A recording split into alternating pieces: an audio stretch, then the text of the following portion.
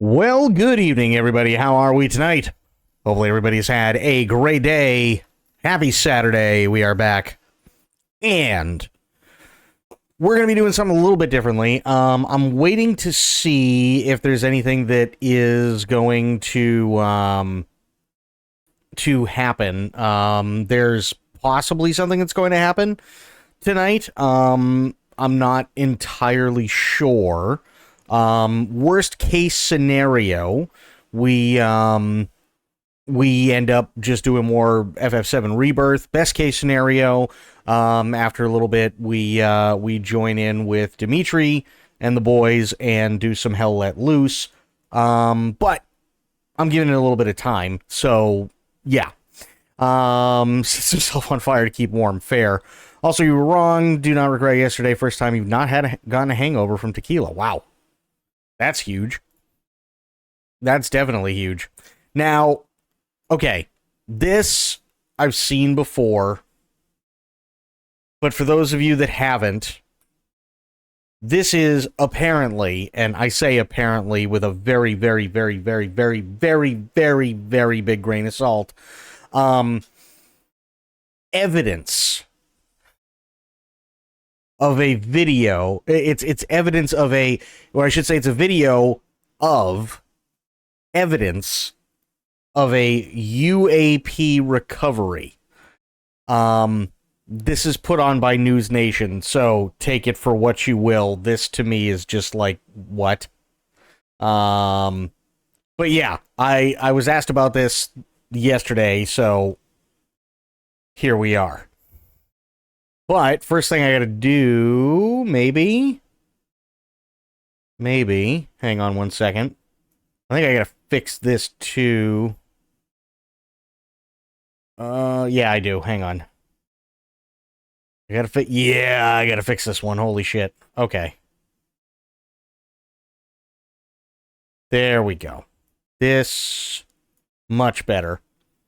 Yeah, so I figured out what the problem was last night with things being like as choppy as it was.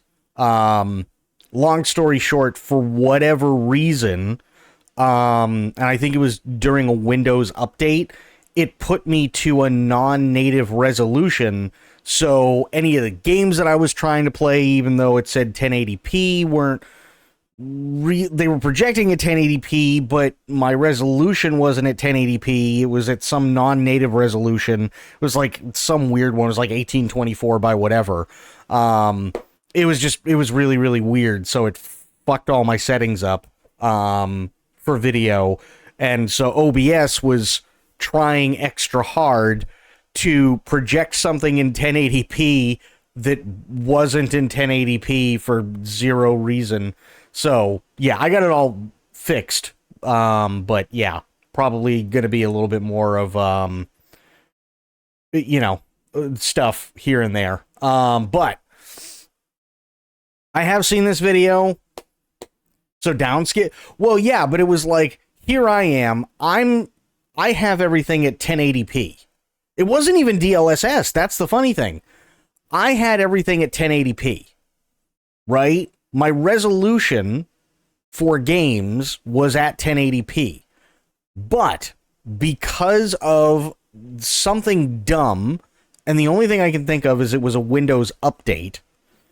Because of a Windows update, it changed my resolution for my PC to some really weird, stupid resolution.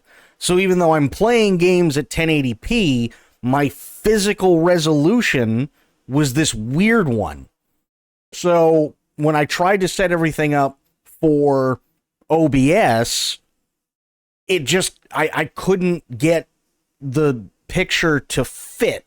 Like it was always either slightly over on one side or like slightly under.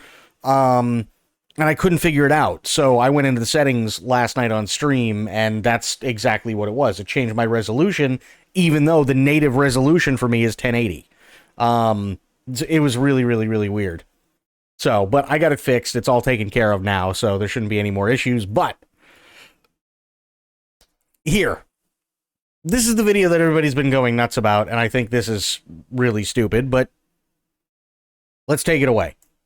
Has independently obtained previously unseen video obtained from a secret UAP craft retrieval program.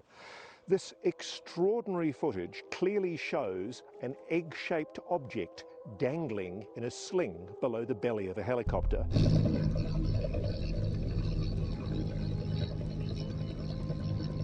By the way, just in case you're wondering, News Nation is, in fact, an actual news thing. You can't hear him? I don't know how you can't hear him. I don't know how you can't hear him. News Nation has independently obtained previously unseen video obtained from a secret UAP craft retrieval program. This extraordinary footage clearly shows an egg-shaped object dangling in a sling below the belly of a helicopter. Guys, that's... I'm just gonna let it play.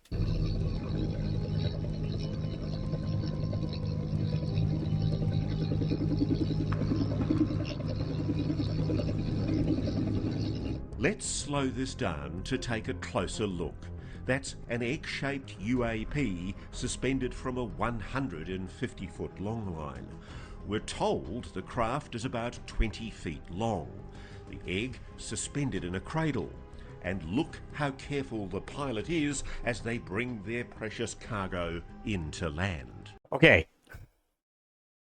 Except, A, that doesn't look like a 150-foot long line. B, that quote-unquote craft is an egg. And C, they're lowering it carefully because they don't want the egg to crack.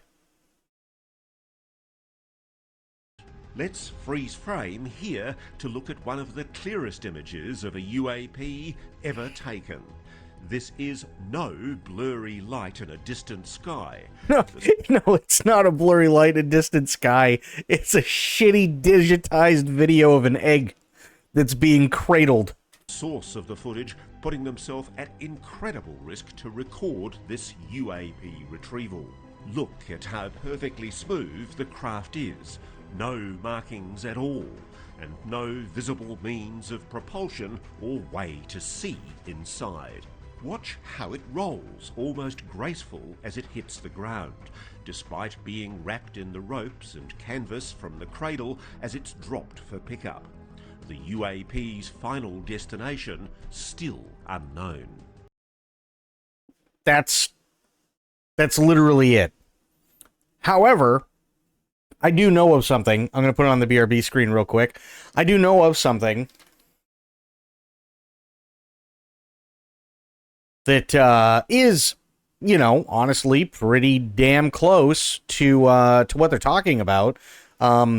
Just in case, what the fuck even is the internet anymore? I don't know, but you'll love this, Spoiled, because this isn't the first time that the world has experienced an egg-shaped spacecraft.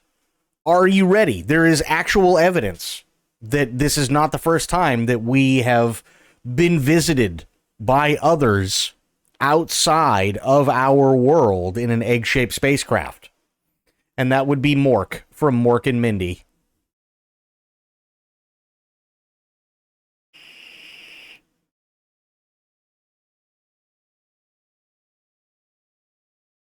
Nanu Nanu. Exactly.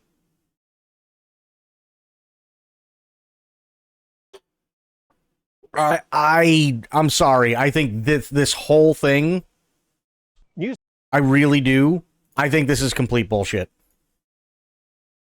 Rip Robin, yeah, he was one of the greats. I really, really, really feel this is complete bullshit.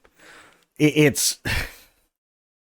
Guys, it's a fucking egg. You know what I mean? Like, that's all. It's a fucking egg. I'm sorry, but I know people want it to be more, but I distinctly remember when I was in school, there were two projects that we had to do. One of them was you take an egg and you take like toothpicks and cotton balls and cardboard and crap like that, right? And you create a structure so that a teacher can go up onto the roof of the school and then drop it, and, you know, you might win candy or whatever the fuck if your egg survives the drop. The second one was create something much like the egg drop thing. However, create something that will allow your egg to at least float in the air for a while. I'm sorry, but this is exactly what that looks like. It does. It's so stupid. I'm 100% positive this is bullshit. 100% positive. Like, we've gone flat out. Hang on. UFO videos. Let's do this. UFO videos. Why not? Oh, good, the History Channel. Did you have to care for the egg like a baby? Thankfully, I did not have to do that, no. But I did hear of people in the past having to do that. But no, we just had the egg drop thing, and then we had the egg floating thing. But yeah. Okay, what is this? Video from space. This is 2 months ago. Okay. UFO videos shown to U.S. Senate show no evidence of alien technology. Sure, why not? Why not? This hearing will come to order. I'd like to first thank our witness, Dr. John Kozlowski, for testifying. He is our newly appointed director of the All-Domain Anomaly Resolution Office, or AARO, an office Congress established in the fiscal year 2022 NDAA to investigate this very serious problem of unidentified anomalous phenomenon, or UAP. Dr. Kozlowski comes to AARO from the Research Directorate of the National Security Agency, where he worked in areas of optics research and crypto mathematics. He previously served at the DoD Special Communications Enterprise Office. We look forward to regular engagements between you and the committee.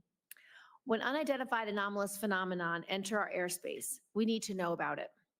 We need to identify it, but in order to do that, we need to reduce the stigma and credibility challenges associated with these events. When unidentified anomalous phenomena enter our airspace, we need to identify it. Well, yes, but then they wouldn't be UAPs, would they? That's kind of why they're called UAPs, because they haven't been identified. Our service members, scientists, foreign partners, and the general public need to know that their reporting, research, and analysis will be taken seriously and acted on in good faith.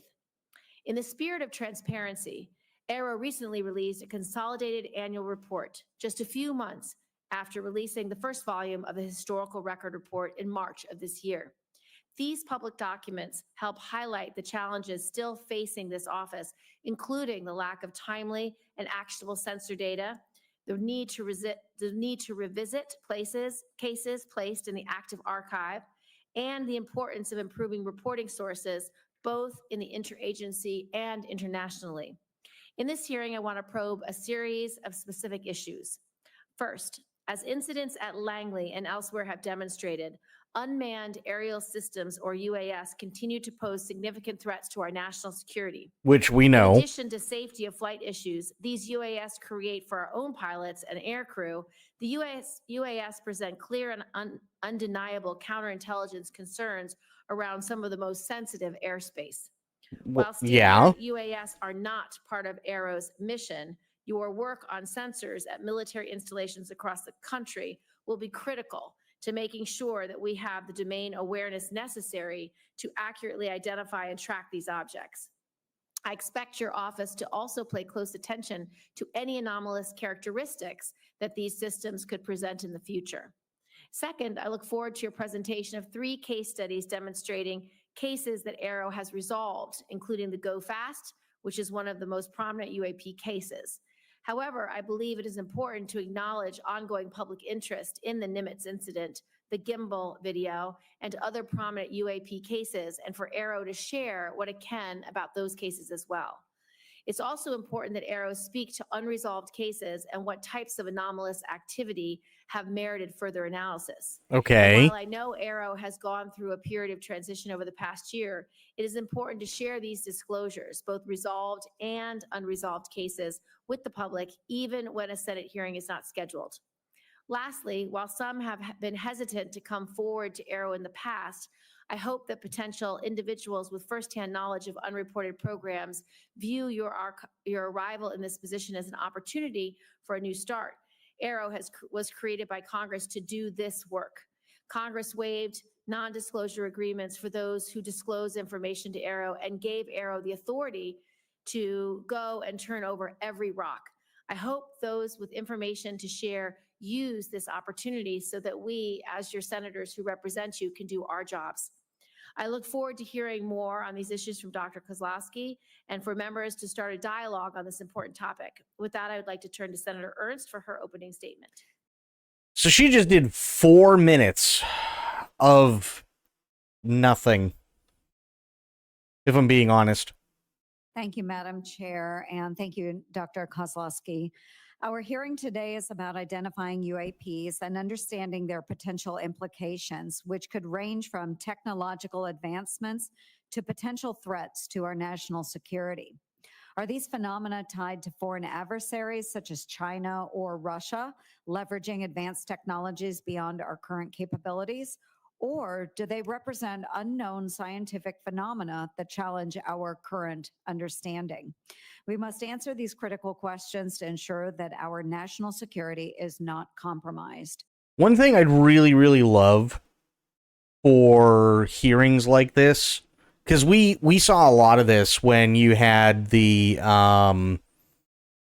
3 guys that appeared before Congress talking about UAPs, and I believe there was another guy who came forth by himself talking about UAPs and stuff like that. And I'm talking like within the last year or so, right? You had a panel of like 15 different senators, and all of them were doing like 4 or 5 minute speeches, right? Like, this is all a speech should be. I'm Senator Ernst from state nobody gives a fuck. I'm really interested in seeing what this person has brought forth to show us today in proof of X. Thank you. That's it. That's all that it should be. I don't need this long diatribe bullshit. It is vital that all agencies work in tandem to aggregate data, identify patterns, and develop robust analytical frameworks. Our ability to detect, track, and respond to UAPs requires the latest technology and full cooperation from all government branches. Thanks very much, Dr. Kozlowski, for your attention to this matter, and I look forward to the valuable insights that you and Aero can provide to our committee, and I yield back. Thank you. Dr. Kozlowski, please make your opening statement. Thank you, Chairwoman Gillibrand, Ranking Member Ernst, and distinguished members of the subcommittee. It is a pleasure to be here on behalf of the Department of Defense as the new director of the All-Domain Anomaly Resolution Office. I appreciate the opportunity to provide a status update on Aero's work and respond to your questions about unidentified anomalous phenomenon, or UAP. On behalf of the department and the entire Aero team, I want to say how grateful we are to Congress for its continued support. Unidentified objects in any domain pose potential threats to U.S. safety and security. Yeah, it is. It's a nice Reports tie. of UAP activity, particularly near national security sites, must be treated seriously and investigated with scientific rigor by the U.S. government. By way of introduction, I'm John Kozlowski. I'm a researcher at my core with an academic background in mathematics, physics, and engineering. I've spent most of my career at the National Security Agency, leading advanced research in the areas of optics, computing, and cryptomathematics. By nature, I am drawn to tough scientific problems, which is what brought me to Aero and the UAP mission. Since I arrived at Aero in August, I've been impressed by the breadth and depth of my team's experience and the framework they've established to rigorously analyze UAP reports. Oh, that's just Soylent Green. Pay no attention to that. Arrow has taken meaningful steps. They're to all improve lizard data people. collection and retention, bolster sensor development, effectively triage UAP reports, and reduce the stigma of reporting UAP events. Last year, Arrow worked with the DoD's Joint Staff to issue guidance to defense personnel worldwide on how to report UAP observations and is working with the military services regarding implementation. Arrow has also launched a public website that features UAP imagery, case resolutions, material analysis, archival records, and more. Wait, have These are only they? a few examples of Arrow's Hang on.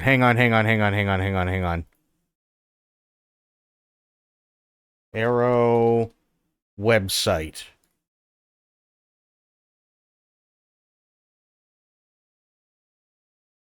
Oh, it's AARO? Okay. Really? Ooh, okay. We'll have to check this in a minute. recent progress, and we're just getting started. To date, Arrow has over 1,600 UAP reports in its holdings from across the U.S. government. I'll share a slide in just a few minutes with updated UAP analytic trends. You'll see that many reports resolve the commonplace objects like birds, balloons, and unmanned systems, while others lack sufficient data for comprehensive analysis. Although only a small percentage of reports received by Arrow are potentially anomalous, these are the cases that require significant time, resources, and a focused scientific inquiry by Arrow and its network of partners. It is important to underscore that, to date, Arrow has not discovered any verifiable evidence of extraterrestrial beings, activity, or technology. Well, no, that's kind of the thing. I said this before. They don't want us to know, but it's the way that I feel is it's less that they want us to know and more that they want us to keep just acting fucking crazy. Right? So you haul these Navy guys in, these Navy pilots, who have all testified that they've seen something fucky, right? And nobody's going to sit there and say, well, these are Navy pilots, they're wrong, right? Especially considering they have it on video that they saw something fucky and nobody has any idea what it is. But instead of just sitting there and going, okay, well, here's the video, here's what I have, here's my testimony, here's the documents that I have, and I'm going to bring those forth to you every single time somebody from the hearing says, okay, straight answer, have we been visited by alien beings? They always go, I am unable to speak in this public forum on the matter due to matters of national security. Then it doesn't matter whether it's right or wrong or whether it's a yes or no, because automatically everybody's just going to say, no, it's totally aliens. Security mission, I have set 3 priorities for the office: building strong partnerships, promoting transparency, and scaling up the work of the office. Arrow cannot do its work alone. Building partnerships across government, academia, industry, and with the public is essential to the success of the office. Strong cooperation with the military services is particularly important. We rely on their support to implement our reporting guidance and to amplify the message that there should be zero stigma associated with UAP reporting. We also rely on partnerships with the national labs, the Office of the Director of National Mention in Discord? Yeah, please do. Department of Homeland Security, NASA, all of which play a role in the whole of government effort to address UAP. Recognizing the talent and expertise that reside outside of the government, Arrow will continue to explore new ways to partner with the academic and scientific communities to investigate its most complex UAP cases. A related priority for Arrow is transparency. Our ability to collaborate with key partners, including the scientific community and the public, relies on information sharing, to include downgrading and declassifying UAP-related information. In some cases, it may be unclear to the public why the DoD classified a piece of information in the first place. Why are photos of seemingly benign objects such as balloons classified? It's often the case that an object or phenomenon isn't itself a security concern, but the location, source, or method used to capture it is still sensitive. Well, Many yeah. cases are difficult to quickly release to the public, but are reported to the appropriate committees in Congress that are authorized by law or House and Senate The leadership phenomenon. to Okay. receive the information. It is important to note that Arrow does not unilaterally declassify information. Instead, we work with the originator of a classified record to ensure that declassifying that record does not inadvertently harm national security. This can take time. Nonetheless, the department is committed to declassifying and publicly sharing more information on UAP while protecting sensitive sources and methods. I'll be sharing some newly declassified imagery in just a few minutes. Arrow is also working closely with the National Archives and Records Administration to make UAP-related documents publicly 7.4 available out of to the 10, archives okay. collection. Meanwhile, Arrow continues to review the U.S. historical record relating to UAP. We welcome any former or current government, civilian, contractor, or military service member with relevant information to reach out to us at www.arrow.mil. My final priority is scaling up Arrow's work to match its mission. Arrow needs to bolster the quantity, quality, and diversity of data that it acquires and examines. This means tapping into existing data sources within the interagency while deploying Arrow's own organic sensor capabilities. To the extent that UAP results from the domain awareness gaps, more and better data will help us fill those gaps and help us understand what is being encountered. In closing, Arrow is committed to the highest standards of scientific integrity. We will not foreclose on any explanation for UAP prematurely. We will continue to follow the science and data wherever they lead. We will continue to have an open and frank dialogue with Congress in settings like these and in classified briefings. We will continue to keep you fully and currently informed of all UAP information, active or historical. And finally, we will share as much information as possible at the unclassified level to inform the public of Arrow's activities and its findings. For now, I'd like to turn to a brief presentation of UAP trends and cases, and then I'd be happy to take questions.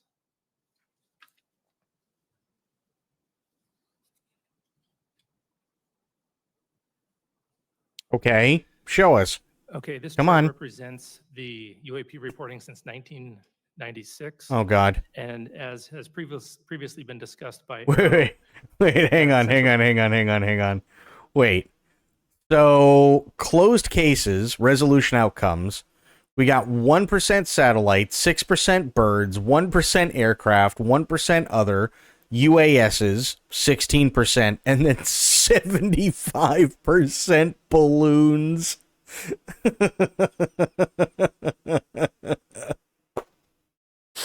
That's awesome.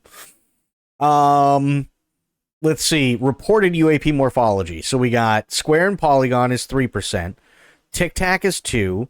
Orb or round sphere 30, maybe. Ambiguous sensor contact, probably like 7%. Other is 5%. Lights 46. Cylinder 5. Disc 1. Triangle 3. Nice. Placement seems to have caused a bias in our data, both geographic and at altitude. And we're working to resolve that bias in 2025 or reduce that bias through broader engagements with the DoD as well as the IC and the rest of the government, also by incorporating broader sensors into our data and through a public reporting mechanism that we hope to have live in mid-2025. On the left side, it shows the altitudes, and we'll see it's a bit cut off. We'll see that most of the reporting occurs between 15,000 and 25,000 feet. That happens to be where most of our sensors are. And the reporting above and below that is also often coming from those same platforms. In the center, we'll see that the resolved cases have the vast majority being balloons and UAS. We're seeing a great increase in satellites recently, particularly with the launch of mega satellite constellations such as Starlink, where the satellites are catching what is called satellite flares or glint off the sun just after sunset or just before sunrise. And on the rightmost, we'll see the morphology or the shapes that have been reported. The majority have been lights or orbs. We think that there's going to be an increase in the lights with the mega constellations, but our most interesting cases, some of which I'll discuss later, are actually the shapes such as the triangles or the cylinders. And at Okay. the bottom, we'll see the geographic bias that I mentioned before, where most of the reports historically had been near the government sites. This bias has been reduced recently by reporting from the FAA. We now get weekly reports from them. And great thank you to our aviators for making those reports. It helps our analysis quite a bit. So there's somebody that sits in the FAA, and every single week they have to send out a report that goes, we've had multiple people call in and or pilots call in stating that there is something that they can't explain at a specific altitude in a specific area, and we can't identify it. That's essentially what it's essentially what he does. Okay, a case that we thought would be a transmedium case as it was reported is well known on the outside, known as the Puerto Rico case. It was data collected in 2013 when a Customs and Border Patrol aircraft observed an object flying near an airport in Puerto Rico. The green line in this diagram is the track that the airplane was taking, and those many crossed lines are the directions that the camera was facing at the time that the airplane was flying around the airport. And we'll watch the video in just a moment. Okay. The orange arrow in the center is where we assess that the UAP was actually flying. And transmedium means that it goes from one domain into another. In this case, it looks like it goes from the air into the water and then back into the air. We assessed that it was actually flying over the airport the entire time. And this Wait. Hang on. What did he just say? the entire time. We assessed that it was actually flying. Looks like it goes from the air into the water and then back into the air. We assessed that it was actually flying over the airport the entire time. How is it that you can have a bunch of people that are like, oh man, it's going into the water, and then it's going back into the air, and then it's going back into the water, and literally they're just like, nah, man, it's been in the air. It's just over the fucking airport. And this video was taken with infrared, and what appears to be the transmedium part where it goes into the water is actually where the temperature of the water is equal to the temperature of the object, and the camera can no longer distinguish between the two. It's not that the object actually goes into the water. And so we assessed that the object, likely a pair of balloons or sky lanterns, was floating at about 7 knots over the airport and descending to about 200 meters. And this video will be released, and our report will be released later this year. The Go Fast was captured the public attention and congressional attention when it was made public in 2017. Yep. Looks like an object flying very fast over the water, very close to the water. Through a very careful geospatial intelligence analysis using trigonometry, we assess with high confidence that the object is not actually close to the water, but is rather closer to 13,000 feet. Diagram here shows as the platform is flying and capturing the object, if it is closer to the platform at a higher altitude, a trick of the eye called parallax makes it look like the object is moving much faster. I'm glad he brought that up. A detailed paper on parallax, released that on our website. I'm really glad he brought parallax up, because that's something that, like, there's a lot of people like, no, it's moving. It's so close to the fucking ocean. Look at how fast it's like, okay, but they're moving in the opposite direction. And this thing is below them, moving in another direction, and they're trying to track it as it's going at a different, and you've got the backdrop of the ocean, which is also moving. Like, yes, of course, it's going to take a minute to try. Like, I'm really glad they brought that up. Site so that the public can literally check our math on this analysis. An interesting case, which I don't believe the public is familiar with, is captured in 2018 from a UAV flying in the Mediterranean, watching Mount Etna as it was erupting. And it appears that that object is flying through the plume of superheated gas and ash. I'm going to say bird. What do you think for this one? I'm definitely saying bird. but I'll read the thing. It says, in 2018, a U.S. UAV flying over the Mediterranean observed an eruption by Italy's Mount Etna, capturing video of a potential UAP seemingly passing through the volcano's plume with no apparent impact to its performance, altitude, and bearing. The AARO, in coordination with IC and S&T partners, assesses with moderate confidence that the object was a balloon drifting with the wind, approximately, I don't know about balloon, but sure. I'd probably say more bird than anything, but maybe that's just me, only because balloons are, unless there's some sort of, like, powered flight, all that heat coming off would make it raise, but, again, that's just me. And it's not like it would shoot up. It also depends on what the weight of said balloon is.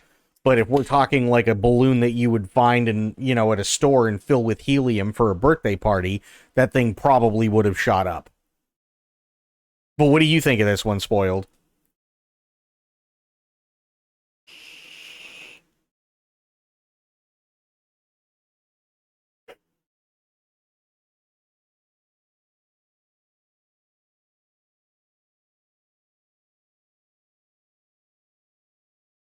Bird can't survive that?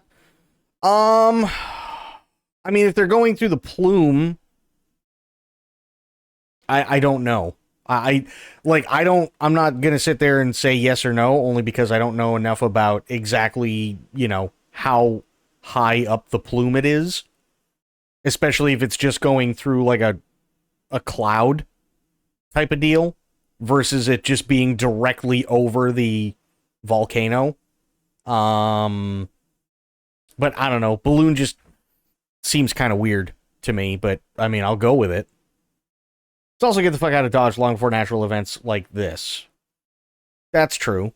Yeah. It was a rather difficult case to resolve. We had to pull in support from a number of IC and S&T partners and even reach out to a volcanologist. And through very detailed 3D modeling and pixel by pixel analysis of the object as it's traversing across the clouds, they assessed that the object was actually 170 meters away from the plume and not flying through it. Okay. And to be clear, Aero does not believe every object is a bird, a balloon, or a UAV. We do have some very anomalous objects. It's just the nature of resolution. We can only resolve things that we understand. So we're now working on additional products where we can inform the public, Congress, and others of the objects as we're studying them, rather than once we've resolved them. With that, I'll take your questions. Thank you, Dr. Kozlowski. I appreciate your testimony. It's been widely reported that individuals claiming firsthand knowledge of unreported UAP programs have been reluctant to engage with Aero. What message do you have for those individuals, and how will you work to gain their trust? I would let them know that Congress has gone out of its way to create the organization Aero specifically to conduct these sorts of investigations, and has uniquely empowered them to have access to all UAP related information, whether that's historic or current. Mm-hmm. And we take that responsibility and those authorities very seriously. And so we have been reaching out to a broader community, encouraging folks who had talked to Aero personnel in the past and maybe felt uncomfortable to come back to us. We've met with several of their interlocutors and a couple of firsthand witnesses, and we are making great progress. And those firsthand witnesses that we have talked to do feel comfortable coming back to us. Mm-hmm. And so we hope that more folks that do have information would go to www.aero.mil, fill out the form, send it to us so we can bring them in for interviews and add their information to our investigations. Thank you. I recently just read your report from March, your historic report, and I would encourage anyone who's interested in this topic to read the report, because when I was asked by a reporter about it, they said, well, it doesn't show any evidence of secret programs that have aliens. That's not how I read the report. What I read the report is the U.S. government took sightings extremely seriously over the last 75 years, put some of the greatest minds ever to analyze these cases. Wait. Hang on. There's no way she just glossed over that. Reporters are saying that there's no evidence in there of secret government programs dealing with aliens. Isn't that what she just said? Let me see. Because they have 75 years. I read the report, secret programs that have aliens. Okay, secret programs that have aliens. Why would the U.S. government do that? Like, why is Linus Tech Tips on trial? Oh, you think this is Linus? Yeah, no, why would the US government, let's just say for the sake of argument that the US government has been in talks with aliens since 1947, right? And everything about aliens is true, and them visiting and shoving things up people's butts and all this stuff. Let's say all of it is 100% true. Why would then the U.S. government go out of their way to hand all this information to an entity that works for the U.S. government to write a report 60 some odd years later to go, actually more like 80 years at this point later, to go, yeah, no, it's all true? Why wouldn't they just come out and say it?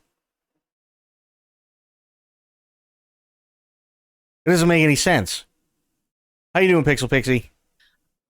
That's not how I read the report. What I read the report is the U.S. government took sightings extremely seriously over the last 75 years, put some of the greatest minds ever to analyze these cases because they assess them as some deeply unknown phenomena that may or may not cause threats, that may or may not be related to adversaries, but are certainly something that the U.S. government needed to know about.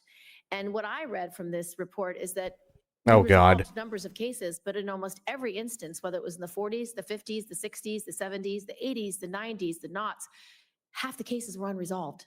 So I don't think this is an example of the government not taking these cases seriously. I think this is an example of our government spending 75 years taking these cases very seriously. And interestingly, for the group that put together this report, they didn't have access to any firsthand reporting.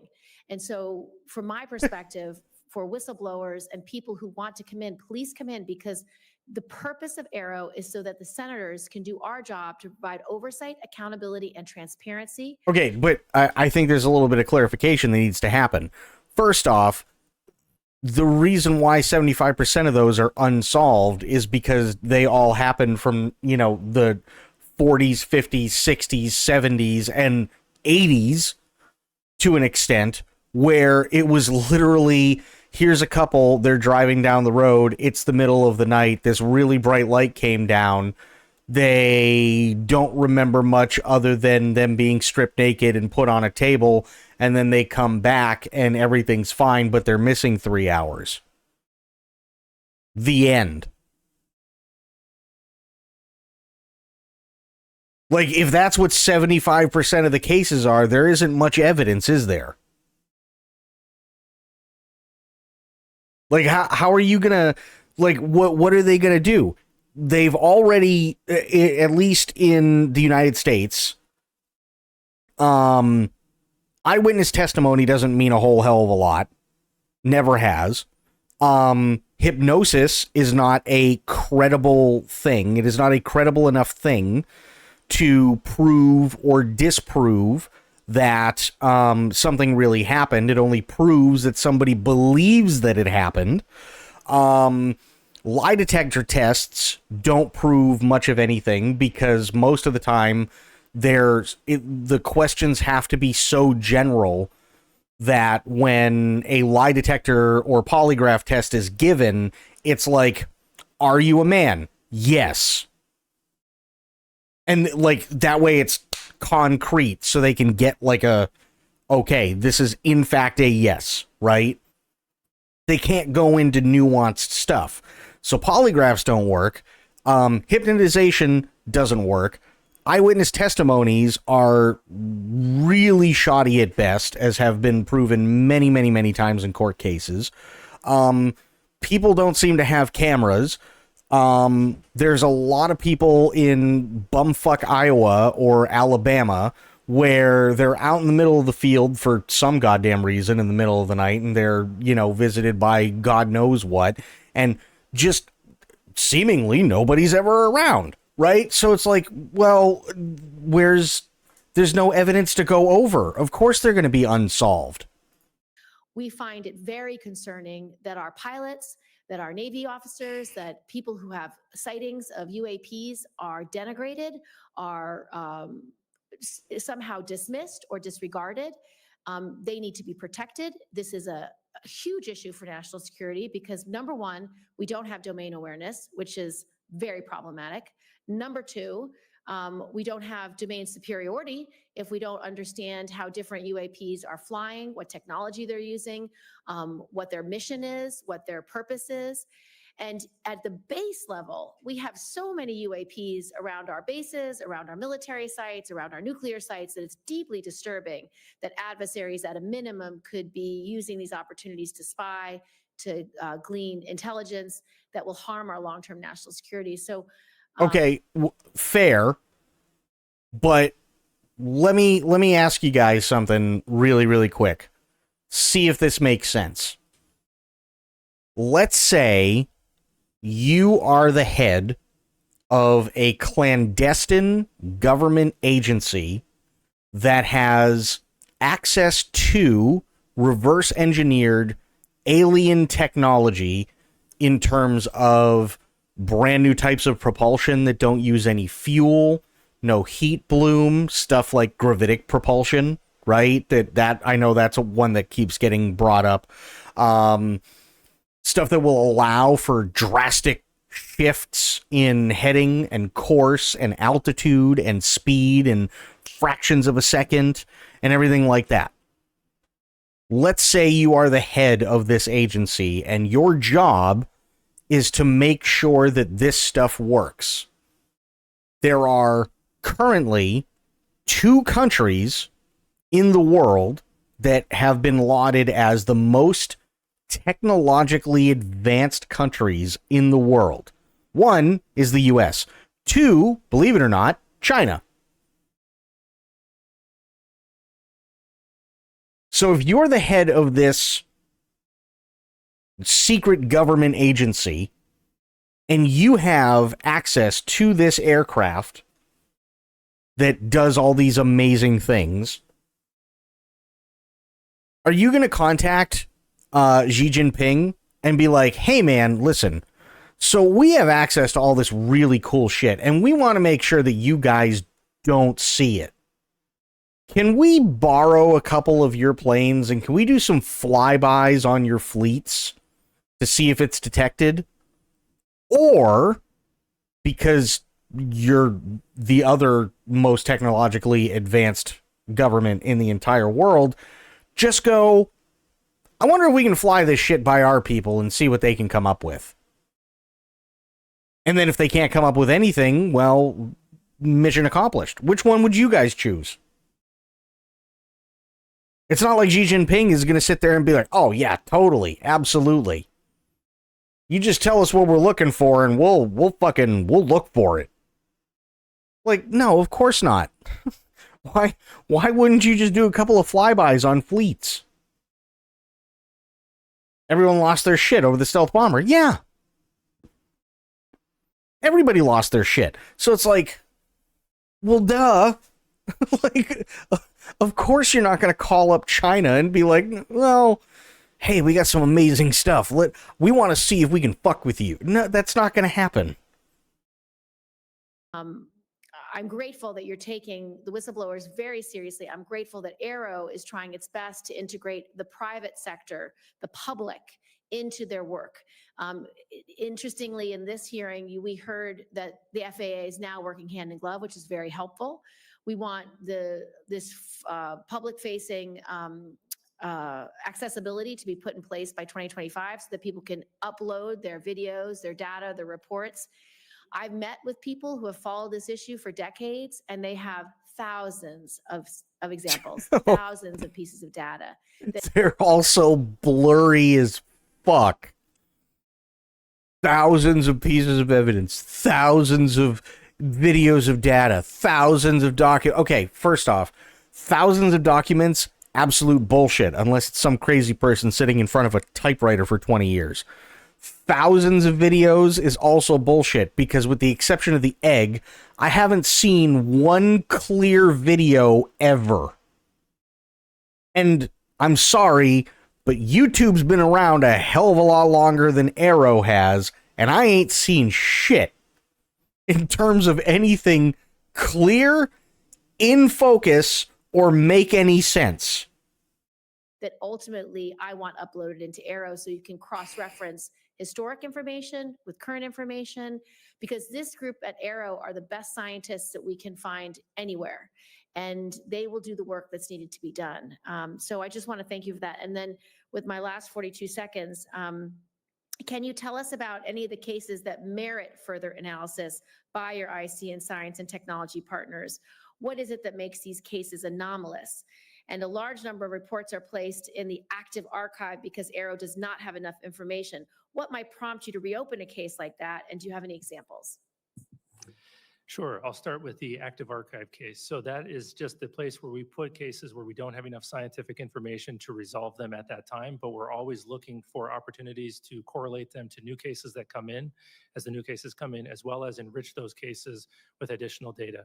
We do have one example that I'm aware of where we were able to correlate a number of observations of interesting lights in the sky, and eventually we concluded that it was multiple people observing Starlink flares, just as an example. 3 cases that merit analysis that we're working on right now. One we might be in the process of resolving, but nonetheless is still interesting.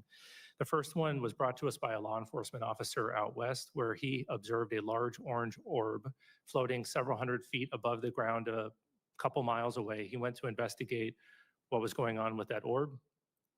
And as he was pulling up to the location where he thought would be below the orb, about 40 to 60 meters away from some object the area was well lit, he saw a blacker than black object. He said it was about the size of a Prius, 4 to 6 feet wide.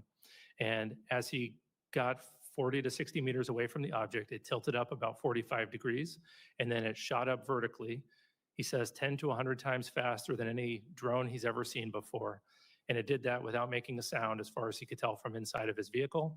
And just as it left his field of view through his windshield, then it emitted very bright red and blue lights that illuminated the inside of his vehicle as brightly as if someone had set off fireworks just outside his vehicle, or street flares. So that's anomalous because of the size of the vehicle with the great acceleration. And when he came back to investigate that area, he found no disturbance of the ground beneath it. So that's one interesting one. Another one comes to us from Southeast US. There was a US facility where 2 cars of government contractors were leaving the facility around 9 o'clock in the morning.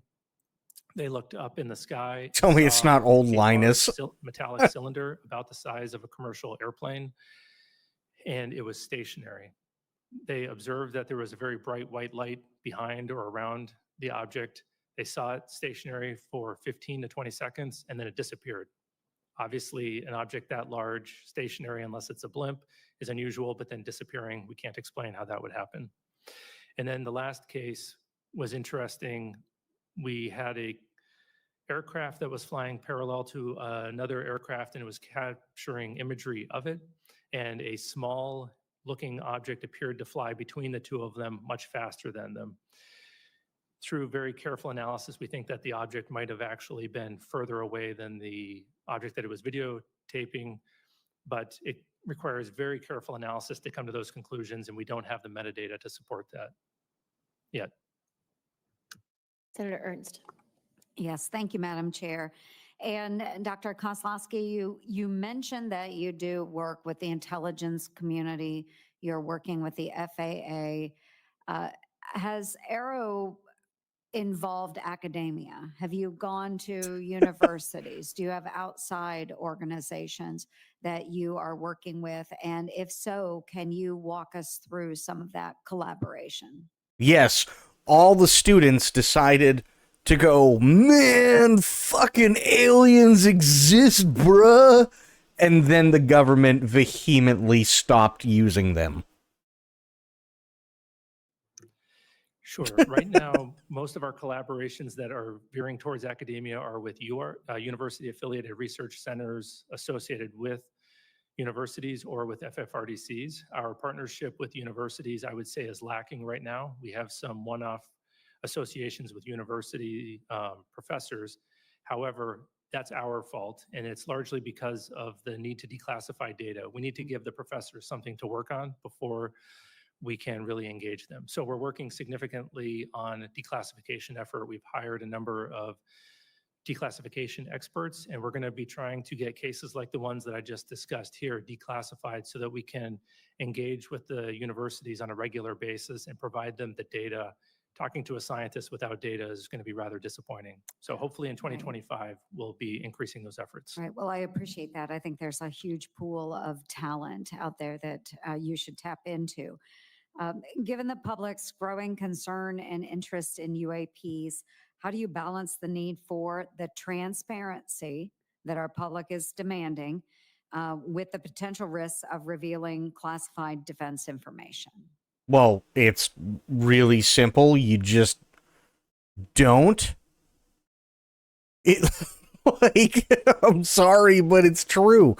The reason I say this, let me see if I can find it here. I gotta go to YouTube. It's the Go Fast video.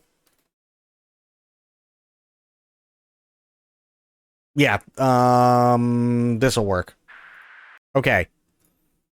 So the reason why the Go Fast video is like such a big deal on top of like a bunch of other reasons is because this is taken from a camera that's mounted on the plane, right?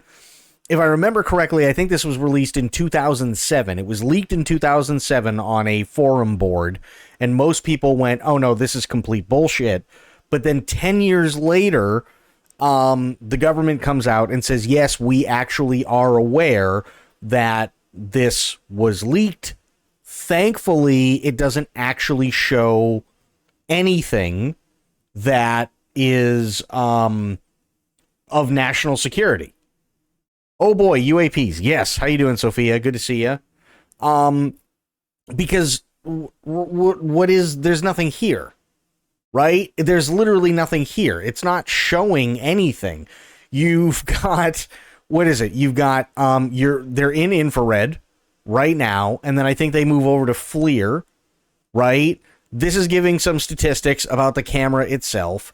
This is giving, its general setup, if I remember correctly. They have an altitude thing somewhere.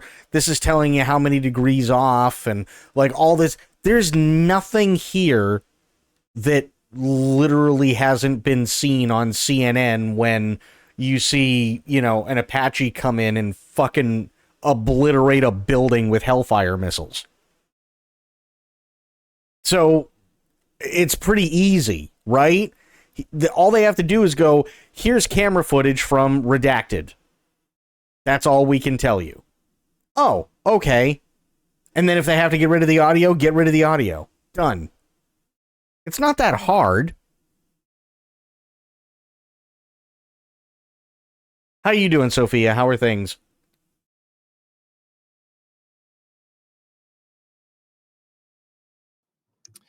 Yeah, that's always a concern that's on the front of our minds. We want to make sure that we're deconflicting both on potential U.S. programs and what the IC might be tracking for adversarial programs as we're aggregating that information and preparing to share it. However, oftentimes we can remove the discussion of the unidentified and anomalous activity from the sensitive information that our partners are concerned with. And that's usually going to be the platforms that the information was collected with if it is truly anomalous. And so we have our partners working alongside in the declassification of that data. Very good. And then without having to explain the UAP, what do we need to begin really doing about them? What precautions can we take? What should we be doing about them? I think that removing the stigma, reducing the stigma is the first step. We need to make sure that we're having honest and transparent conversations about them, because if we're hesitant to discuss them, then it opens the opportunity for an adversary, as you had mentioned earlier, Senator Gillibrand, to come in and conduct some activity. So we need to do that, and we need to have more persistent monitoring and understand that whether it is a UAP or a counter UAS issue, that we need to have that complete domain awareness around our national security facilities. Wonderful. Thank you. Thank you, Madam Chair. Just a couple of follow-up questions.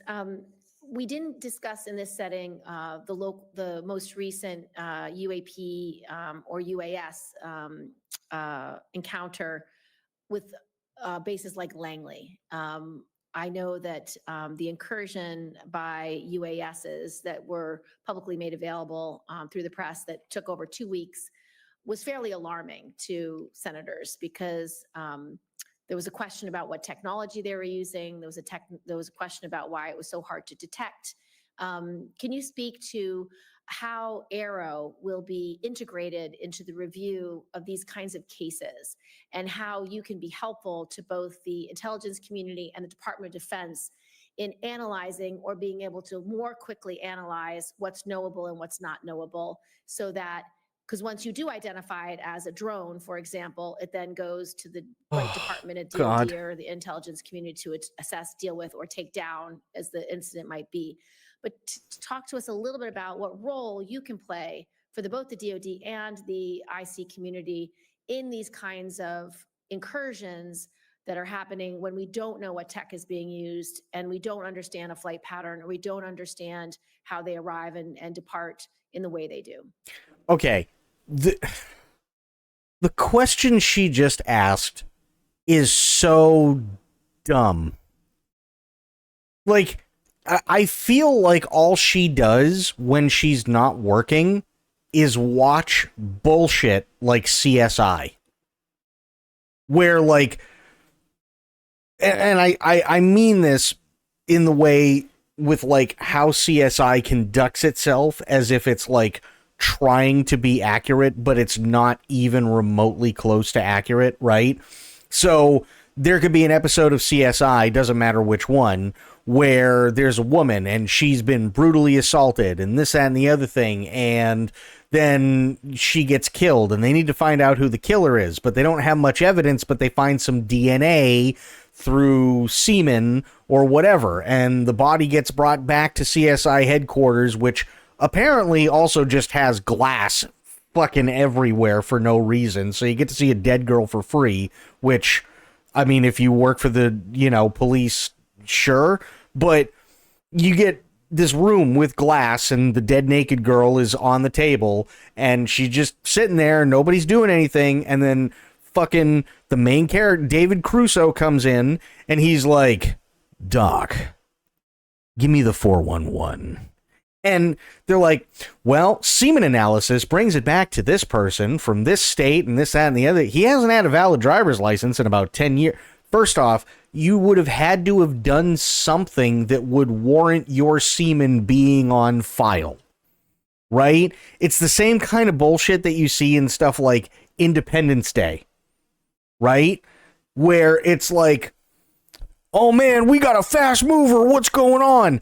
And then they're like, I don't know, hang on, calling NORAD, and they call NORAD, and you never hear what's on the other end of the phone, but then they hang up the phone and they go, right, NORAD says it's not one of ours, it could be Chinese, and they're like, oh shit, the Chinese, get Xi Jinping on the phone, and then somebody in the background picks up a fucking phone that just happens to be red, because, I mean, why wouldn't NASA have a fucking... Why wouldn't NASA have a phone that just goes to China, right? So then they call Xi Jinping. They say, no, Chinese government says it's not theirs. And they're like, oh, shit, totally got to be an alien. And then they're like, hey, send some F-18s out there. They're only 200 miles away. And then somehow, within 6 minutes, they've got fucking 8 F-18s that are barreling down this alien bastard when they started 200 miles away, and it takes the better part of half an hour to fuel a plane. I swear to God, that's what this woman thinks actually happens. I swear to God, that's how this woman thinks things actually work. Yeah, we are generally going to be supporting them through an advisory capacity as an organization that naturally needs to conduct baseline experiments. Soylent Green, environment to yes. see what normal looks like, whether it's balloons, birds, anomalous activity, or drones flying through an environment. We're going to gather a lot of data that will allow us to characterize an environment very well and then detect and follow those tracks, hopefully rather efficiently. There's also a lot of overlap in the type of sensors that are going to be used for the counter UAS mission and the UAP mission, whether that's active detection like radars or passive like cameras. And so as Aero is trying to push the bounds on detectability Oh, for man. UAP, we're hopefully going to have best practices that we can also provide to the counter UAS. And potentially we might have additional technologies that we can offer them to support. I'd like to just address a little bit of reporting and Oh, no. feedback. As you know, Aero is required to develop a mechanism for the public to report UAP information. Now that that mechanism for current and former military, civilian, and contractor personnel has been established, can you speak to Aero's plans for a public reporting mechanism, and how did Aero arrive at this approach, and were other options considered? And second, for pilots and operators who have reported a UAP, what feedback, if any, has Aero provided to these individuals related to what Aero is doing with their report and how the report has been resolved? How does such feedback or lack thereof impact the frequency of UAP reporting? Yeah, the public reporting mechanism that we've decided to go with is going to look similar to the reporting mechanism that we currently have for historical events, where we're going to ask folks to go to our website, download a PDF form, put in the narrative for their account, and then email that to us with accompanying media. Usually it'll probably be imagery. We went with that option because we thought, one, we could do it rather quickly, we could do it efficiently, make it very cost effective for the taxpayer, but also we think we can gather all the data that we're going to need to conduct our analysis. And then we're going to have that feed into an automated processing system that will cross-correlate that against all the other public reported cases as well as the US government cases. We did consider a number of other reporting mechanisms as to include automated online forms as well as cell phone apps. And we ultimately decided that this would be the safest, cheapest, and easiest to maintain in the future while protecting the private information of the individuals who are reporting. Imagine you just going onto the Google Play Store right now and downloading the AARO Android app. So, in the off chance you see a flying saucer, you can just hit the record button and hold it in low light, out of focus, so that AARO can get something. Regarding the feedback from the resolved reports, right now we don't have a good feedback mechanism. It's fairly informal. We're working on building a case management system that Aero will use at all classification levels, and hopefully in that we'll be able to provide feedback as the case is going through the resolution process. We have multiple phases.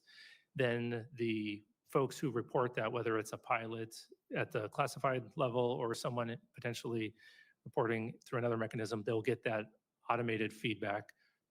And then it is not determined at this point yet how much information we'll be able to include in that feedback where it is in the process. It'll depend on the classification of the resolution of the case. My final question is there anything that you need to tell the Senate that you need from us, whether it's funding, whether it's support, whether it's legislation? Is there any requests that Aero has of us? How'd I end up in this rabbit hole today? Because last night I was playing more Rebirth, and True came in and he's like, "Oh, did you see that video of the UAP?" And I went, "Oh yeah, the fucking stupid egg thing." That's pretty much it. That and the original plan today was there was possibly going to be a Hell Let Loose stream with Dimitri again and a bunch of other people. But I don't know if Dimitri's actually streaming today. I don't think he's live as of yet. So he may have to take care of other stuff. So I figured, okay, well, initially, fuck it, let's just, give it an hour or two and stuff like that. But I mean, now we got a whole bunch of shit that we can cover, and fuck it, why not? Let's just make the most of it. Anything else you need to brief us on for us to be able to do our jobs to protect our service members as well as integrate public interest and public data and information into the future analysis efforts of AARO. So first of all, I want to say thank you again. I think that the authorities that we have are remarkable, and I think that we are well-resourced as an office. The only ask that I would have is that you continue to champion us, particularly with witnesses, encourage them to come forward and report to us so that we can have a more fulsome investigation of the potential historic or ongoing legacy programs. they're not going to get, oh God.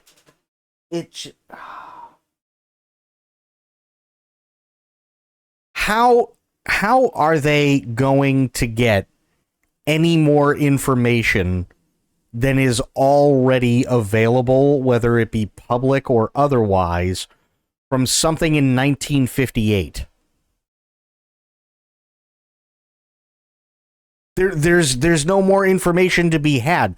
Most of the people who were there are probably dead, and the others who are still alive probably are eating mushed peas through a straw at this point. I don't think they're going to be getting any more historical information than what is currently already there. So how does this work exactly? Thank you so much. Hearing adjourned. I don't get it. I really don't get it. It's so ridiculous. Well, I mean, all the more historical. What historical? You've got like 60 years worth of shit that nobody can verify. Because there is no more. That's just all there is. There's just no more. What is it? Okay, UFO sightings spark intrigue over Central Valley skies. This is from KMPH or KUMF, Fox 26 News. What is this? This is 9 days ago. Sightings over Fresno the past few days. One is a confirmed unidentified flying object caught on camera that the Mutual UFO Network called an interesting find. Fox 26 reporter Rich Rodriguez shows us the UFO and another sighting that had the flight tower and pilots talking Tuesday afternoon. Friday morning while you were sleeping, our Fox 26 tower camera caught this light in the sky just after 4 a.m. As our camera pulls back, the light appears to be over downtown Fresno. We sent video links to Earl Gray Anderson with the Mutual UFO Network. Where you see that object move at the clip that it moves, and then it's hovering again. That's very interesting, and no, we don't get a whole lot of those. That one I would probably actually give an unknown classification to, which is a UFO. Anderson says there were no space launches on Friday. He adds that no unusual stars or planets could be seen either. What I thought was very interesting about that second video is the clip that it suddenly moves. I'm not sure what distance we're looking at there. It wasn't light speed or anything like that, but that is awfully fast. You got an interesting capture there. Somebody saw what I would technically call a UFO. 4 days later, another strange sighting over Fresno. Okay. A private pilot had this exchange with the Fresno Tower Tuesday afternoon. The pressure, Tomahawk 2 Tango. Do you have any drone activity on your radar by any chance? Tomahawk 5-2 Tango. We wouldn't pick up drone activity on the radar. We filter small stuff out. A minute later, the tower contacts the Fresno police helicopter that's flying over the city. I just got a report of a drone at 41 in Herndon, about 3 miles west of you, northwest of you, and if you can go check that out for me. We're currently working a call. As soon as we're done, we'll head up there, PD1. The tower then reports to pilots in the area a drone was spotted near 41 in Herndon. It was flying at roughly 3,000 feet. A second pilot called in to report the object was following him at 3,500 feet. The first pilot to alert the tower called in again, with an unusual sighting miles away. I thought I saw something over downtown, about 3,500. You saw something over downtown at 3,500? Correct. It was like a white object. 59 Tango. How long ago was this? I just lost it right now. We reached out to the FAA in Fresno for more information on Tuesday's unusual sighting. What by are they pilots, going to have? But we have yet to hear back. Rich Rodriguez, Fox 26 News. I don't. What is it? You be the judge. We want to know, have you spotted any unusual sightings in the valley sky? We invite you to upload your pictures and videos onto our Fox 26 Chime In page. Again, what are they going? We reached out to the FAA, and the FAA went, I don't fucking know. What, like, there was something there. It disappeared. What the fuck do you want from us? Like, hello? What are we doing? What? Even the fucking police helicopter was like, we're in the middle of a call here. We can't do much at the moment, so we'll get to it when we can. But that's it. What are they supposed to do? And if I remember correctly, it wasn't 9 days ago when that fucking dirt bike gang was like going crazy all over LA? So again, like, what are they going to do? Exactly.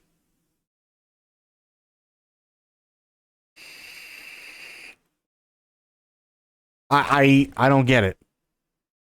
I really don't. What is this? Fort Lauderdale flight crew spots something. Oh boy, it's Fort Lauderdale. Let's see.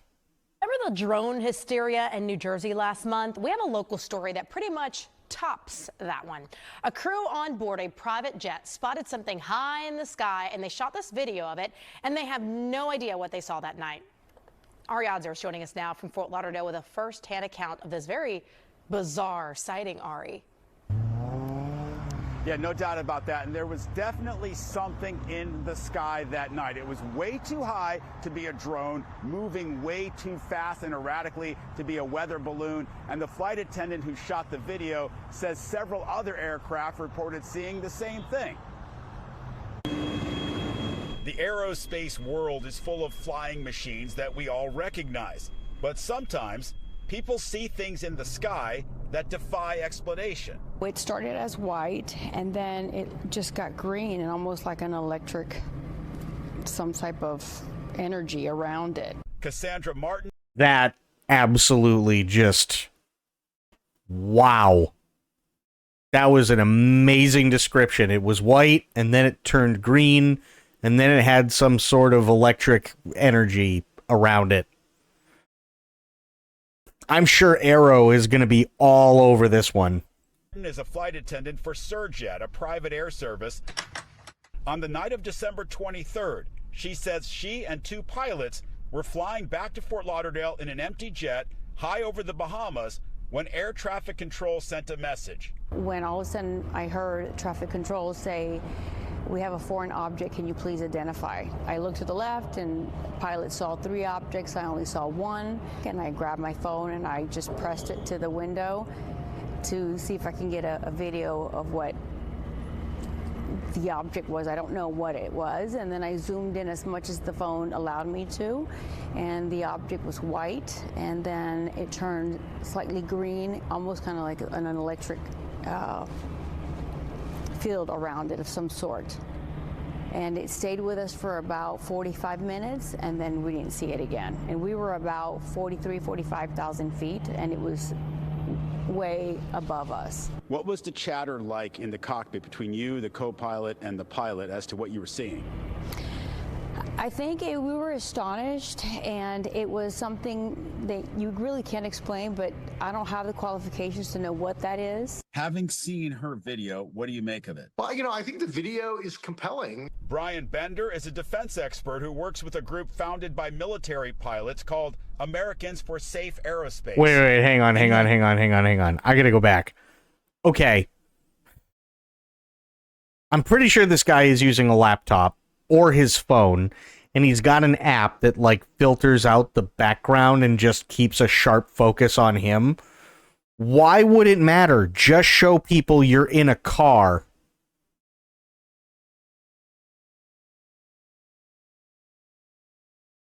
Who cares? Founded by military pilots called Americans for Safe Aerospace. Any idea what that could be? So, this video and this testimony rhymes a lot with a number of cases that we heard from military pilots going back even 10 or 15 years. And that is these orbs, or in some cases they call them tic tacs. They were more sort of oblong in shape, but They don't call them Tic Tacs. That was the name given to the Tic Tac video because the only way it could be described was that the object looked like a Tic Tac because it didn't have any clear resolution. So it just looks like a fucking peppermint Tic Tac flying. That's it. It's not like the U.S. Navy's going, oh shit, boys, we got a Tic Tac. Everybody to your stations. I want planes in the air in 5 minutes. No, nobody's doing that. They call it the Tic Tac video because that's the general shape of it. Nobody's calling it a Tic Tac.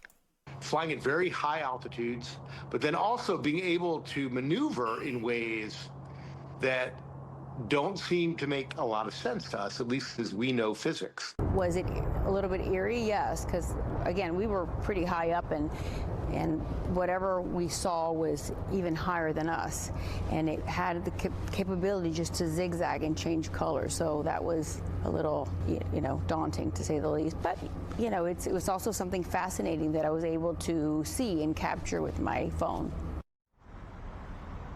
And she'll never forget that. Brian Bender, by the way, says the Pentagon has an office which investigates these sightings. And he says it's imperative for national security and for aviation safety that they figure out what these things are. We're live at Executive Airport. Ari Odzer, NBC 6 News. Okay, so why is it that every single time I have to be the one that, sits there and talks about how generally stupid everybody is when it comes to this shit? Oh, well, I mean, it's in the interest of general aviation. And he says it's imperative for national security and for aviation safety that they figure out what these things are. First off, why would it be imperative for aviation safety? I have never, in my entire life, I have never heard of any incident involving a general aviation airplane that has been brought down because of a UFO or a UAP. We hear of tons of people reporting them, but I've literally never heard of one airplane coming into close contact with or being brought down by a UFO or UAP in general aviation. So wouldn't that mean that, let's say for the sake of argument, it's aliens, they kind of know what the fuck they're doing?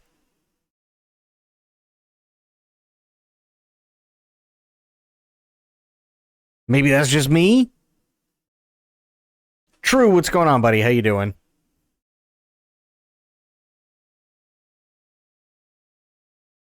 It's ridiculous. It's absolutely... Oh, look at this.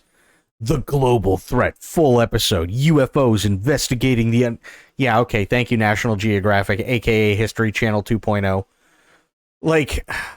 Jellyfish UFOs. Oh, boy. It never get... UFO caught live on camera during newscast in Buffalo.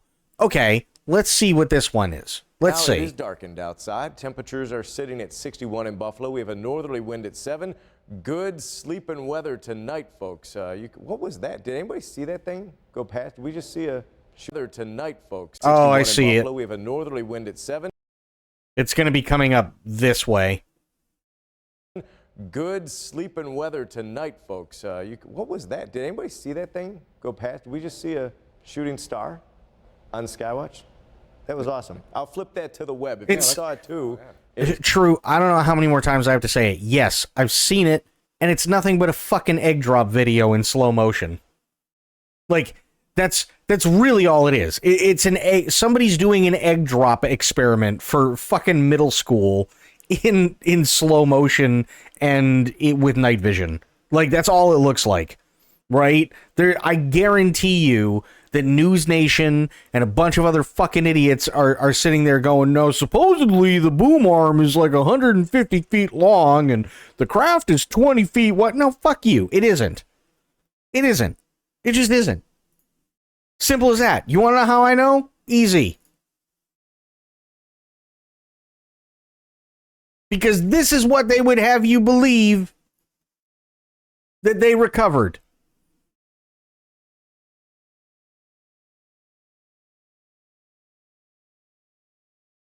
Fucking Mork from Ork. Nanu. It's not a recovery video. It's just bullshit. That's all it is. It's so stupid. Coming, it was weird. It was coming west to east. Well, it was the fastest moving jet going to the airport ever. 61. Start the UFO sightings now. Go ahead and put them on Facebook. I will flip that in the next 20 minutes just to show. Oh God. Yeah, it was probably a shooting star. That's all it was. It's so stupid. Oh boy, what is this? Well, I've been talking about it for the past 2 hours. Yeah. Shocking new UFO and UAP sightings. Orbs, plasmoids, New Jersey drones, and aliens spotted in our skies. Mindseed TV. Oh boy, what is this one? UFO are now landing, and newest UFO footage you don't want to miss. Oh God. When you see these videos, I want you to really take them in, be entertained, be wowed, okay? Because the footage you're going to see is amazing. But I want you to really try to digest this, because as I've been going through these videos, it's just dawned on me. I know a lot of us say, oh, UFOs are coming, they're going to be on Earth soon, aliens are going to be here, and all this sort of stuff. And I think we sometimes say that because Spice Boy coming in with a raid. Oh my God. Can we get a shout out for Spice Boy? Holy shit. Spice Boy, how you doing, buddy? How are the things?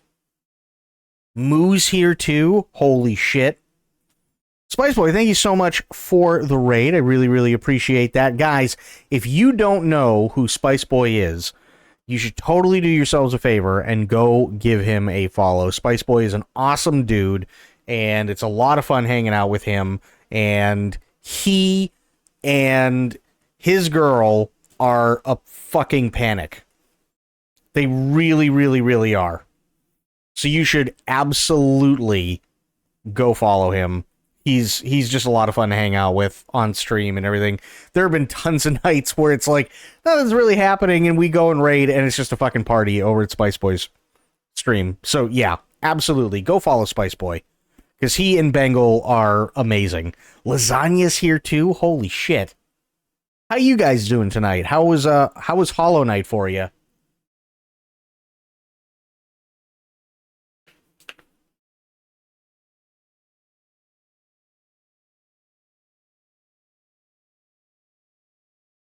How did Hollow Knight go?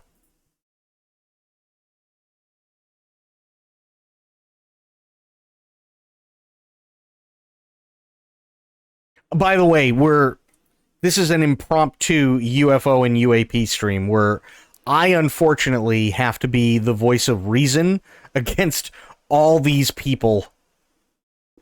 All of these people who are saying, no, this is totally aliens. And I hate that I have to be the voice of reason, because I don't like being the voice of reason, but I don't have much of a choice, because some of these are galactically stupid.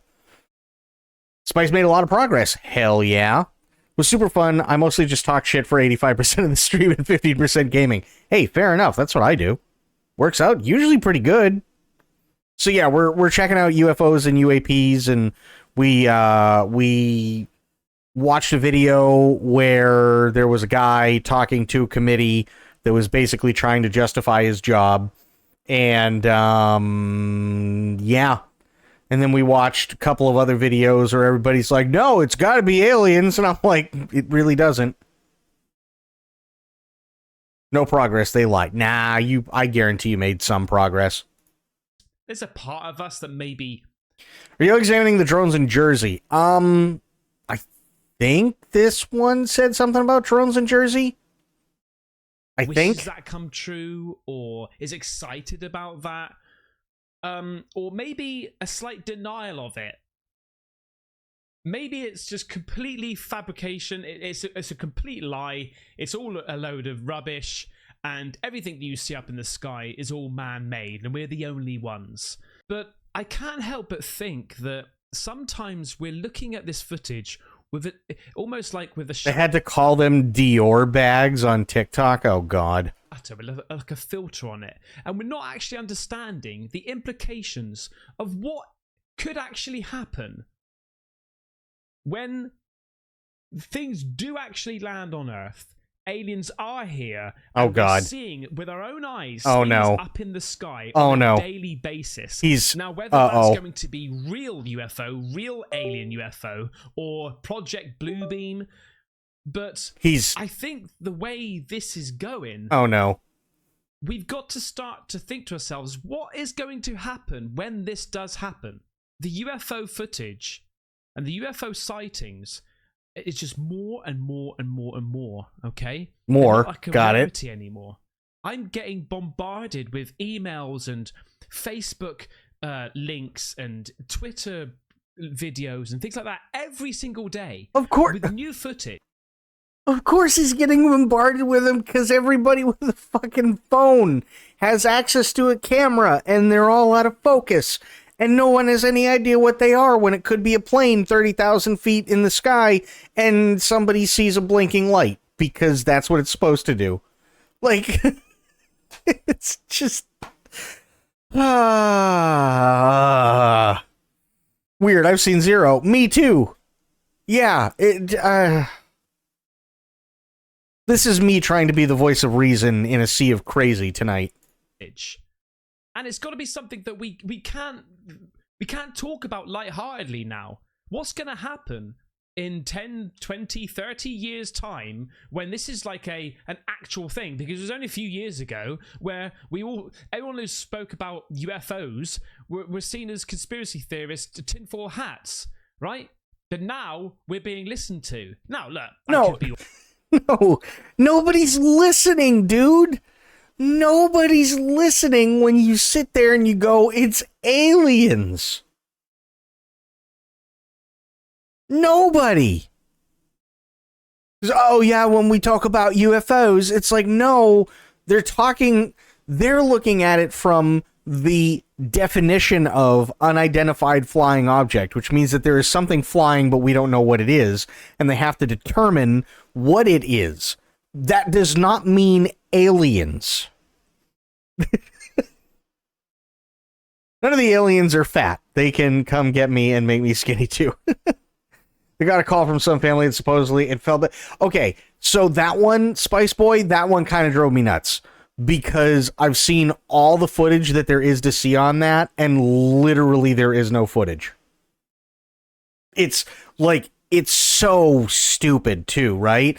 You see the cop body cam, and they're talking to the family outside in the front of their house, and they're literally going, well, I mean, we checked out the area, and there's really nothing there, but, I mean, you know, if you guys have a 10-foot tall alien, don't call us, because that's not our job. So then they left, and then the son, the oldest son, because they're all, oh my God, it's an alien, and they open up the fucking door, and and then everybody just goes, oh, and they all back up, but there's actually no video footage of whatever it was that they saw because the idiot kid put the camera down when he backed up and gasped. It's like, it just, there's nothing. And then the kid went and put a thing on YouTube and he's like, I'm going to tell you my truth. Anybody who says my truth is full of shit. Anybody. you're wrong, and it could be just something that goes on and on and on, and like almost like another religion. It just carries on. And Yeah, there's nothing in the video. There's literally nothing in we watched. There were TikTok videos about it that we watched. There were YouTube videos about it. There were YouTube shorts about it, and they all claimed to have like the evidence that it was an alien. And there was one, and it was literally like, I think it was a blanket over the passenger seat of a truck. And they drew they did the stupid red circle thing in the video. And I'm like, guys, that's a blanket. Like, maybe the seat's just crap? Like, what? I don't know what you expect me to do here. That's not an alien, that's a blanket.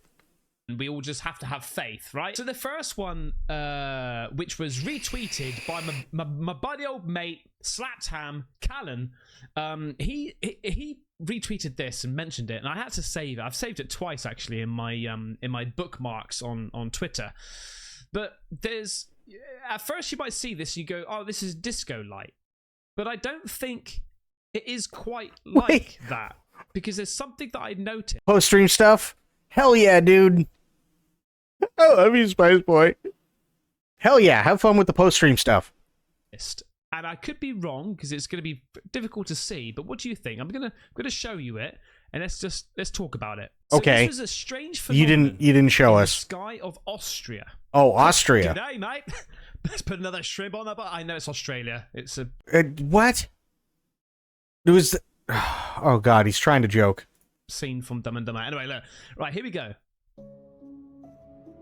So at first you think, oh, this is a disco light. Wait, why would I think it's a disco light? This is clearly in the sky. Who the fuck is putting disco lights in the sky?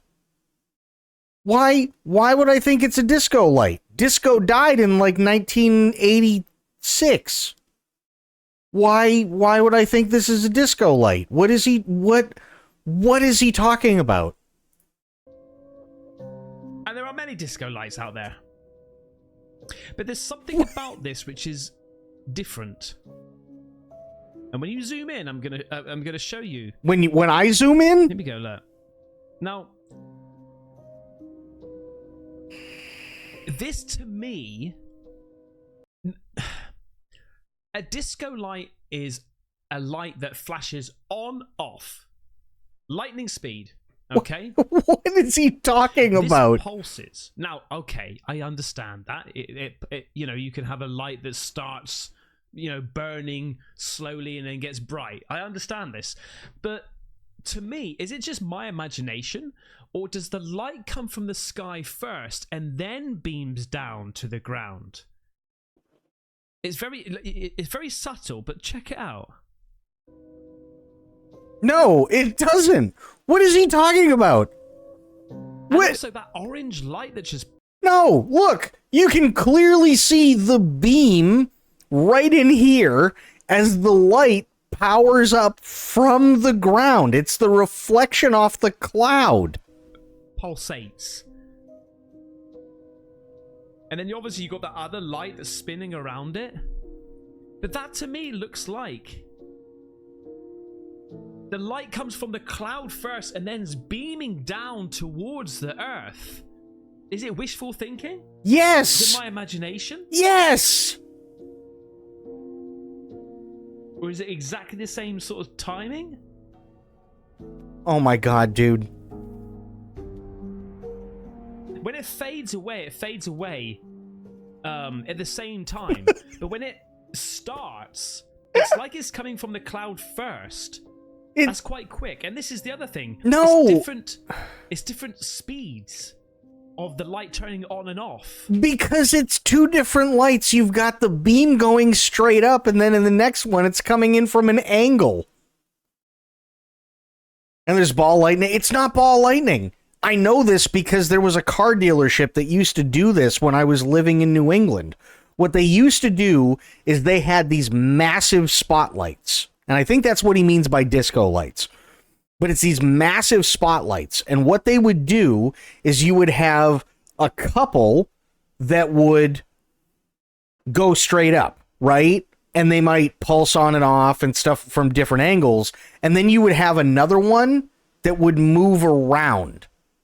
You might even have two that would move around, and they did this literally every single night, without exception.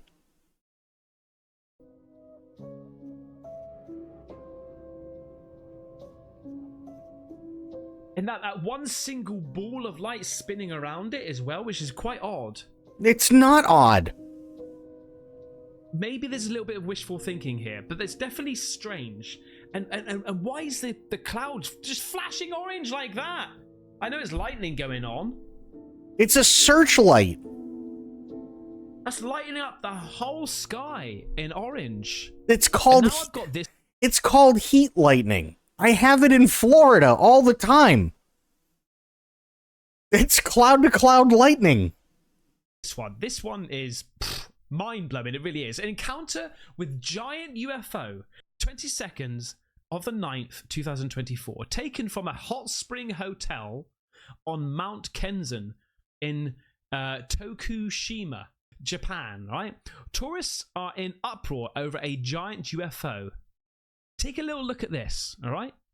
This is... I want to break this down with you.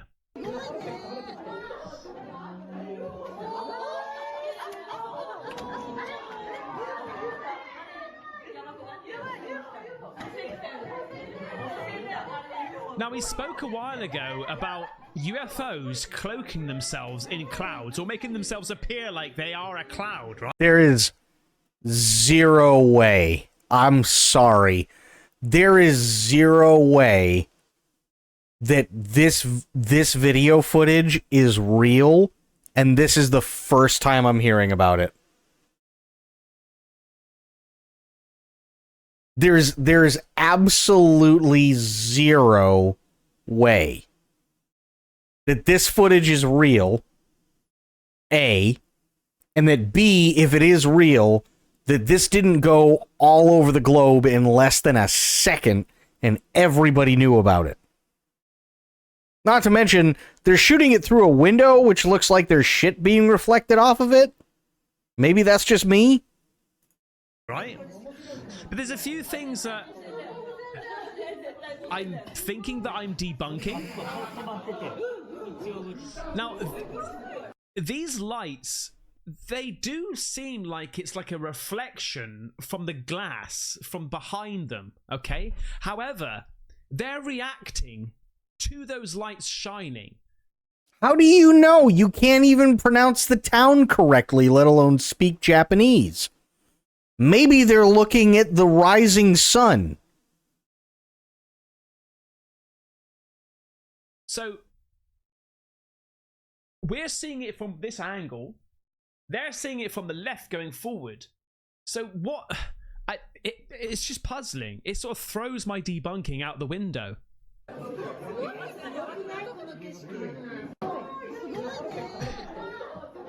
Look at this.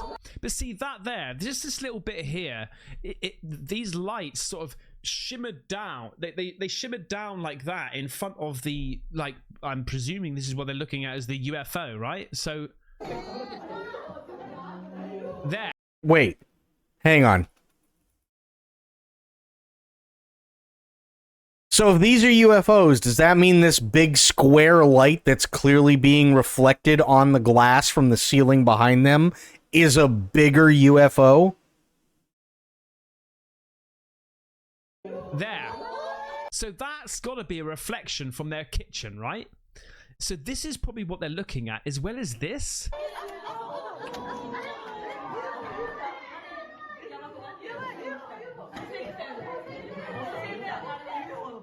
There's so much to look at.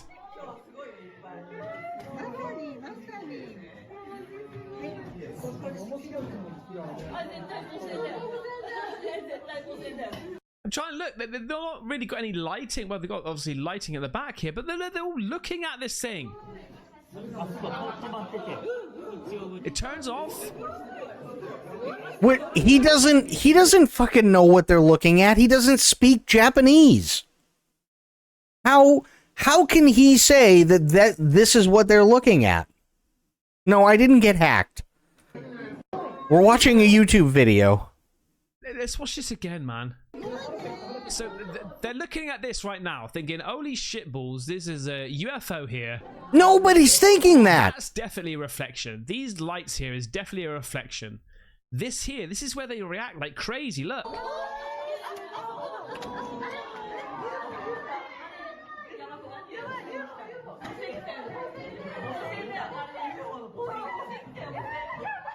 Nobody is thinking that. There is zero way anybody is thinking that.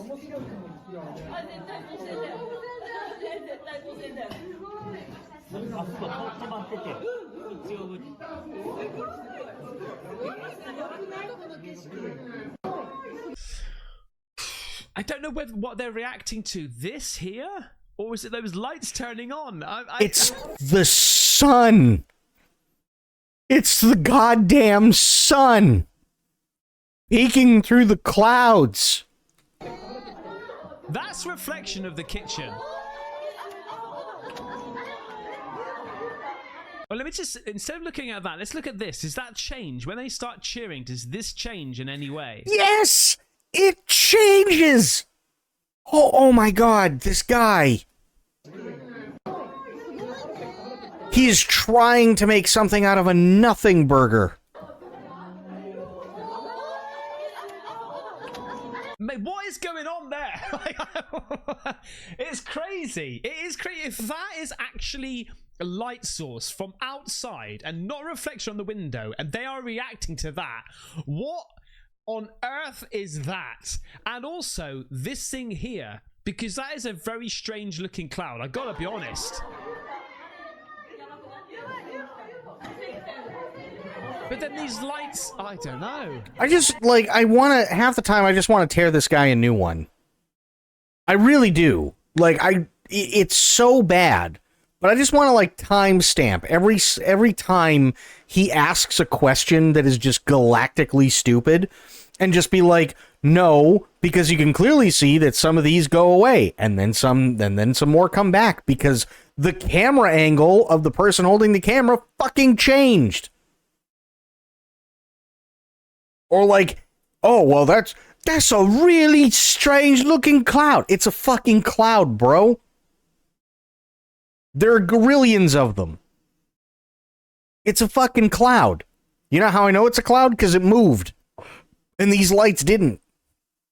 This cloud used to be over here. Guess what? It moved. Like there's a frontward cloud that is moving across like that, and this thing it's just stationary. Excuse me a second. Give me a second here. Sorry, I need to adjust my gas light.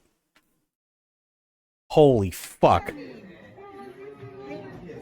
Very odd. I want you to help me here, okay? Now, I came across this channel. Account on X, on Twitter. I want you to help me, okay?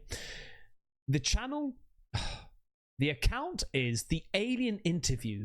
Oh, God. Case closed. Now, I'm going to show you a screenshot. This is the video here that I featured before on a video ages ago. And there's a lot of back and forth about this. And Spectre, the joke was that this guy is trying to gaslight everybody into believing that it's something that it isn't. I followed this person on X, and I really want to have an interview with this person. I want to interview this person, okay? I want to ask him a load of questions because there's a description of what he says on here, which just... This is the official page for the pay-per-view online documentary, The Alien Interview Case Closed. It's a pay-per-view... Wait, hang on. Hang on.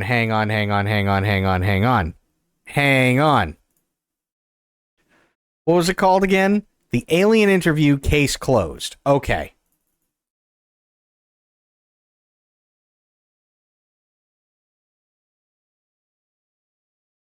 It's on Rumble, it's on Odyssey. Apparently it's on... Okay, we gotta watch this. We gotta see what this is all about. In 1996, a man claiming to be a former government employee brought forward this strange and bizarre VHS tape. On this tape, he claimed, was an interview, an interrogation of an alleged extraterrestrial gray alien.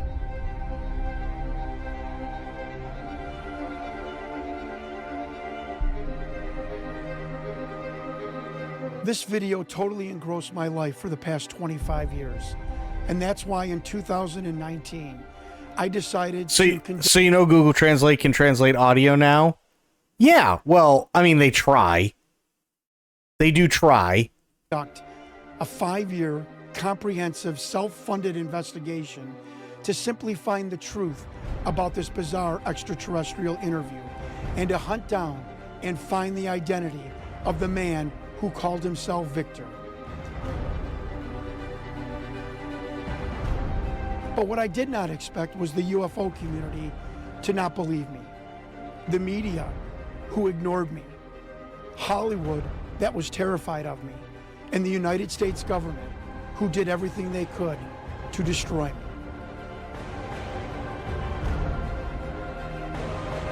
My name is Jon Stewart. On Thanksgiving night, I am going to reveal the identity of Victor, and I am going to expose to the entire world what I think is the greatest cover-up and the biggest secret known to mankind.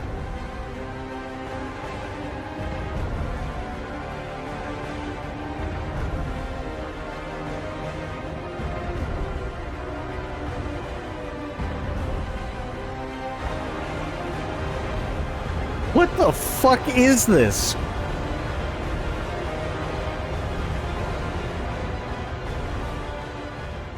Hello, this is Victor. I heard you've been looking for me. What the? Hang on. I need to go. Okay, hang on.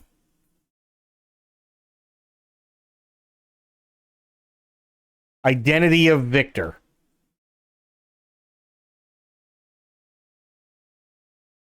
Since the Victor interview is back in the spot, this was a month ago. Okay. I corrected the image and did some tinkering to hear the actual voice and see the image info. What we're seeing. All right, we're looking at the interview suite at S4. It's kept dark for the comfort of the aliens. The figure who is just barely visible in the left foreground is the telepath, and behind the camera is a raked seating area for observers. Although in this case, I believe the only other person present was a military aide. The alien is seated behind a glass partition in a biocontainment area, which is maintained at Biosafety Level 2, the lowest designation. That's primarily for the protection of the aliens, not us. The theory is that if they were going to infect us with an alien bug, it would have happened 50 years ago. In fact, all the indications are the aliens eliminated microbial and viral life from their own ecosystem long ago. They aren't susceptible to our diseases directly, but it has been shown that microbes can reproduce and form colonies within their respiratory systems, which tends to exacerbate the debilities they seem to suffer anyway in our environment. In fact, you can see here the alien is beginning to flag. The interview was not going well. The telepath was trying to clarify. Okay, first off, how do we know that the interview is not going well? Is it because the little ball thing keeps going up and down? Second, did he just say telepath? What did they bring in fucking Deanna Troy? Some points from a previous interview, but he wasn't receiving coherent responses. As you can see, the being is in real distress. At this point, the telepath is sending out a message to the medical staff. He's trying to communicate with the alien, but he's getting no response.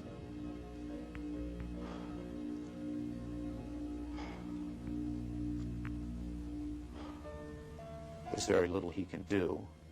There's no direct connection between his space and the biocontainment area. That's the aide stepping in on the right. What the hell? Should be there by now. They're slow in responding. They're slow. How do you know they're slow? I have to say the medical personnel at S4 are less than first rate. They tend to be selected for their willingness to keep secrets rather than their medical competence. Wait. Why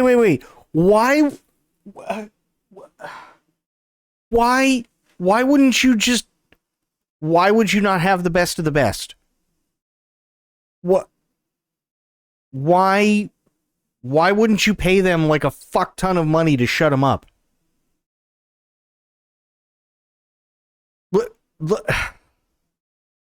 Okay. By the way, he's not shining that light into the eyes. It looks that way, but in fact, he's checking for hemorrhaging around the eye sockets and in the nasal cavity. I'm sorry. It's very hard for me to watch this. Why is it hard? What are they looking? They're looking... Okay, if this is all true, then they're trying to make sure that the alien isn't going to fucking crack and bleed out all over the place. And that's a good thing. So why is this hard?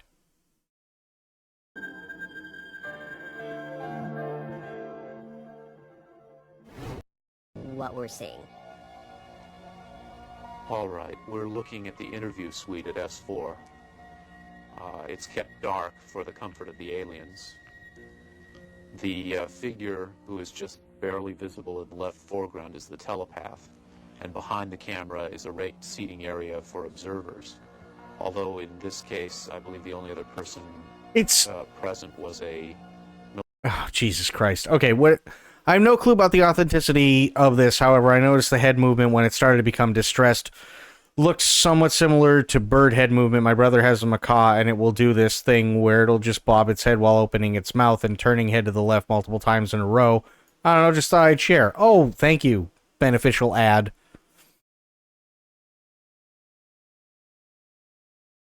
Like... Okay, so the Victor interview is back.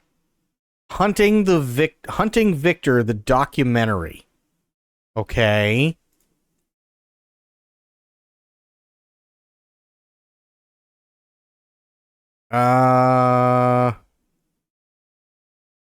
What?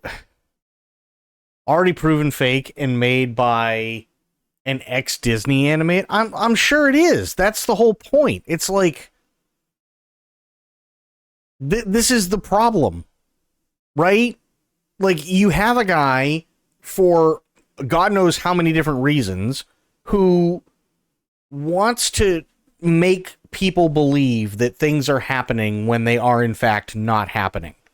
To make a buck. And you've got a bunch of people who aren't even a fraction as talented as he is, and they're all trying to do the same thing.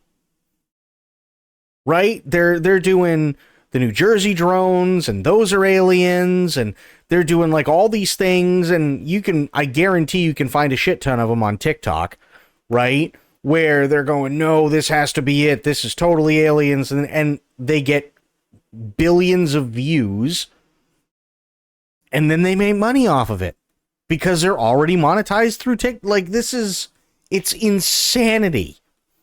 It's absolutely insanity. True believer in this, that this is an actual alien being, but a lot of people are dismissing it. And he's gone through on his channel a whole list of reasons why this thing's real. And I would love to be able to get him on a virtual interview and just chat to him, just for a short time, just asking him about this video and why he thinks this is so real. Because I gotta be honest with you, like, it's hard to believe that this is fake. It is so good. So if you could maybe... It's not hard to believe that this is fake. It's absolutely easy to believe that this is fake, because I remember in the 90s, there was a video that kept popping up, especially on the History Channel, and especially because X-Files was popular, and it was the black and white video footage of the alien autopsy. Which, guess what? Surprise! Also fake. But people believed it. Tweet him, message him, because I followed him, but he hasn't got his messages open, so I can't message him and ask. So if you could just do your thing and just ask him, and hopefully he can get in contact with me by DMing me, and we can arrange something. All right? Moving on. This is a video. I'm staying on X for now, okay? But this is a video from Diamond S Buildings Tommy. Now, he sent me 3 video clips. I think it's him and his missus have captured something themselves. Oh. And it's pretty darn interesting. Oh, no. There's 3 of them, and I think each one gets better. There's 3, but he puts up 2 fingers. So we have now been able to establish this man can count. And better, because the first one's like the raw, the second one's like the zoomed in, but let's just look at this first. We're looking at this. Now, I don't know why it's jiggity-jaggedy like that. It's like a low frame rate, but their voices are not affected. I don't know why it's jiggity-jaggedy. Like, what? I don't, for the life of me, understand what, how does, okay, we're just jiggity-jag, we got it. It's not, I don't think it's not time-lapsed. Third one seems to want to come out. I think it's just struggling with the low light, so it's trying to render every sort of image. That's not how it. This guy has no idea how cameras work. This guy has zero idea of how cameras work. Zero clue. It's trying to render every single image. No, it isn't trying to render every single image. It's called a low frame rate. It's called the camera is only rated for a specific amount of frames, and it's probably already maxed out because it gives you enough time to be able to take a still image. So when I first saw this, I was like, oh, okay. It's like, this is stupid. Absolutely stupid. Do you think the video Skinny Bob? This is so ridiculous. You know, is it a plane?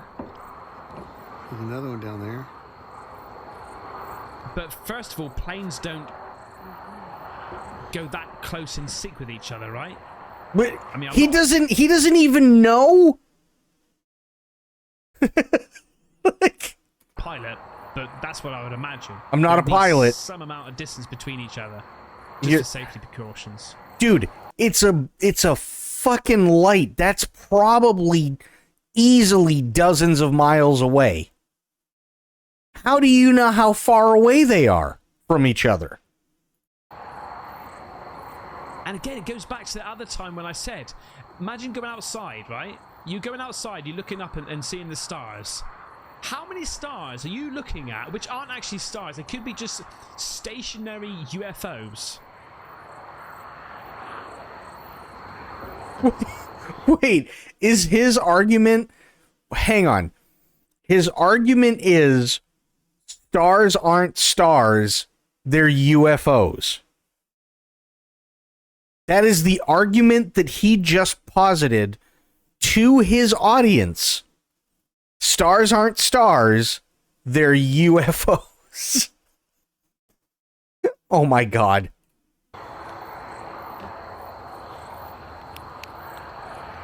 See, look at that. That's just gone next to it. No plane is allowed to do this. Look at this thing shooting across. How far away are they? How far away? And you said you weren't a pilot.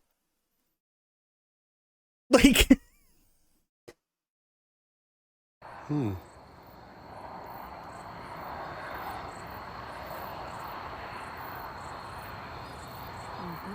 it's just disappeared.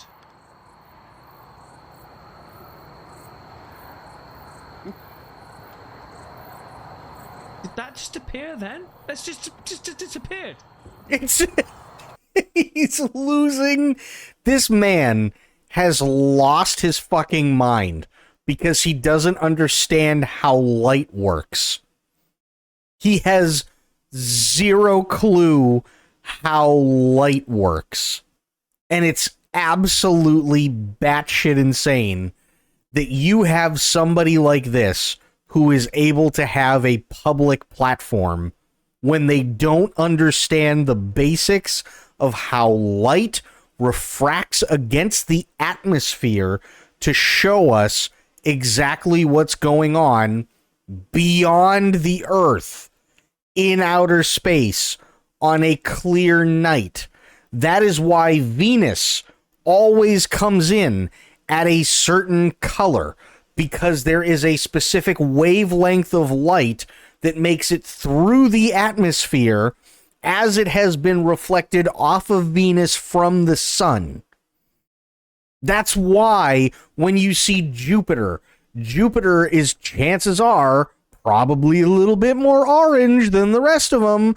That's why when you see the moon, typically the moon has a white color to it because it's dead. It's just gray. So light is reflecting off the moon and bouncing onto our atmosphere and being filtered through the atmosphere so we can see the, like, it just, you have a speck of dirt.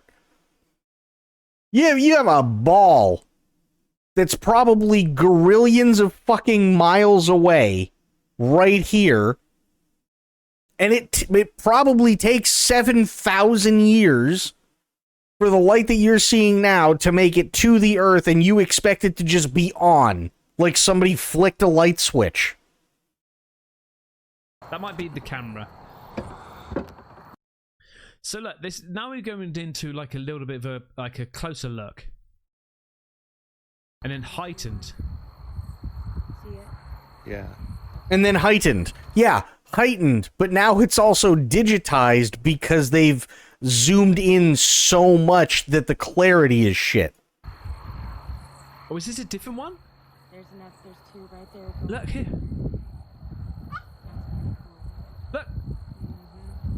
Can you make a file?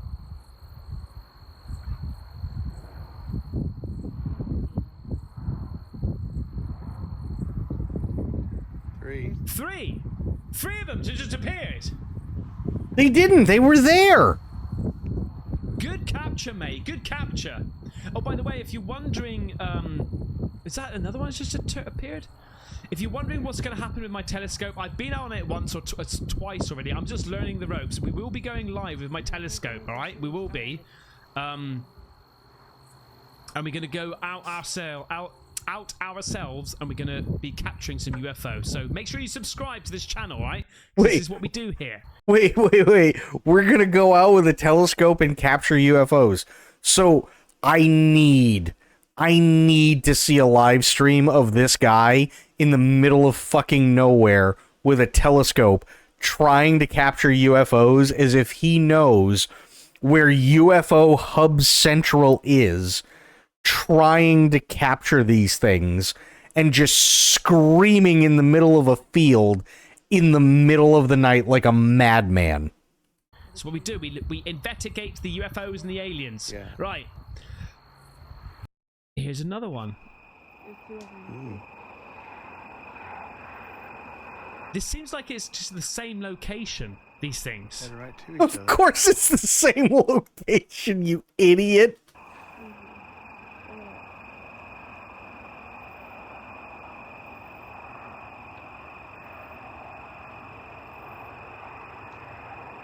Some really good capture there, mate. Guys. Mate, guys. Got it.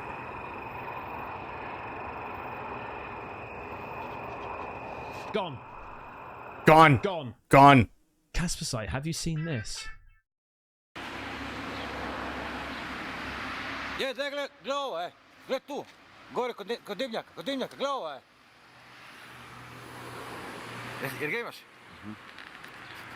Hang on a second. This is 13 years ago.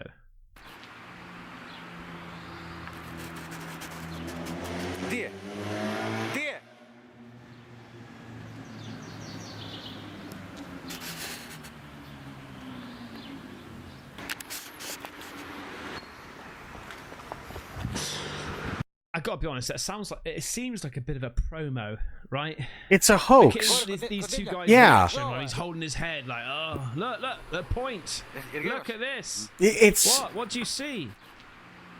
Oh my God! I put my hand on my head in disbelief. Oh. Dear. That is, it's 13 years ago.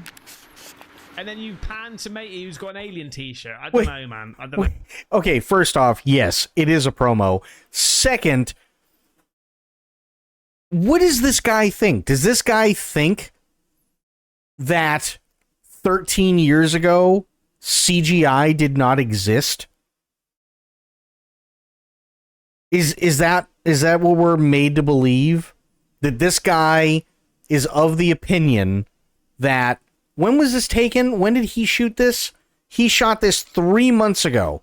So 13 years ago would be 2012.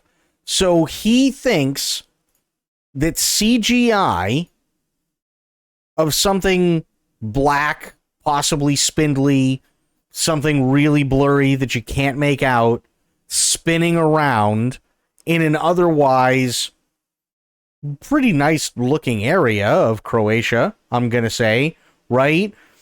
That it never existed to the point where you can do something like this. If that's the case, give me 1 second. I will show you. I will absolutely show you without audio. Oops. I will show you without any audio whatsoever that is complete bullshit. Because this, in which I am going to show you, and I'm not going to give you any audio because I don't want to get DMCA'd. This comes from 1993.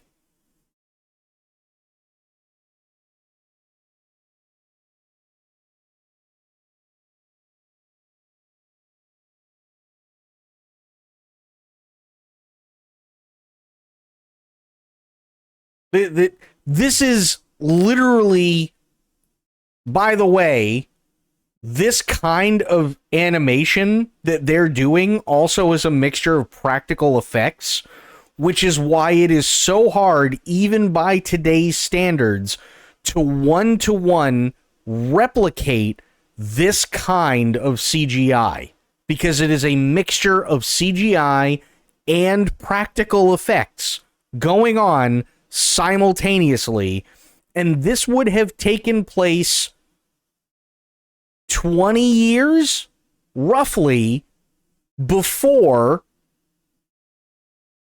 this.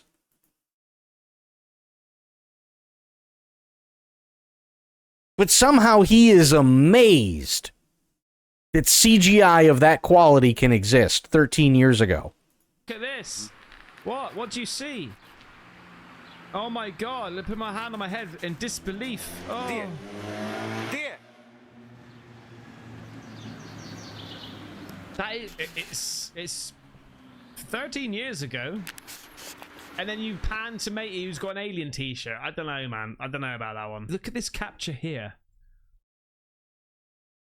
Look at this thing. Look at this thing, guys. Oh no, here we go. Flying saucer. Look at Toy Story. That seemed like it's like a... It's an S shape or like a horseshoe. Whoa, right at the very last second. What? Look at this thing. What could that be? A fetus. It's a space fetus. It's not a drone. Yeah, how do you know, fuckhead? Look at that. What is that?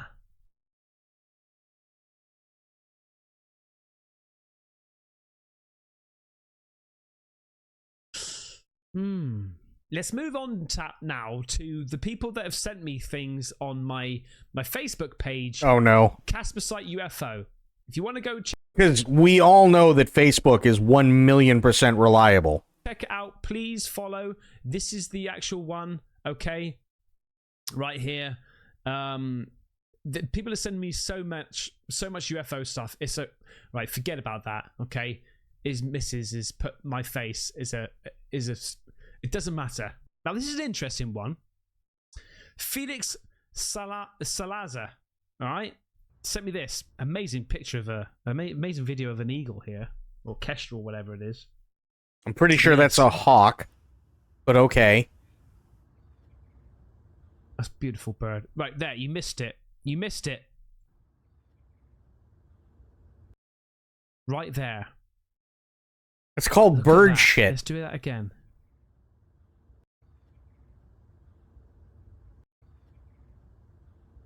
Is that?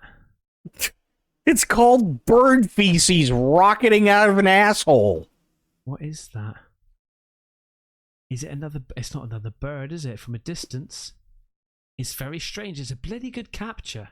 It could be a fly. It could be a speck of dust in the fucking... What is that? Oh my god.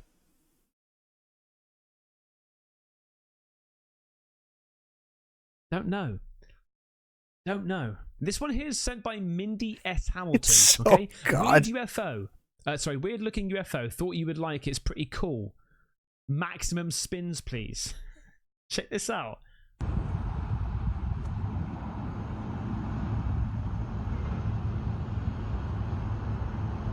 Now this thing's changing course, right? Not changing direction, like course. It's spinning, stopping, and then spinning the other way. See that again, slowly. Look. What? Swiss stops, comes back. So? 360. That's... Now it's going the other way. That wouldn't be a 360, that'd be a 720. That's peculiar. It's... Oh god. Okay. I can't watch any more of this guy because it's so fucking bad. But this is why I really hope sometimes that tomorrow there is clear and concise evidence that would shut everybody up that aliens visiting our planet has never happened.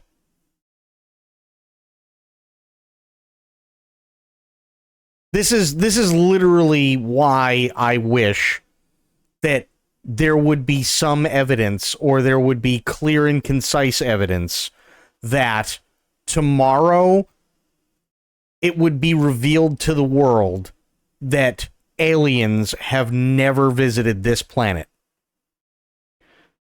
Because of people like this.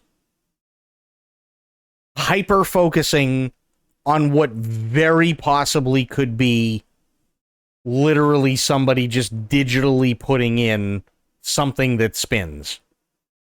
And using Facebook, by the way, as something that would be a reliable source that can 100% be verified. Like, that's not how it works. At all. This dude went on for what, like 5 minutes about lights that were reflecting off a pane of glass? And it just so happened to look like it was against clouds? Like, holy shit. This guy is insane. What is this? Do you think the video of Skinny Bob is real? Let's see. Enhanced at 60 FPS. No, I don't think Skinny Bob is real. That's absolutely CGI. Skinny Bob is not real whatsoever. That is bullshit. That is complete CGI. You can tell right off the bat. It is CGI.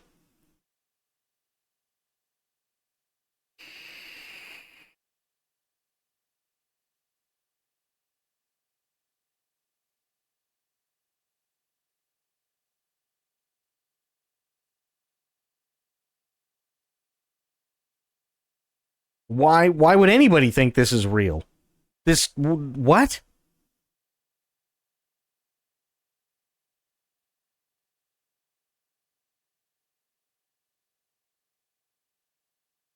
That... God damn it. What? People who think it could be real are probably too afraid of getting roasted for saying so. The people who say definitely fake or real probably need to research it more, because the fact is we can't tell with certainty either way. Some insights. It was first known to surface on the net in 2011. No one has staked claims since as to having anything to do with it or its origins. One of the rumors abound was that it came from a KGB leak. Why would it come from a KGB leak? The KGB don't exist anymore. They haven't. Experts weigh in on a Daily Star article, and it is, as expected, inconclusively determined that if it was faked, it cost a lot and required incredible expertise, with a ballpark guesstimate of $250K. The Soviet story was that Bob was a pilot the Soviets captured from Zeta Reticuli. The premier argument made seems to be one of, should we really believe an alien looks so humanoid or stereotypical? Well, probably not back then IMO, but now commonly hominid, seems to overlap with a lot of other theories, so this argument doesn't hold water like it used to. That's all I can think of on Skinny Bob. It is hands down one of my favorite featuring a biologic. I just mean it seems the most plausibly believable gray footage I've personally seen. Now let the roast begin. Okay. You're fucking stupid.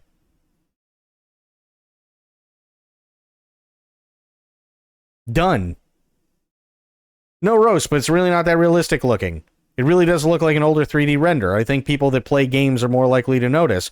I believe there is footage of live bios, but this isn't it. Looks like CGI to me. And since this footage didn't appear until after CGI became a staple of graphic technology, it makes it more obvious. It's akin to the rise of AI-generated imagery of Sasquatch appearing recently, but pictures depict footage reportedly from decades and centuries ago. Like, someone has posted Skinny Bob at least 30 times in this sub. Yep. But these people are stupid. They just are. Oh, it's going to be real. Surfaced in 2011, and nobody's claimed any. Yeah, because they probably went, wow, that was really shit. Let's just move on. You know, like, I don't give a fuck whether his name is Bob or Ron. It's still crap.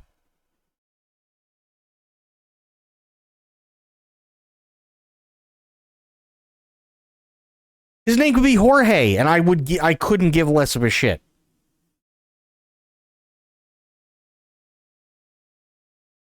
Like, it's so stupid. That's oh well, it came around in 2011. So what? Hang on, let me look something up really quick.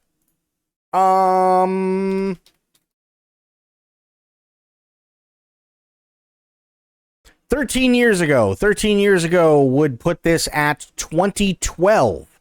So this means that this video came out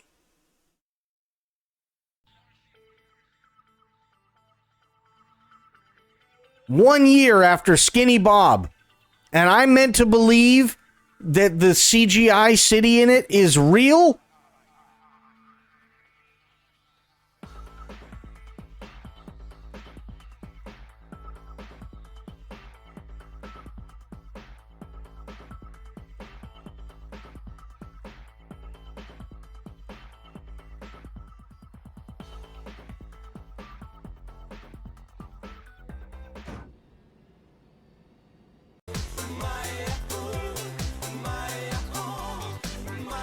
Oh God, am I supposed to believe that these guys turn into cartoons just intermittently?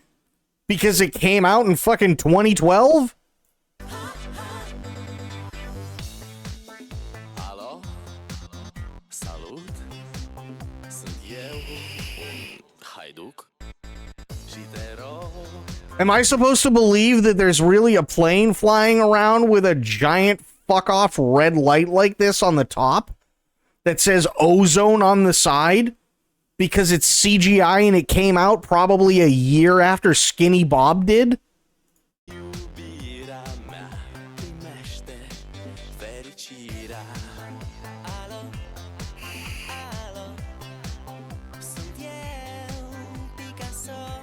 Hang on. Am I supposed to believe that these three were allowed on the mid wing of a fucking airplane while the propeller that's rocketing off at fucking 3 times the speed of sound is right there next to them, and their ears aren't fucking bleeding out because it's 2012 CGI? Like, it's so, the arguments are just so dumb.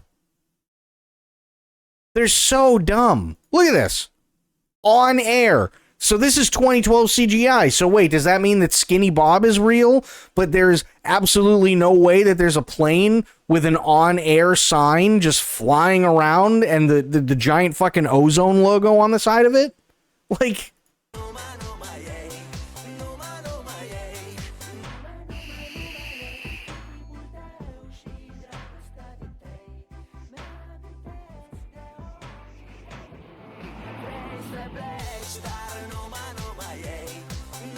It's so stupid.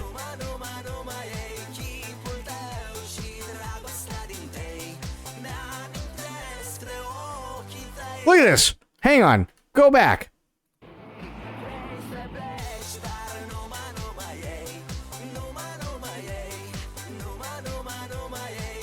You can even tell right here that the propeller is spinning, but it's not spinning even remotely as fast as it would need to be in the shot that we saw previous, because it's literally CGI sped up.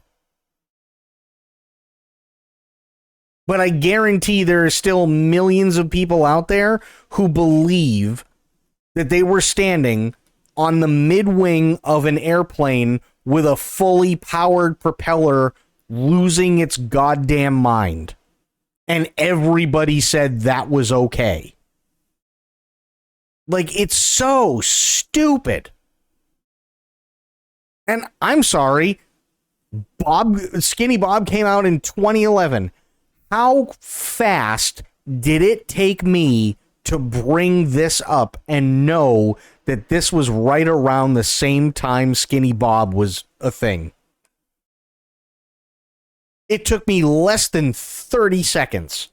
And you mean to tell me that this fucking asshole right here still doesn't believe that shit from 12 to 13 years ago has good enough CGI? This is ridiculous. Absolutely ridiculous. It's just, what the fuck?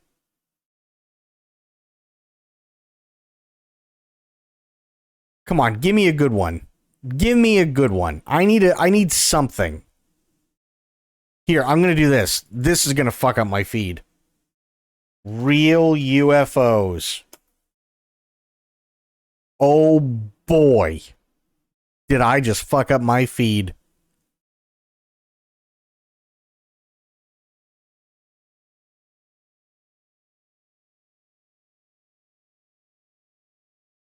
Let me see. Plans of UAPs, we saw that. We've seen those. I think the last time we covered UFOs, we saw this. Galactic Federation between aliens and U.S. government? Holy shit. Aliens are here and they're not our friends, John Lear says. Part 1. This was 5 years ago? Oh no.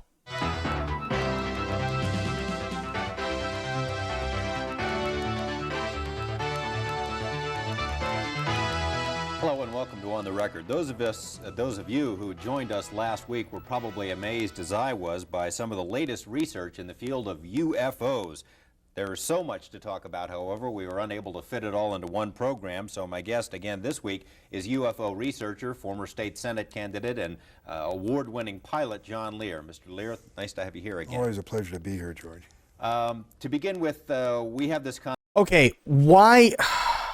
We need to... I need to remember the guy's name.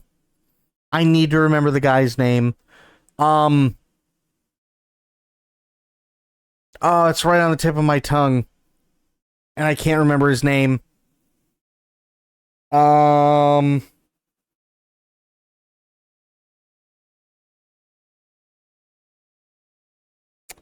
Shit, I can't remember his name.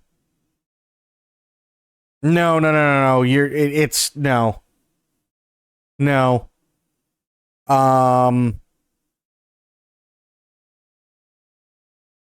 Fuck, I'm trying to remember this guy's name.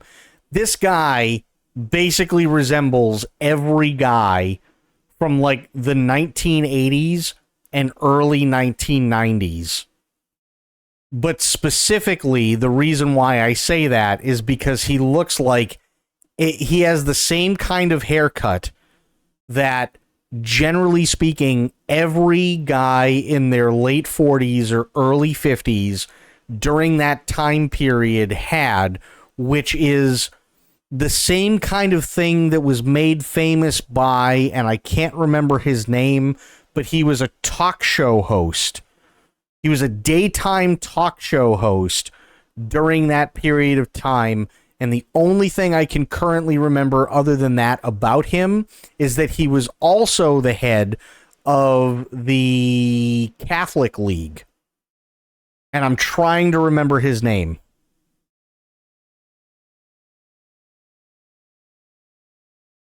This is where my knowledge of old people shit comes in. No, not Letterman. No. Here. Head of the Catholic League talk show host. Bill Donahue. Thank you. Bill Donahue. Yes. That's who I was thinking of.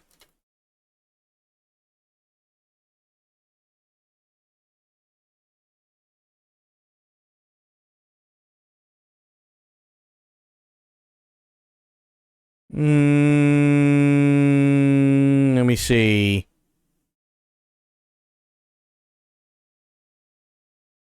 Bill Donahue show. I gotta find it. Yeah, look at this. Phil Donahue, sorry. Yeah, look at this. Phil Donahue. Phil Donahue has the same fucking haircut that this guy does. Phil Donahue is literally every guy in the mid to late 80s and early to mid 90s that had gray hair had the same Phil Donahue haircut.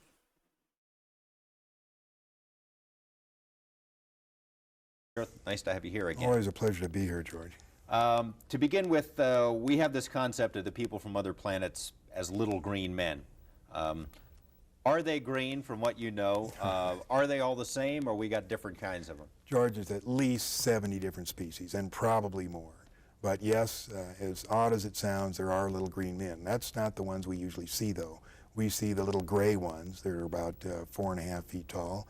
We see the ones that are... I'm not talking about the haircut itself. I'm talking about how every man in their late 40s and 50s, from the mid 80s to the mid 90s, that had gray hair had that haircut. And even Phil Donahue had that haircut. That's what I'm talking about. Nordics. They're about 7 feet tall, look like us, but they're invariably blonde hair and blue-eyed. They're one of the species that we have on ice. One of their crashes we recovered. Obviously, with different species, they have different motives. I mean, are there good aliens and bad aliens? Good from what aliens you know? and bad aliens and all kinds. No, of it's not a good, or it's not a toupee. It's literally a shitty parting. That's all it is. It's literally, here, I have hair here and it's full, so I'm going to keep my hair because I don't want it short, because from the mid 80s to the mid 90s, short hair around either side of your head either denoted you as gay or lesbian. So I need to look like a businessman. That means that I need to have longer hair here, and I'm going to have everything combed over to one side. It's not a toupee. It's just literally, I need to look businesslike. That's what it was. And reasons for interacting with us. And what are some of the reasons? Why would they be here? Genetic experiments, trying to... there's a misconception here. People think that our space brothers would bring us, good things and teach us how to get rid of all our diseases. And see, I know for a fact that it's not a toupee, and I can tell you how I know, because at the same time toupees were a thing, the people who wore toupees immediately switched over to the bullshit spray-on hair. And the bullshit spray-on hair actually looked better than toupees, because toupees have done nothing but look fake the entire time. Whereas, at least with spray-on hair, because it's frocking that sticks to your head, it actually is passable for hair. And if you stop and think about it, that may not be the best thing, because if you had a society without any disease and everybody starts living 150 years, that creates a lot of problems. So they would not meddle in that way. You believe, in part, that the movies E.T., Close Encounters of the Third Kind, were not entirely just the creative products of some Hollywood director, that maybe there's more to that. Why don't you explain? They were carefully guided by representatives from MJ12, who is this organization that is in charge of the cover-up, in order to get us ready for the release of the information that there are indeed aliens. And where's the information? Somebody please tell me where the information is. Please. I would love to see the release of the information that says that there is, without a doubt, aliens that had visited this planet. This has to be in either the mid to late 80s or early 90s that this interview was done. There is zero way that this guy is saying that the release of information is coming, and it still hasn't yet, and he's to be believed as credible. Those movies, they used small little creatures and in order to get us ready for this release of information. So to prepare us that the idea of benevolent aliens from outer space are going to help us out. Unfortunately, they're not so benevolent. So they made probably one of the most disastrous mistakes when E.T. was put out. At that time was before we discovered what I call the double cross or the grand deception. And they were trying to get us used to the benevolent little creatures, but that isn't the case. Why don't you take a couple of minutes? Now, you've done as much research on UFOs as just about anyone, I'd imagine, and if you haven't done it, you know people who have. Where did it all start, and why does this guy look like Mr. Delicious from Rax? Well, when I come back from a weekend getaway in Tijuana with some of my special friends, I make sure that the first thing I do with a massive hangover is go to Rax. Quality food at quality prices. I'm Mr. Delicious. How have we put this picture together of where they came from and why they're here? Well, the whole thing started in July 2nd, 1947. That was the first crash. First crash of an alien spaceship. Of an alien spaceship. July 6th is when they recovered it and sent it to Wright-Patterson Air Force Base. July 7th is when they held the press conference and told the people it was a weather balloon, which the press bought hook, line, and sinker.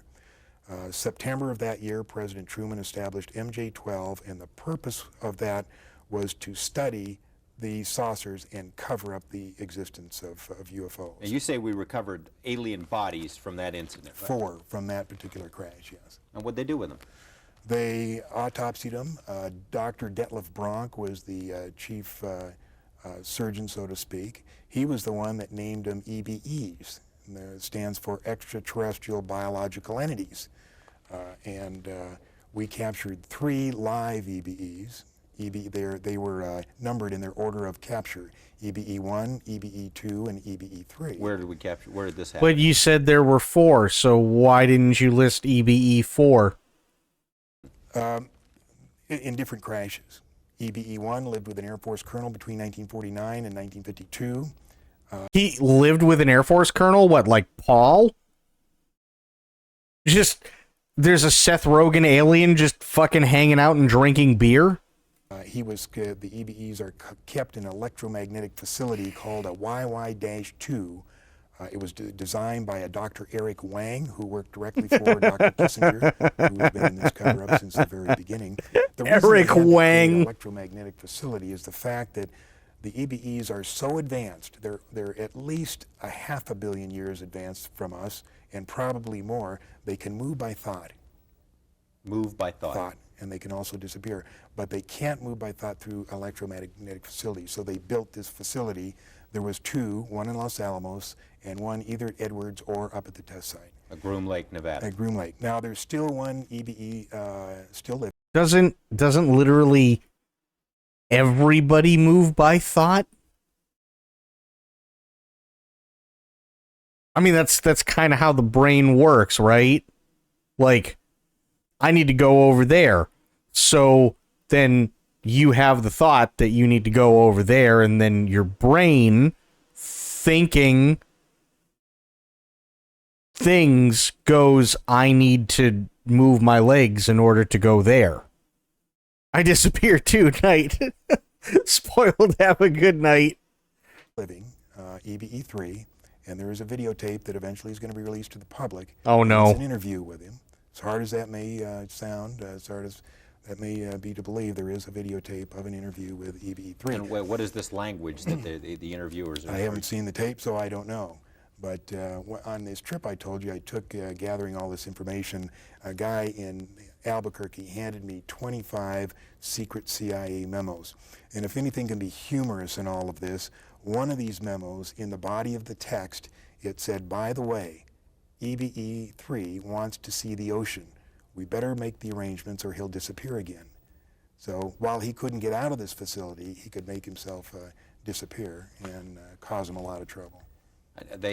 Now, can they exist among us? Is that what you're saying, or do they have to have this special environment? They have to be able special to live? environment, special air. It's my understanding they can only last about 20 minutes in this air. You were saying also these gray ones are the ones that we see most of the time, and you said that most of that there are a lot of different motives for them being here. The gray ones, what kind of a deal we got going with them? Is that the bunch that you suggest we've made a deal with for military technology? Well, I think we made a deal with them, and their ultimate, what they want to do is regenerate their own race. Now, apparently, they've either had some kind of nuclear accident, or they're on the backside of a evolutionary genetic curve, and they're going downhill instead of uphill.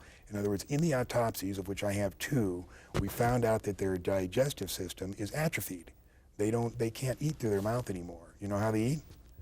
Well, these cattle mutilations, they take the hormones and the enzymes from those cattle and they spread it on their skin, and their skin absorbs the nutrients and then excretes the waste back through their skin.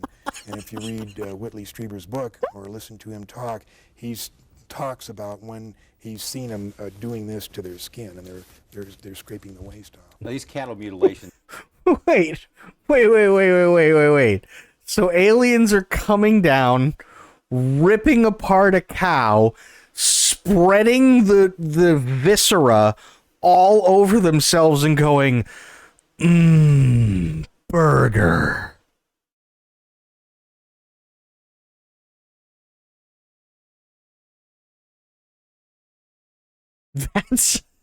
That's what they're doing?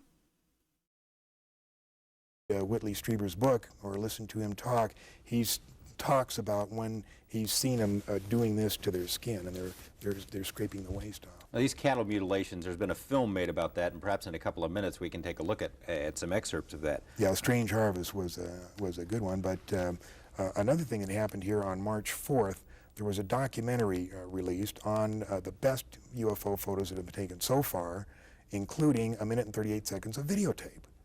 Now, what happened is in November, this guy took these photos, took it into the TV station. They thought it was great, but nobody would believe it. So they spent 3 months checking the validity of the, authenticating the videotape and checking out the credibility of the witness. And when they had it all down, they put out this documentary, 30 minutes. I mean, it's ironclad. They're here. But do you think it got on the network? No, it was just showed locally in Pensacola. We have some of that, and perhaps when we come back, we can take a look at it. So stay with us. Yeah, I want to see that.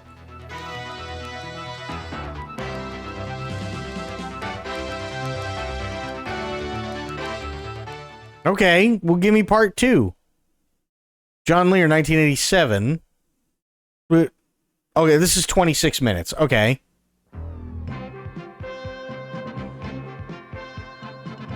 Oh, shit.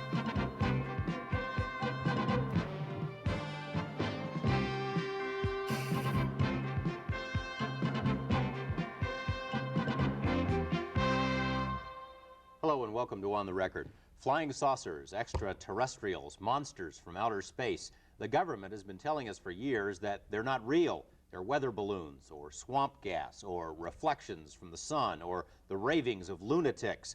But serious UFO researchers say a breakthrough may be very close. Some of the government scientists who worked on the top-secret project Blue Book are ready to talk. What's more, a series of revealing government documents have trickled out of the federal files, documents that paint a much different picture of the UFO phenomenon. One of the most dedicated UFO researchers lives right here in Las Vegas. His name is John Lear, and he is my guest today. Mr. Lear, thanks for being here. Okay, George. To begin with... Okay, wait. This isn't the same one. Hang on. Hang on.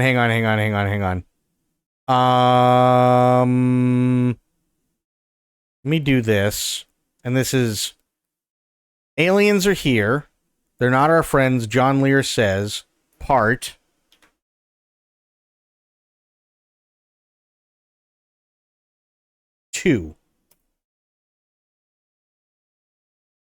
Part 2. Okay.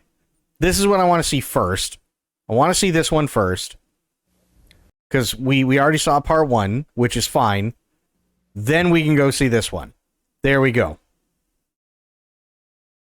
Welcome back to On the Record. My guest again this week is UFO researcher John Lear. John, you say this documentary was put together in Florida recently, and it's some pretty stunning stuff. Pensacola, Florida, and they've had all kinds of physicists and scientists look at the film. It's absolutely authentic. There is nothing fraudulent about it, and it's really interesting. I just can't understand. Well, I can understand why the networks didn't pick it up, because each one is controlled by a member of MJ-12.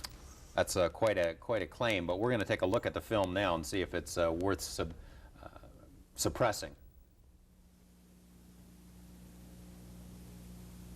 Okay, the sightings. Oh no. Things were very normal around the house. Just a normal evening. My wife says she's got to run to the store. Anyway, I'm sitting at my desk. Out the window, I noticed something, a glow. I got up and walked around outside and looked. It just didn't look like a helicopter or an airplane. I realized that it was not something normal. I thought of calling the police, and I said, well, I better take a picture first. I had no feelings I was going to be, hurt or anything. I took 4 shots and ran out of film, and again in my mind, take some more pictures.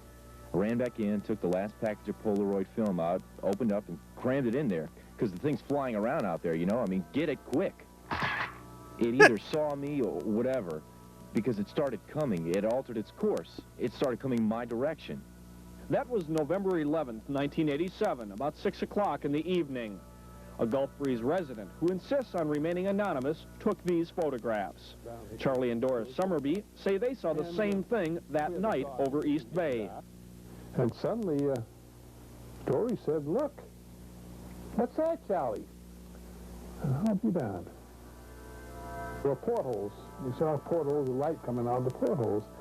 Also, just an FYI, I'm pretty sure that years later, the guy who specifically says that he took these photos and became famous in Gulf Breeze for taking these photos, I can't remember whether it was he died or there was like a really messy divorce or something like that. But long story short, he packed up his shit and he was gone, right? The house that was it. And the house sat for a while. And then somebody ended up buying the house. And they were going through, like, all of this crap in the garage and all this crap in the attic. And they actually found, like, a fucking mock-up of this alien craft that easily could be used to fit inside a photograph with like, a little, with a little bit of image trickery with ease. And the guy just went, oh, no, I made that after the fact just to show people. But literally, there's never been any evidence whatsoever of this guy, like, ever showing anything whatsoever with his quote-unquote mock-up. So now it's just generally accepted that this photo and the subsequent photos that he has are just completely a fucking hoax. Because this was the only evidence that supposedly he had for years, and then after the house gets sold, people are cleaning out the crap in his former attic, and they find the spaceship For the next 3 months, that he made. Pictures would be taken.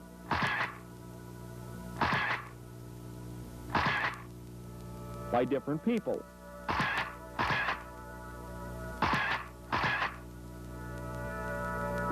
And videotapes too. And I feel that there's absolutely no sign of a hoax, that the photographs are genuine, that the witnesses are telling the truth, and that this presents probably the best, without any doubt, the best photographic evidence in 40 years of UFO investigations.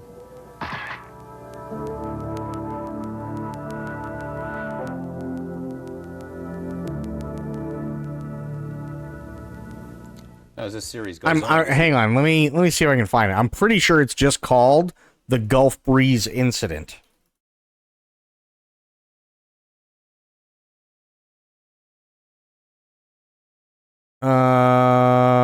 Eyewitness reports. Yeah, I'm pretty sure this is the one, right?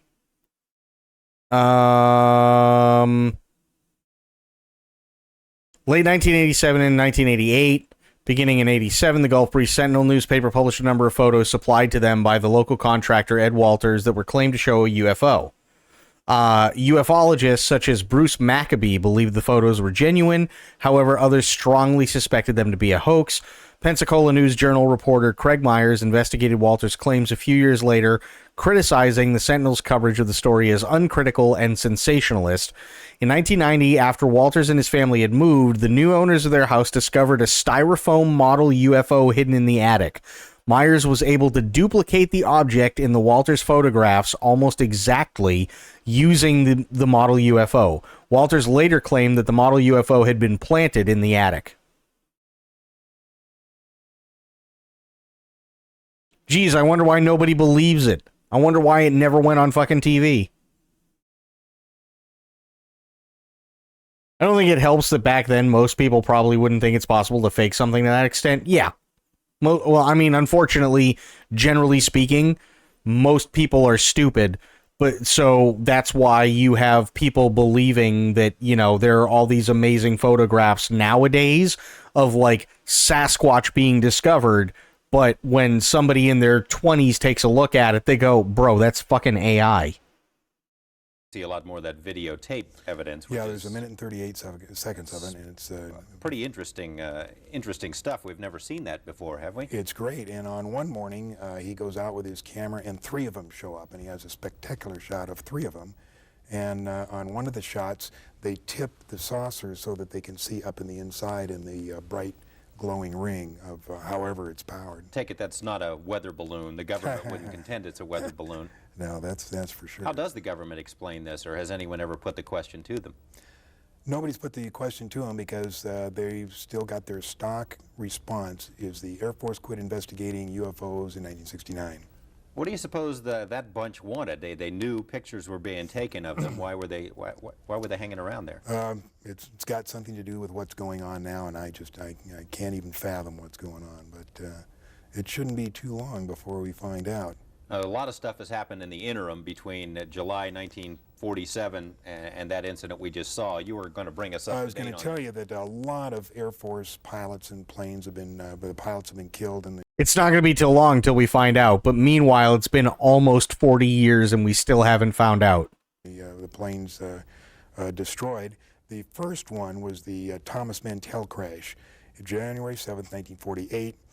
He was in a P-51 and he was chasing a flying saucer, ordered to chase one, and he got up to it and said, "Oh my God, it's huge," and that's the last thing they heard of him.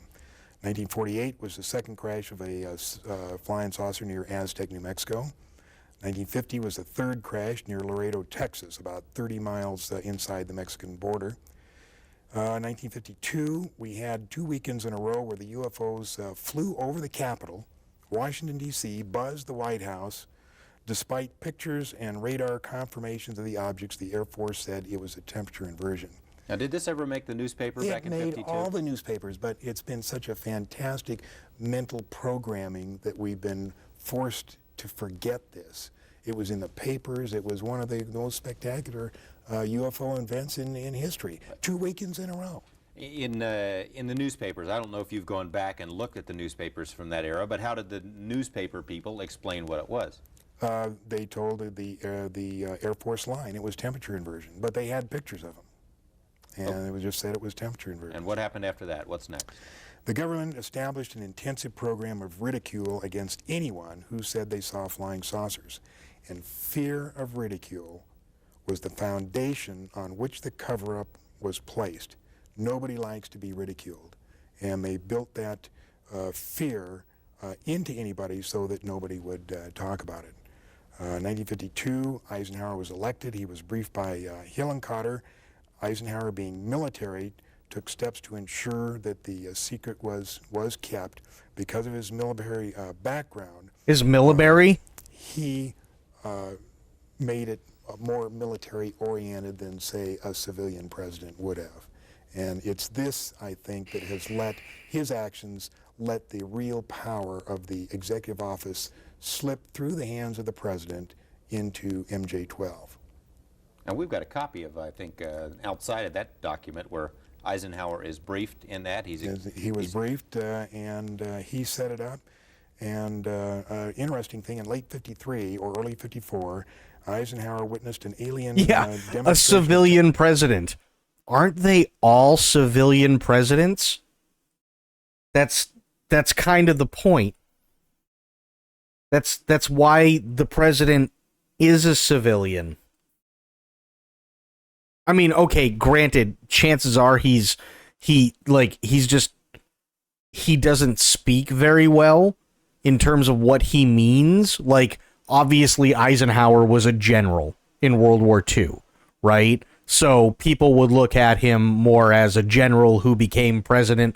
Makes sense, I understand that. Whereas Jimmy Carter, on the other hand, definitely not considered any sort of, president who would have any sort of knowledge of the military. If I remember correctly, he was a peanut farmer, right? So I think I understand what he's saying, but it doesn't come out right. When you're in the military, everyone outside of it is just a civilian. Yes, that's true. But what I'm saying is that you have people in the past who have been presidents who have served in the military, right? So if you are looking to get, say, the military vote and you are Eisenhower, well, obviously the military is going to go with Eisenhower, specifically because Eisenhower was not only a general, he was a 5-star general in World War II. And we won World War II, so why wouldn't the U.S. military go with a 5-star general? You know what I mean? Like, it's that kind of thing versus here's a peanut farmer. That kind of deal, right? I know what he's saying, but he's not saying it very well. Technology and power at Muroc Dry Lake, which is now called Edwards Air Force Base. How do you know that? How did you get that? We have witnesses who were there. Who say the president was there seeing? The president was there. There's an English guy. He passed away. He either passed away just recently, but before he did, he was the last living person who was present at that meeting. And he said that Eisenhower told the aliens that the world was not ready for him. And nothing happened until the first part of the 60s. Several more crashed in the 50s. In 1960, Kennedy was elected. Eisenhower was the last president to have a full briefing on the alien problem. There was a disdain of elected officials throughout the intelligence and military communities, and they just didn't like elected officials. So every president since then has not had high enough clearance to know the whole problem. Now they know there's aliens, they know we've recovered saucers, and they know that we're trying to get technology. But there are certain other things which probably only about 25 people on the face of this earth know. Now on April 25th, 1960. By the way, those 25 people that John Lear is talking about currently, if they all know because they were all there, then chances are most, if not all of them, are now dead, which means no one knows. Just throwing that out there. 1964 was the first official communication between our government and the aliens. 3 saucers landed there by prearranged agreement. It was filmed by 5 high-speed cameras, 68,000 feet of film. The reason we know this is because in 1972, when they were going to release the first information about UFOs to the public, a very knowledgeable writer, his name was Robert Emenegger, was asked by the agency to write a documentary, which he did. And they were going to release this thing, and we had the whole history of the UFOs, and the last part of the documentary was the footage of the saucer landing. But in 1973, when they're ready to go, we had Watergate. And they were faced with 2 problems. Number 1 is they didn't think the public could handle 2 traumatic experiences at the same time. And number 2, they thought that the public would perceive this picture of aliens and spacecraft as a ploy by Nixon to divert the attention from Watergate. So they shelved it. The documentary actually came out. It was narrated by Rod Serling, but instead of the real footage, they had drawings of these flying saucer landing, and they said... Wait, hang on. We need to... Give me a second.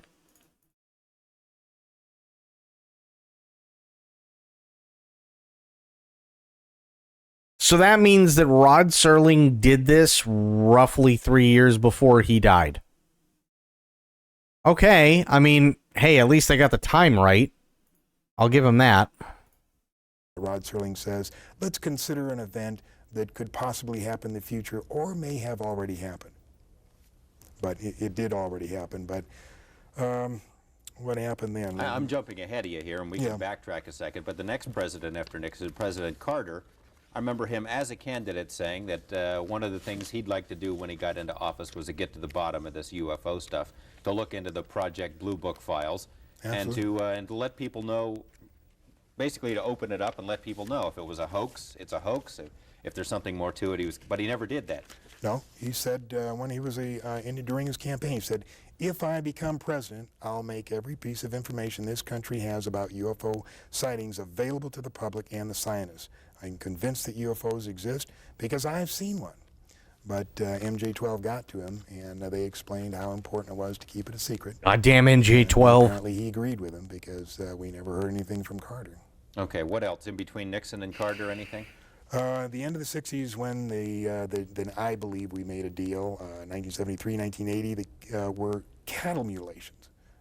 14,000 cattle mutilations all over Canada, United States, South America, and we believe that they used the parts of the cattle for food or genetic experiments. And there was a documentary made by Linda Moulton Howe called Strange Harvest. Okay, we've...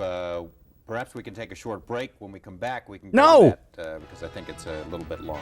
Damn it, I need part 3. What the fuck? Okay. Hang on. We just... Part 3. This is awful. What? Okay, part 3. We're good. Welcome back to On the Record. The subject is UFOs. We're about to see part of a documentary.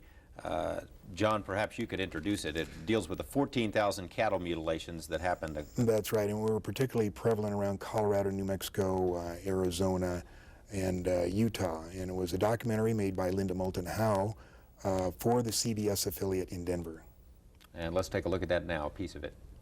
Colorado are going to die each year from hard winters, disease, lightning strikes, predator attacks, and other natural causes. But in northeastern Colorado, another favorite spot for the mutilators, Tex Graves, former sheriff of Logan County, insists the 93 mutilated carcasses he investigated were not natural deaths. The very first one we had was southwest of Sterling. When we first looked at it, it was just unbelievable. The Damn. Cigarette butts, matches, handprints, footprints, but there was nothing. Okay. The animal looked almost horrible, and it was something that I didn't really want to believe then. And there was, we probably had 5 or 6 others before I really did believe something strange was going on. We had one up north where we believed the animal was paralyzed and was alive when it was being mutilated. And I and an ant are 5 feet apart. Just FYI, I have to. I don't have a choice. I have to skip through the mutilation photographs. I have to. We found one set that had gone in the ground roughly 8 inches. And it would take a good post hole digger or shovel to dig in like this. It indicated something very heavy had set down in this area, yet there was no tracks leading from it nor to it. Almost nightly when this was going on, we could pick out a very brilliant, huge, brilliant light in the sky. We had a newsman take pictures of it with a very high-powered lens, but all we got out of this was the movement of it and the light showing very brilliant. Several times we observed smaller lights come out of this aircraft and then come down toward Earth. This huge, brilliant light would hang in the air, and then when it would move, it could move up and down, backwards, forwards, travel very rapidly. And after a while, these smaller lights would join up with the larger one, and then they'd disappear. Lou Gerardo is the chief investigator for the district attorney's office in Trinidad, Colorado. Extraterrestrials are the ones mutilating animals. This man looks like an alien. I'm just throwing it out there. If there is anybody in this interview that looks really sus, it's this guy. He's a district attorney and he looks like a fucking gray. What do you think the implications are then for this planet? Throughout the mutilations, all of us involved have been concerned with the possibility of the mutilations going from animals to human beings, understandably. Thank God to this point it hasn't happened. Whatever they're doing with... Been lurking watching UFO videos with other peeps is great. Hell yeah, it is. The portions of these animals they are taking, I haven't the slightest idea. There's a reason for it. It's not haphazard. There's a pattern to it. I don't know. I think it's a wait-and-see game. What else can we do? If we do have beings from outer space doing this, with the capability How you doing, to do Moo? things like this, what can we as a human race do? If they have the knowledge and the technology that it looks like they have, we're powerless. So maybe it's a wait-and-see game. I can't see anything else to do. Well, he says the mutilations Nice. have not gone from animals to humans yet. You agree with that? There have been some humans. It's a very, very sensitive subject. I'm going to steer away from that. But I will tell you that since the beginning of this, They tried to put a probe in a couple of people and they struggled and it didn't go well. Just imagine a pink sock being pulled out. So it's not inside out anymore. That's basically what happened. this year there have been over 200 animal mutilations on Long Island. It's supposedly a big secret. I know that there's 4 major law enforcement investigations, investigators working in plain clothes. On Long Island, New York? Yeah, Long Island, New York. We have an investigator working with us who's sending us videotape and keeping us informed of what's going on. So it still is a problem. And you say it's food. That's what they're doing. Well, food or genetic experiments, take your choice. Now, it hasn't gone maybe to the point of where they're mutilating humans, but you do believe there are abductions. And you also believe that at one point there may have been some kind of a clash between American military forces and these UFO. That's one of Speaking of, and this is something I had to laugh my ass off at. There was a video, and maybe we'll watch it in a little bit, but there was a video that was talking about the Men in Black, the actual Men in Black, and not the Will Smith Men in Black. And they were talking about how this one guy was, if I remember correctly, they interviewed him, and he specifically talked about how he took pictures of UFOs, and then the Men in Black showed up to his house. And this is really funny. He said that their skin was all white with no pigment whatsoever, and that they were glowing. They had this like blue, very subtle glow to their skin, but he suspected that they were aliens because they wore gloves over their hands. And then they talked to him, and he doesn't remember what they said, and one touched him, and everything went white, and then he woke up, and 3 gorgeous alien women had him lying naked on a table. And he knew that they were alien women because they were dressed in all white and had silver hair. And then they lathered him in some sort of oil all over his body without exception. And then he woke back up in his home like a day later. These, by the way, these are the kind of people that are eyewitnesses, and we wonder why eyewitness testimony doesn't go very far half the time. Stories, when we began to discover what I call the Grand Deception, was in 1979, and apparently there was some kind of clash. 1983 is the date that I call that we finally recognized that we had made a disastrous mistake. And that's when MJ-12 realized that they were in deep, deep trouble. They had made a deal with these people, and it had not worked out, and now the question was what to do.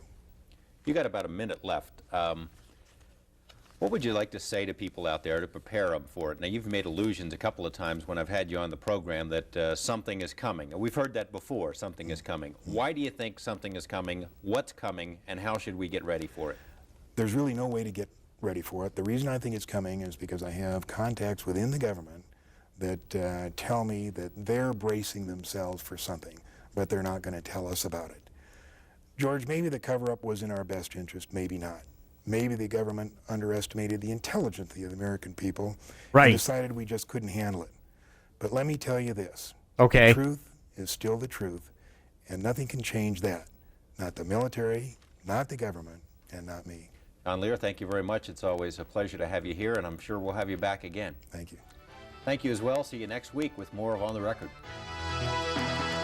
No, I'm not going to see you next week with more On the Record. I'm going to see you right now with more On the Record.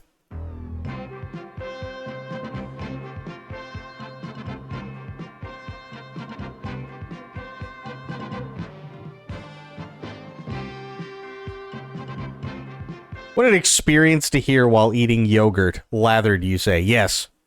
Yeah, what does he think this is? The 80s? I know. What the fuck, dude?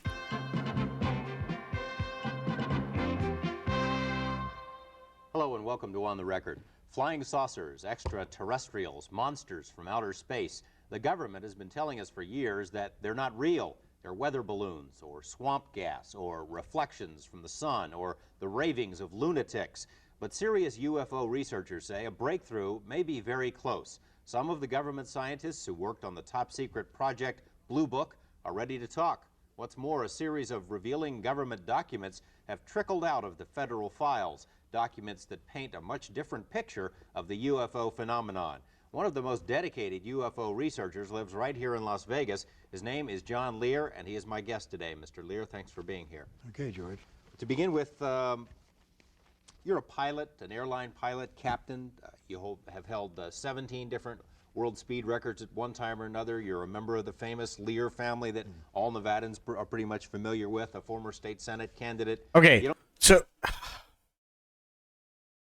why is it that every single time they bring somebody on TV who's absolutely batshit insane, they have to list off their credentials.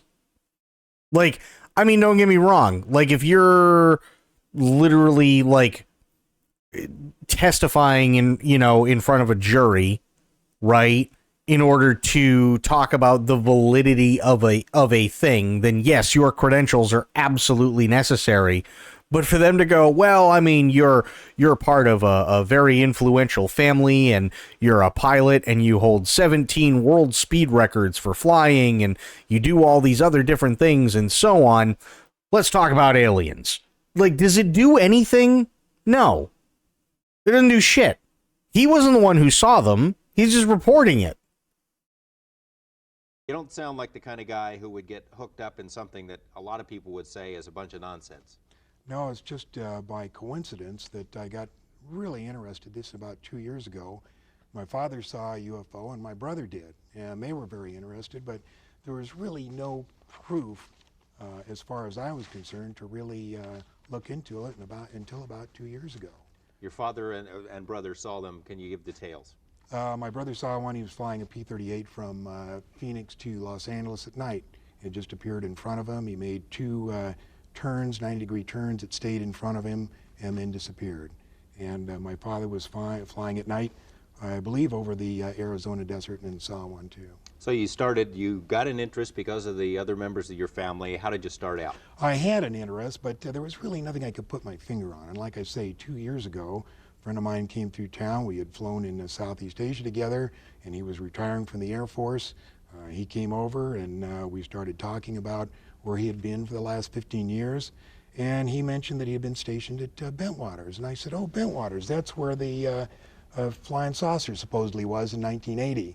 He said, no, John, not supposedly, it was. He said, I don't care if you believe me or not. It landed. I didn't see it because we were confined to quarters, but I know people who did, and I'll give you the names, and if you ever see them, tell them you know me, and they'll tell you the whole story. Since then, I ran into one of the security police who was within 10 feet of the saucer and actually saw the 3 aliens get out and go up to General Gordon Williams, who was the wing commander at that time. Now, there was quite a bit of documentation regarding this Bentwater incident. Why don't you go into that a little bit? Oh, boy. There's the Colonel Halt memo that came out under the Freedom of Information Act, and it told about the mysterious lights and beaming down and everything that happened in the forest except the actual alien landings. That wasn't in the memo. And there was also the tape, Colonel Halt tape, forest tape, that he made over a period of 8 hours. And there's a 20-minute segment that we've been able to get a hold of that you can hear him running through the forest and being worried, saying the thing's after us. Now, why do you suppose that hasn't come out? I mean, this particular incident, why hasn't come out if so many people, and you've told me about this before, have seen it or seen these aliens? Why haven't some of them come forward? A lot of them have come forward, but they're just not getting any press. It's something that people just don't want to deal with, the press doesn't want to deal with, and people aren't going to listen to something unless Dan Rather or any of your big press people are going to tell them about it. And they're just too spooked. The Air Force has made an art form of ridiculing people who have talked about this thing. They've done an excellent job of covering it up for the last 40 years. George, basically what we're dealing with here is, I'll give you the bottom line. Okay, I'm not trying to sell it. I want to hear your thesis. Hey, I love how... wait a minute, wait. I'm not trying to... I love how this guy paused so hard because his name is not Dan Rather, and he's like, oh, fuck. I think I just realized I'm just interviewing crazy people, and they're trying to get up the ladder to get to Dan Rather. Damn it. Dealing with here is, I'll give you the bottom line. Okay, I'm not trying to sell it. I want to hear your thesis. I'm not trying to sell a book. I'm not trying to promote a lecture. This is based on what I've come across after intense research in the last year. And I have found out that the government has retrieved between 10 and 15 actual flying saucers, 3 of which have been in perfect condition, 1 of which they tried to fly. They have between 30 and 50 alien bodies in cryogenic storage. We even have the name of the person whose job it is to show these bodies to the heads of state and the people who are authorized to see them. they represent at least 5 different civilizations. I can't imagine a Dan Rather or a Tom Brokaw, if that were to come to their attention, a story of that magnitude, that they wouldn't do something with it. Well, this is Sam Brokaw, NBC Nightly News, and we have reports of things going wrong here, and mostly because I'm Tom Brokaw. It's come on, guys, really? I can't answer that question. I don't know why they don't do it. There certainly is enough evidence based on what I've looked at. For instance, the Linda Moulton Howe documentary in Denver for the CBS affiliate there called A Strange Harvest. Since 1975 to 1980, when she made the documentary, there's at least 9,000 cattle mutilations. Now, the government said that the mutilations were normal. Your desert predator did these, but they weren't. The mutilations, I think we have a picture of these somewhere. Maybe we can see that as you're talking. There we go. Sorry, I had to skip past it. A visual sighting of a flying saucer or a strange light at each one of these sightings. Okay, you mentioned the saucers and the bodies. Now, what kind of proof do you have that is true? How do you know that? Well, let me take a look. Let me read to you first what the Air Force says about the bodies. First of all, I'm going to read from the Introductory Space Science, Volume 2, Department of Physics, United States Air Force. This is Chapter 13, Unidentified Flying Objects. Now, this is what the Air Force has the students at the Air Force Academy read. And it says, the most commonly described alien is about 3.5 feet tall, has a round head, arms reaching to or below his knees, and is wearing a silvery spacesuit or coveralls. Hang on. Arms Air Force has from the Introductory Space Science, Volume 2, Department of Physics. Introductory Space Science, Volume 2, Department of Physics.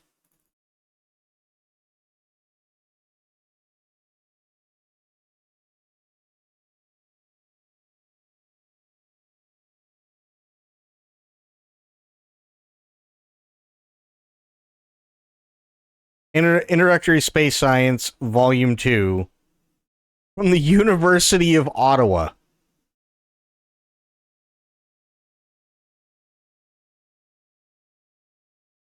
Okay. File consists of an unpublished chapter entitled Unidentified Flying Objects from the book Introductory Space Science, Volume 2. The chapter was sent to Arthur Bray and signed by the author. Okay. Oh, they're not going to actually show me it? That sucks.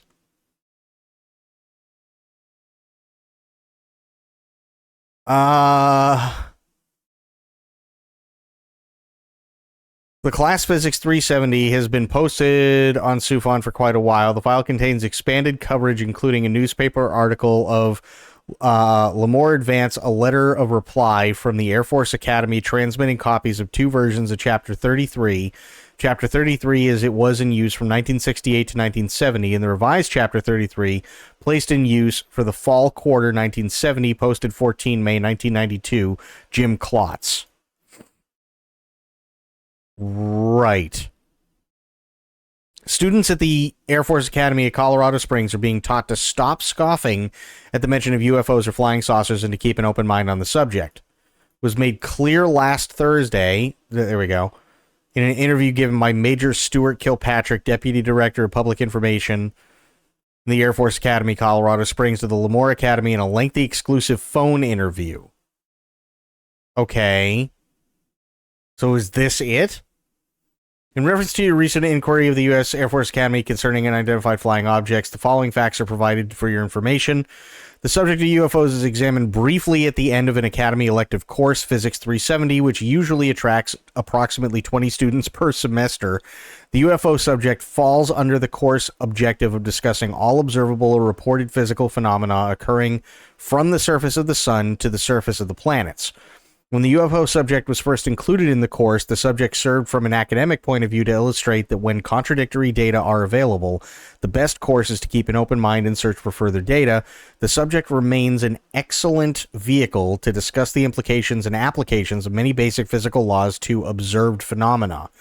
The source of recent news media stories concerning the study of UFOs at the Air Force Academy was an out-of-date chapter in the course text entitled Introductory Space Science, a 2-volume, 470-page unpublished work printed in a spiral notebook by the Academy for classroom use.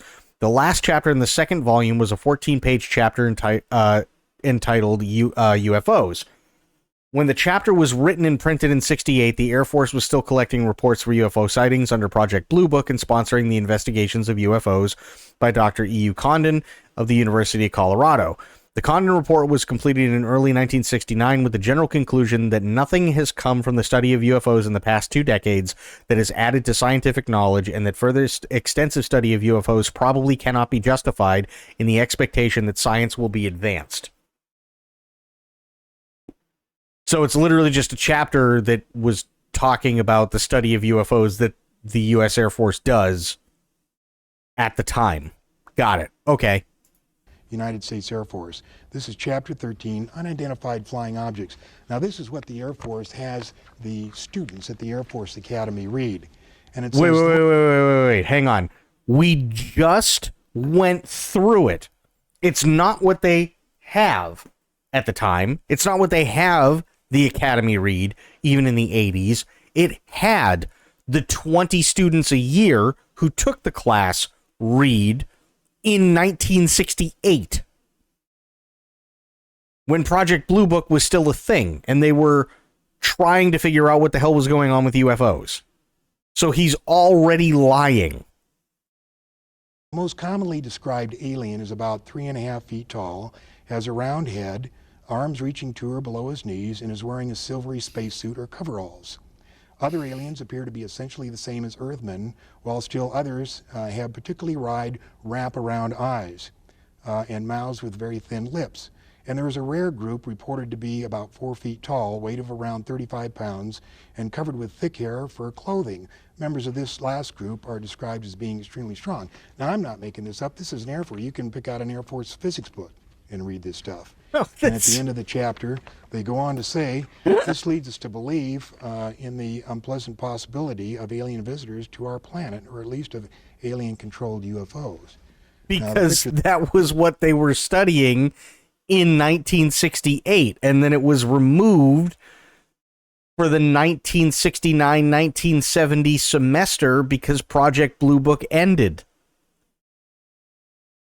This guy's so full of shit. That we have of the big head that the Air Force describes.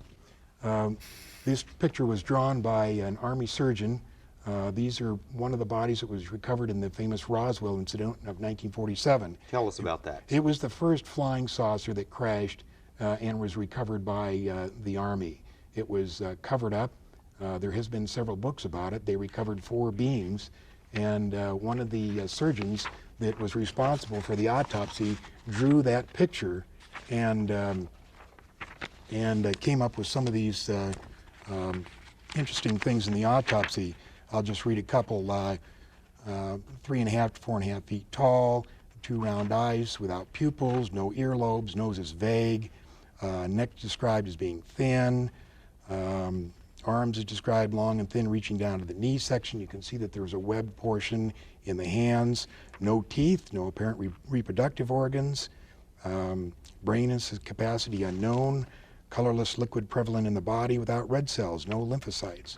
And there's more in that particular report. This is an autopsy report. Now, you said the government goes to great lengths, the Air Force in particular, to discredit this kind of stuff. Where did this come from? How did you get this? That came in a private, that came from the private collection of Leonard Stringfield, who was one of the premier researchers. He worked for the Air Force in the early 50s in a secret project reporting UFOs. Then as a civilian, he continued his private research. Hang on. Jesus, I have to look up everything this guy says. Leonard Stringfield. Okay. Publications: Inside Saucer, Post, 3O Blue, Situation Red, Retrievals of the Third Kind, a case study of alleged UFOs and occupants in the military, UFO Crash Retrieval Syndrome, Status Report, New Sources, New Data, UFO crash and retrievals, amassing the evidence, status report 3. The fatal encounter at Fort Dix McGuire, a case study, status report 4. Okay. Was an American ufologist who took particular interest in crash flying saucer stories. He was director of civilian research, interplanetary flying objects, and published a monthly newsletter, Orbit. In 1957, he became a public relations advisor for the civilian UFO group National Investigations Committee on Aerial Phenomena, or NICAP, under the direction of Donald Kehoe, a friend since 1953. From 67 to 69, Stringfield served as an early warning coordinator for the Condon Committee. During the 1970s, he wrote a number of books about alleged recoveries of alien spaceships and alien bodies. In 78, he served as UFO research advisor to Grenada Prime Minister Sir Eric Gary. Privately, Stringfield worked as a director of public relations and marketing services for Dubois Chemicals, a division of Chemd Corporation Cincinnati. He self-published status reports on alleged UFO crash retrievals until his death. He died December of 94 after a long battle with lung cancer. Oh, okay. Astonishing new revelations of strange and frequently frightening encounters. Situation read, the UFO siege. Oh, God. It's... But they don't say anything about his military record.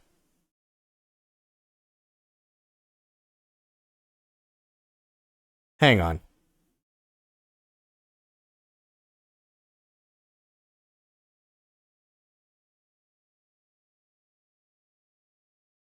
I hereby request the following. Okay. Copy of U.S. Air Force OSI files on Stringfield. Yup.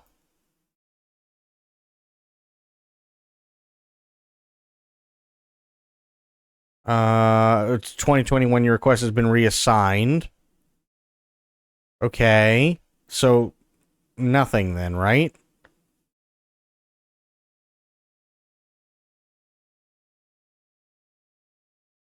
Want to follow up with the free copy below. Please let me know when I can expect to receive a response. You had assigned it reference number. Yeah. Please let me know when I can expect to receive a response. Follow up. Follow up. Okay.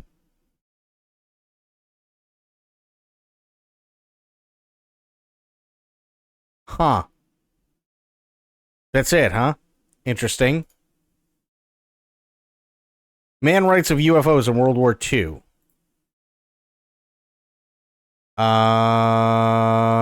No.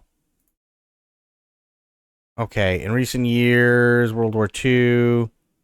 Yeah.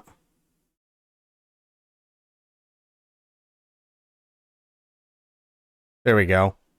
Leonard Stringfield, Director of Civilian Research. He was a sergeant in the 5th Air Force during the World War II and had his own UFO sighting. Told him about how he was among the first people to fly into mainland Japan after the bombing in Nagasaki. He said he was on a plane flying between Iwo Jima and Iwo Jima. Looked out the window and saw 3 luminous disc-shaped objects flying in formation. Heard commotion in the cockpit. The engine was malfunctioning. When the objects disappeared, the plane was able to land safely. Okay. And that's it. Sightings were documented with considered phenomena. He said the military thought that they knew what they were observing, but the objects just didn't match anything that was known by military intelligence. Okay, so this is literally all that Lear has to say. Oh, I mean, he's done many things. And okay. This is the guy. Is John Lear a UFO? Apparently, all these guys are UFO experts. Core. It's kind of crazy. And this is out of his collection. Why does the government want to hide this? Why doesn't the Air Force just come forward? Why doesn't why don't they level with us if this is all true? Well, there's not really much they could say based on what I've been able to find out. George, they're really, what could they say about it? They've been researching it for many, many years, and based on my information, let's say that the president decided to make an announcement. This is, if he made it today, this is what I think that he would say. My fellow Americans, I come to you before you tonight with an announcement of great importance. Despite all our denials, flying saucers do in fact exist. Where they come from, we do not know. Who is in them, we do not know. Where they are from, we do not know, nor do we know how they got here or what they want. We are unable to duplicate any of the metals found on the several craft we have recovered, nor are we able to figure out how they are propelled. We have hidden these facts from you over the past 40 years in hopes that we could give you more answers.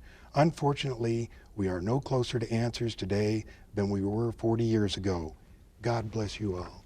In other words, you find it highly unlikely that the president would ever make a statement, anything like that? No, it's just... Used to be really into this topic. I generally treat it as science fiction and entertainment than actual fact. I've seen stuff in my life but cannot prove it. Well, but see, here's the thing, right? Is that I'm pretty sure that at some point in everybody's life, we all see shit that we can't explain, but that also doesn't necessarily mean that it's immediately aliens. And unfortunately, John Lear is one of those people that just always takes it to it's aliens. Like, John Lear is the crazy hair guy before the crazy hair guy was born, right? So he always is like, oh, well, I've got documentation, I have governments, I have connections within the government, I know this guy, I know this stuff, we've obtained this and we've done that, and like so on. And then he just doesn't show anything. The aliens guy, yeah, the History Channel guy, though. I'm not saying it was aliens. That guy, the guy with the crazy hair, yeah. John Lear was that guy before that guy was a thing. It's too big.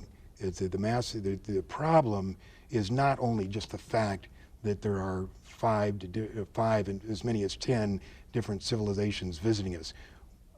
Apparently, and this is from the research that I've done, at least 90% of them are hostile. And when I say hostile, if not hostile, they have a completely different set of morals than we do. Okay, I'll tell you what, we're going to come back to the president and aliens because there have been some Well, no. When I say that guy, hang on.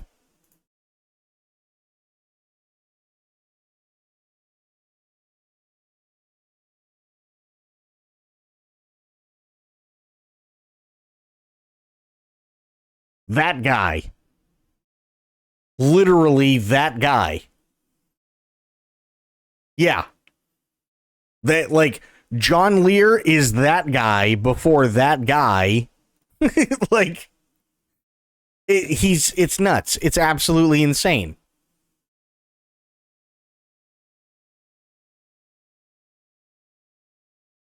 Also, one would think that at some point maybe somebody would tell him that his hair is trying to escape his body, but I guess not. Let me close all this crap out. There we go. And I'll just leave one open so we can keep looking at shit. Statements made by presidents, including President Reagan. We'll be right back.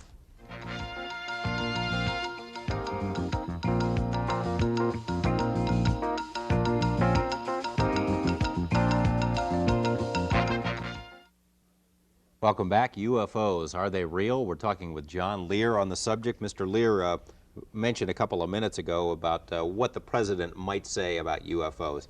Do you believe that various presidents have been informed about what you believe to be the truth on UFOs? Each president has been informed up to and including President Reagan. I'm not sure to the extent they are informed. Privately, I don't believe they are giving the full briefing. That is George Knapp. This information is a organization that we know of as MJ-12, and they're a top group of military and scientists.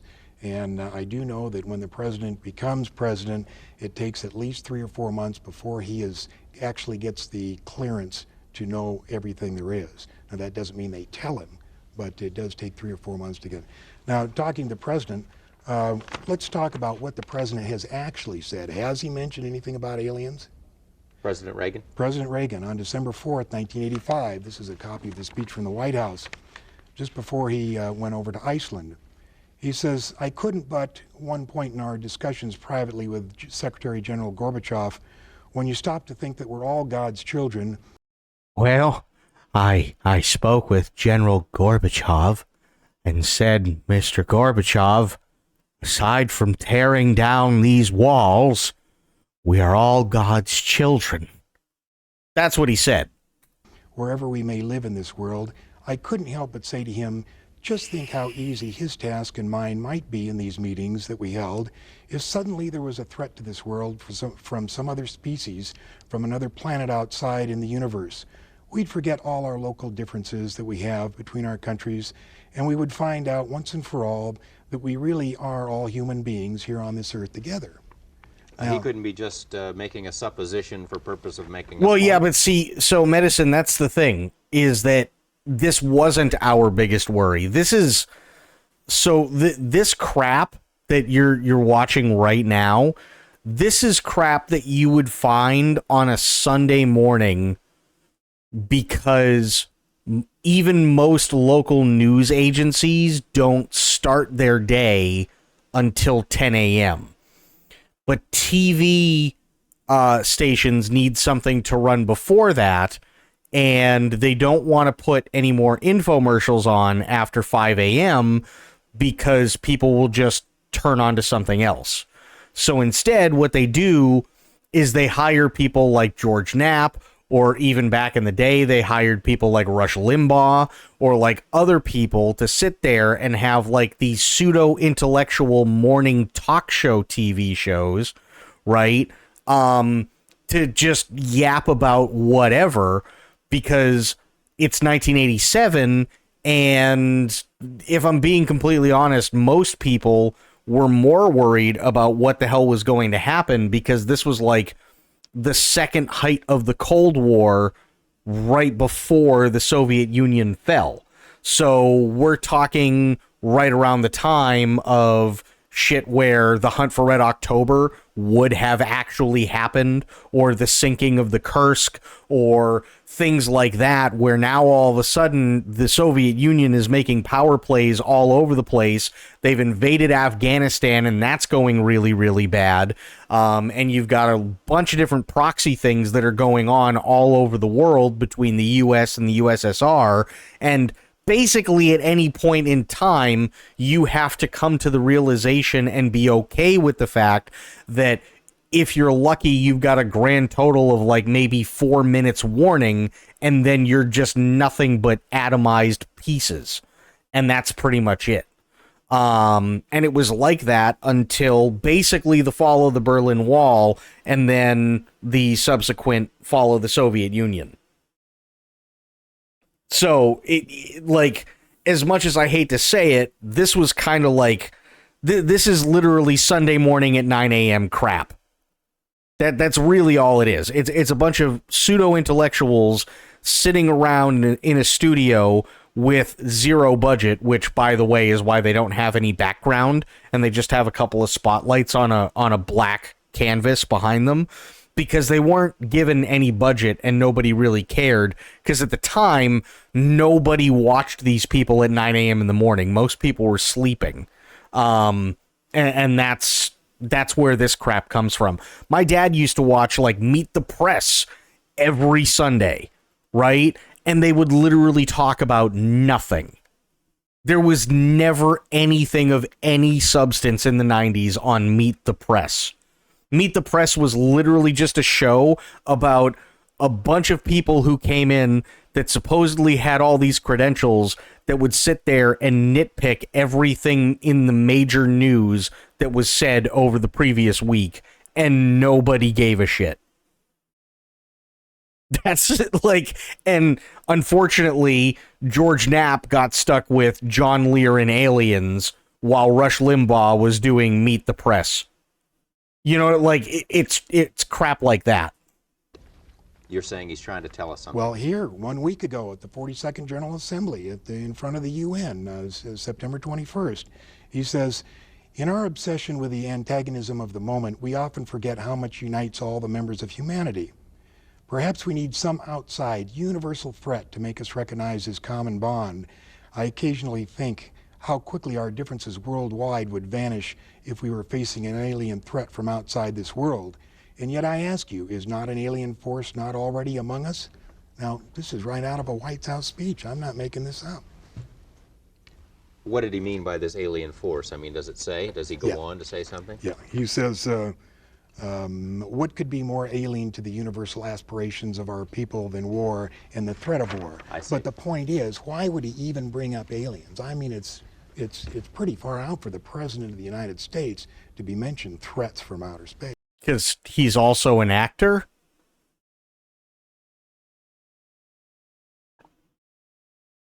I watched Meet the Press in the early and mid 2000s. I recall they interviewed a lot of congressional people. They did. And look at anything substantial that came out of Meet the Press. There wasn't a whole lot, if I'm being honest. And most of the time, it was press or congressmen and women who would sit there and they'd either get grilled or they would join in on roasting whatever was said. Reagan was deflecting, saying our problems are nothing. He was acting. Yeah. Don't forget, Reagan was starting to become senile too. Yep. Did you see the second UFO UAP congressional hearing? No, because it's probably the same. It's probably the exact same thing as the first.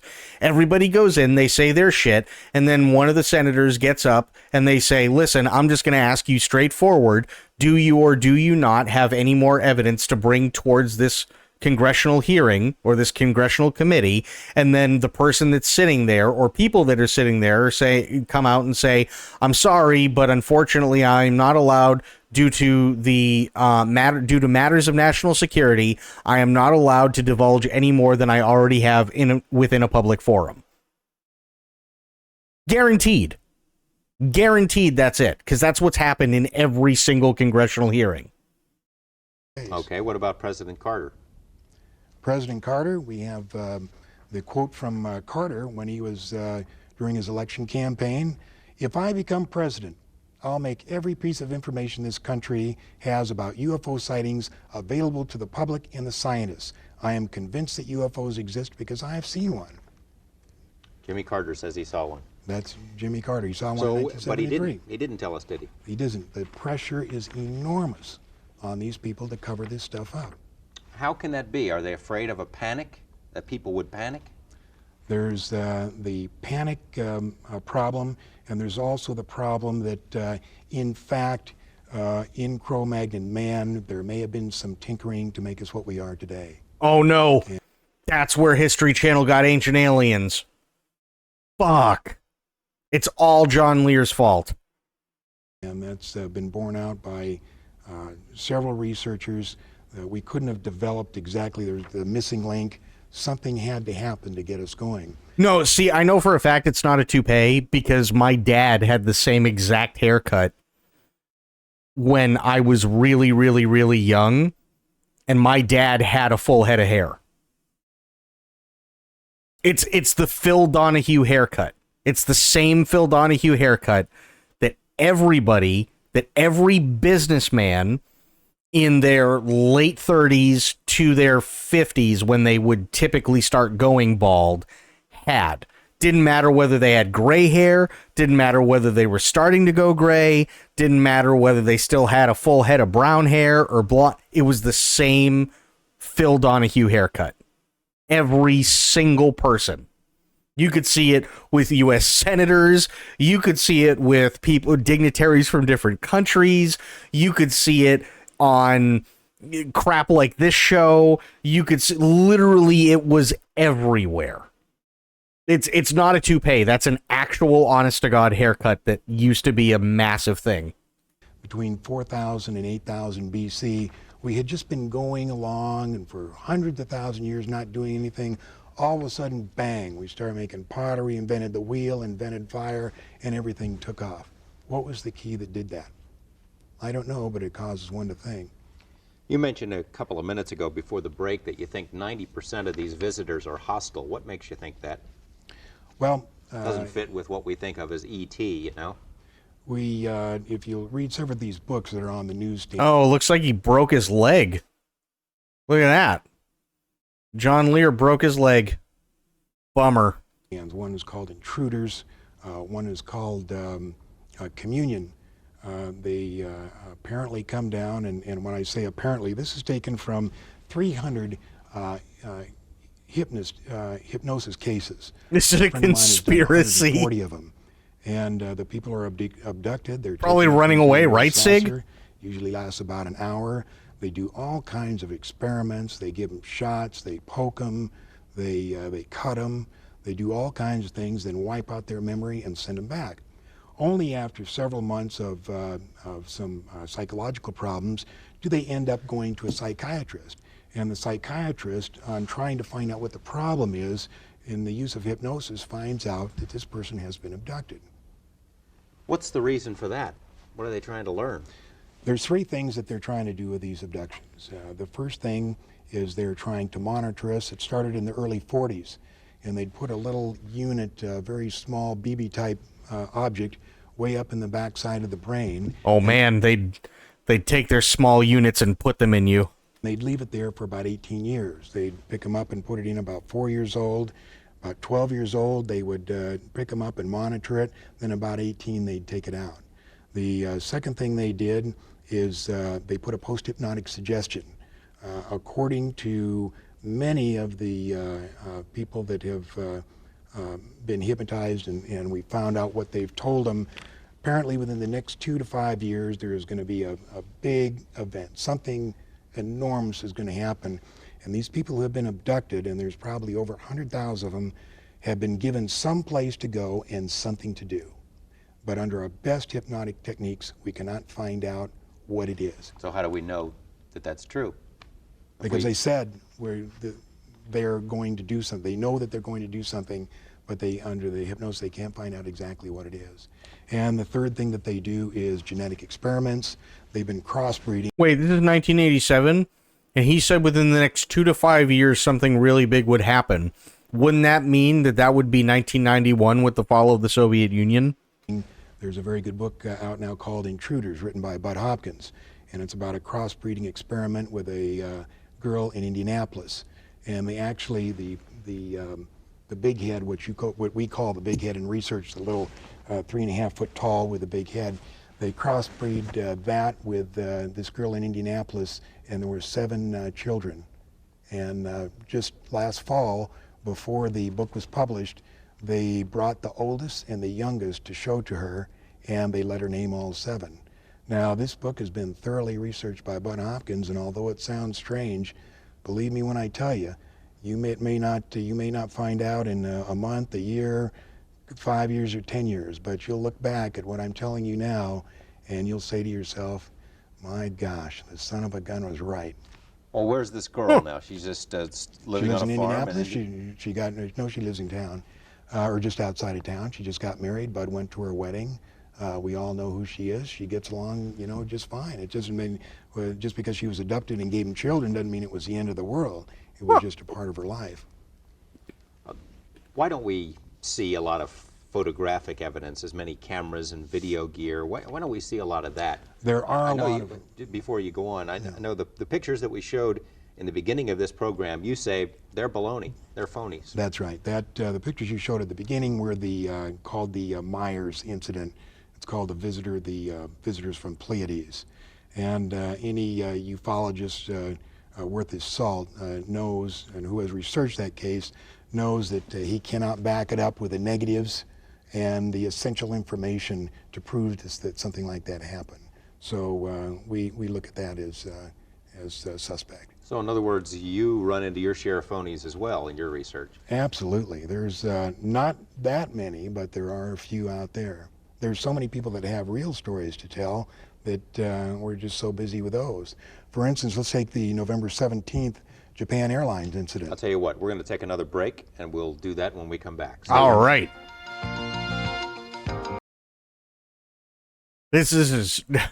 If aliens have really visited Earth in the last 100 years, I feel they just make their presence known to everybody. I kind of feel the same way. It's been 30 years, and I hate to tell you, but yeah. He sounds like Alex Jones right now, doesn't he? Crazy how in the 1980s you had people like Alex Jones, and everybody just goes, Alex Jones? Oh my God. That guy's one of a kind. He's fucking insane. They're all insane.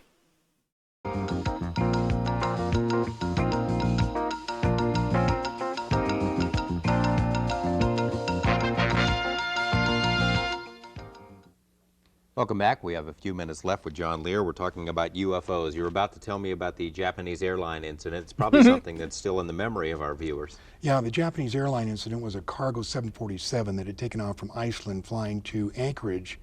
And as he passed over the United States border and the northern part of Anchorage, he was intercepted by a UFO that was twice the size of an aircraft carrier, and he was followed by 40 minutes. He made a complete 360-degree right Wait.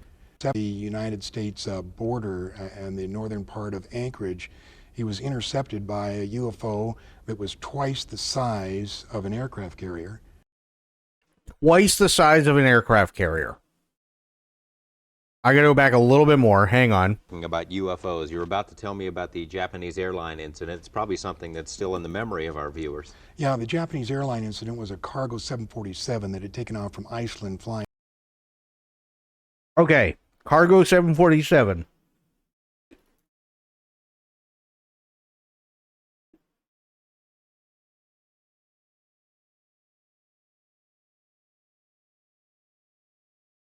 All right. Aircraft carrier is over 1,000 feet long. Right?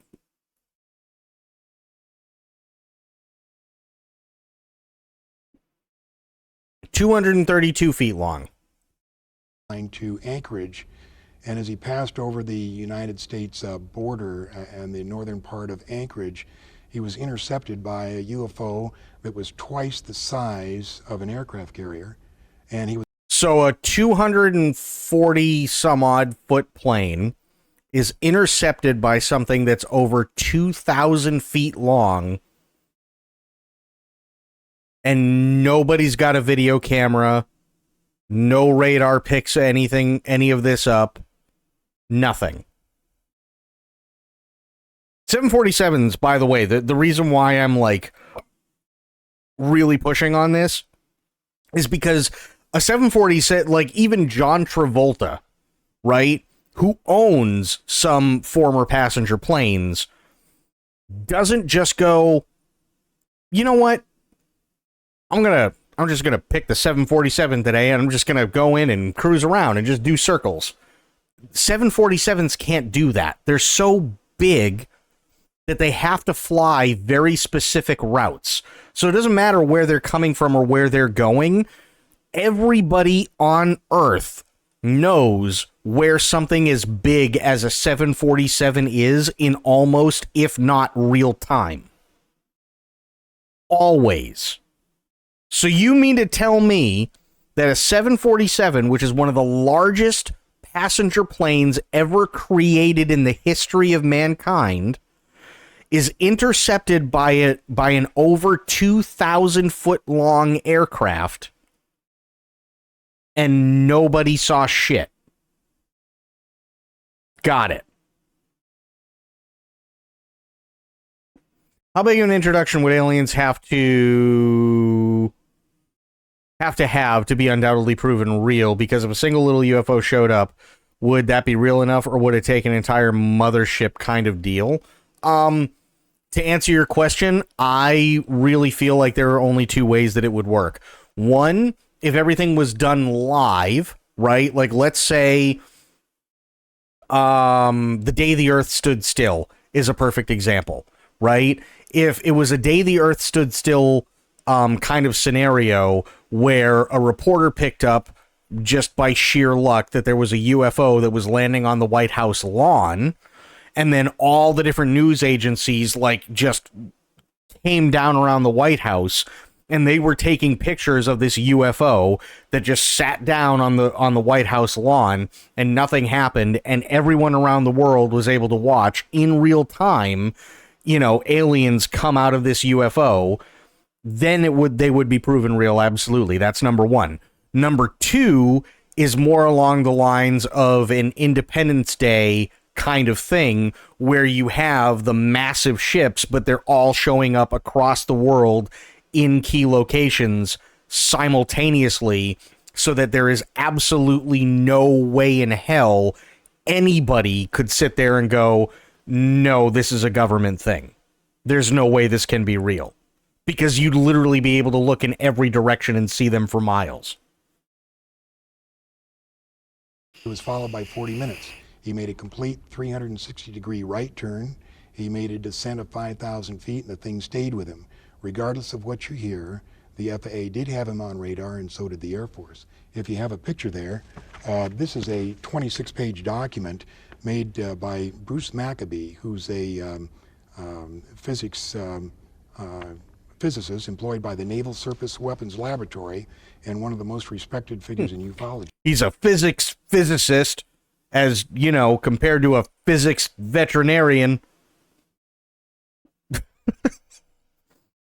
I feel like we're so past the point of people believing a single UFO, it's just not the size of a continent, would be real people. Will just think it's advanced tech from Earth.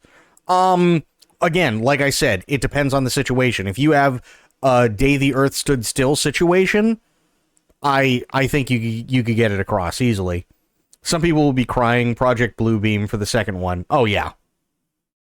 I don't think we have that picture, so go ahead. Okay, I'm just going to hold it up here. And uh-oh. You can see the size of the 747 to the UFO. Now, the UFO was not brightly lit like that. It's just made like that for reference. It was dark. But this is what he saw beside him. Well, whose rendition is this? This is the captain's, this is from the captain's rendition when he was debriefed by the FAA. Now, certain UFO debunkers have said what he saw was the planet Jupiter. Well, this is an insult to all transport category captains around the world. I mean, the guy knows the difference between something that's twice as big as an aircraft carrier and the planet Jupiter. I've also heard that it's the reflection of his own plane. But the radar, Yeah, that was an something like attempt to describe it. You can't imagine what pressure these people are under to cover this stuff up. It's tremendous pressure. It really is. Okay. You were going to tell me that the church, did you want to go further into the JAL incident? No, I just want to say that's a 26-page report. It had the captain and the ATC conversation. It had the radar plots, and it had the Air Force plots and the FAA radar plots. There was no question about it. You want to tell the thing me, followed him. The church, what do they think about UFOs? Well, here's a copy. What do they get out of faking UFO sightings? They get a lot. They get book deals. They get money. They get publicity. They get things that they couldn't get in the U.S. military. Sure, they might have had really, really good military careers. Sure, they probably were able to retire with a pension and get an honorable discharge after 20 plus years or whatever, right? And that's fantastic. But they still need a hobby, so why not get that recognition that you never got when you were actually doing something that was actively protecting your country? Why not sit there and get all these amazing book deals where you're getting like fucking, $2.50 a word, and you write a 700-page book and you make $1 gazillion fucking dollars as soon as it hits bookshelves? Why not sit there and be paid to go on TV to all these like late night talk shows or all these pseudo intellectual TV shows, or to, have a documentary made about you and get paid for it? And like, there's tons of reasons why they would. Absolutely. So yeah, they have a lot to gain. They absolutely have a lot to gain. 100% they do. Think about it this way. If you have nothing to do and you want to add another addition onto your house, which is already like really, really nice because you're a retired Air Force full bird colonel with a full pension, right? Do you want to wait 6 months? Or do you want to go on TV, make, a couple $100,000, and now you don't have to take out a mortgage, and within the time it would take to put the money aside from your pension to actually get the addition put on, the thing's already been done for 2.5 months. They have a lot to gain. They absolutely do.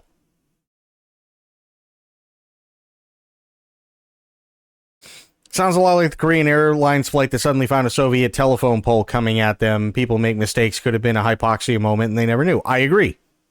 Didn't aircraft pilots in Nam have to change the viters they used or something like that because it was making them see. Oh, the visors that they, I mean, probably. I wouldn't be surprised. I wouldn't be surprised at all. From the London Evening News, July 21st, 1987, and it says, "Prepare to meet thine aliens." Vatican theologians have acknowledged that there could be life on other planets. Now they plan to train missionaries capable of working in space. Well, no. So I don't know about night vision tech being read previously, but I can already see a conflict of that, specifically because in military planes and even in civilian planes where you're doing overnight stuff, you don't use white light when you're flying at night. You use red light. And the reason you use red light when you're flying at night is because it takes less time for your eyes to adjust from red light back to darkness when you're looking outside the canopy or when you're looking outside the cockpit and so on, versus having a bright white light being shined in your face and now your irises contract and then all of a sudden you turn it off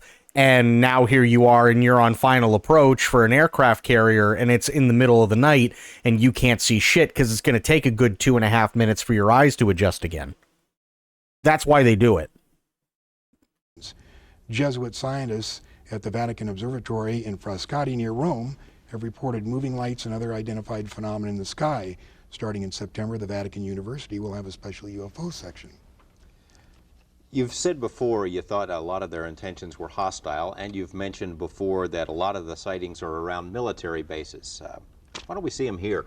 Las Vegas, we got a lot of military bases here. Well, in fact, there have been a lot of reports of UFOs in and around Las Vegas, not specifically over the Air Force bases. We have the test site, and of course we don't know what's going on there, and we have Nellis Air Force Base, but there have not really been a lot of sightings over there. The main Air Force sightings were in 1975, and the UFOs descended on every Strategic Air Command base guarding the perimeter of the northern United States. And they hovered over the nuclear weapons storage area, and they stayed there with impunity for up to 2 and 3 hours over a period of 3 days. And nobody heard about it? Well, there was a few reports, but you really don't. I have a report 150 pages long of the F-106s that were sent out to chase them, and the helicopters, and notifying the Canadian authorities, and the security patrolmen that were sent down to actually see what was going on, and they'd come up on these things, and they'd say, "I'm not going any further."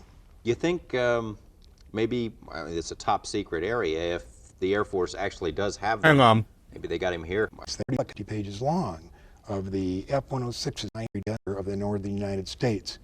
And they hovered over the nuclear weapons storage area, and they stayed there with impunity for up to 2 and 3 hours over a period of 3 days. And nobody heard about it?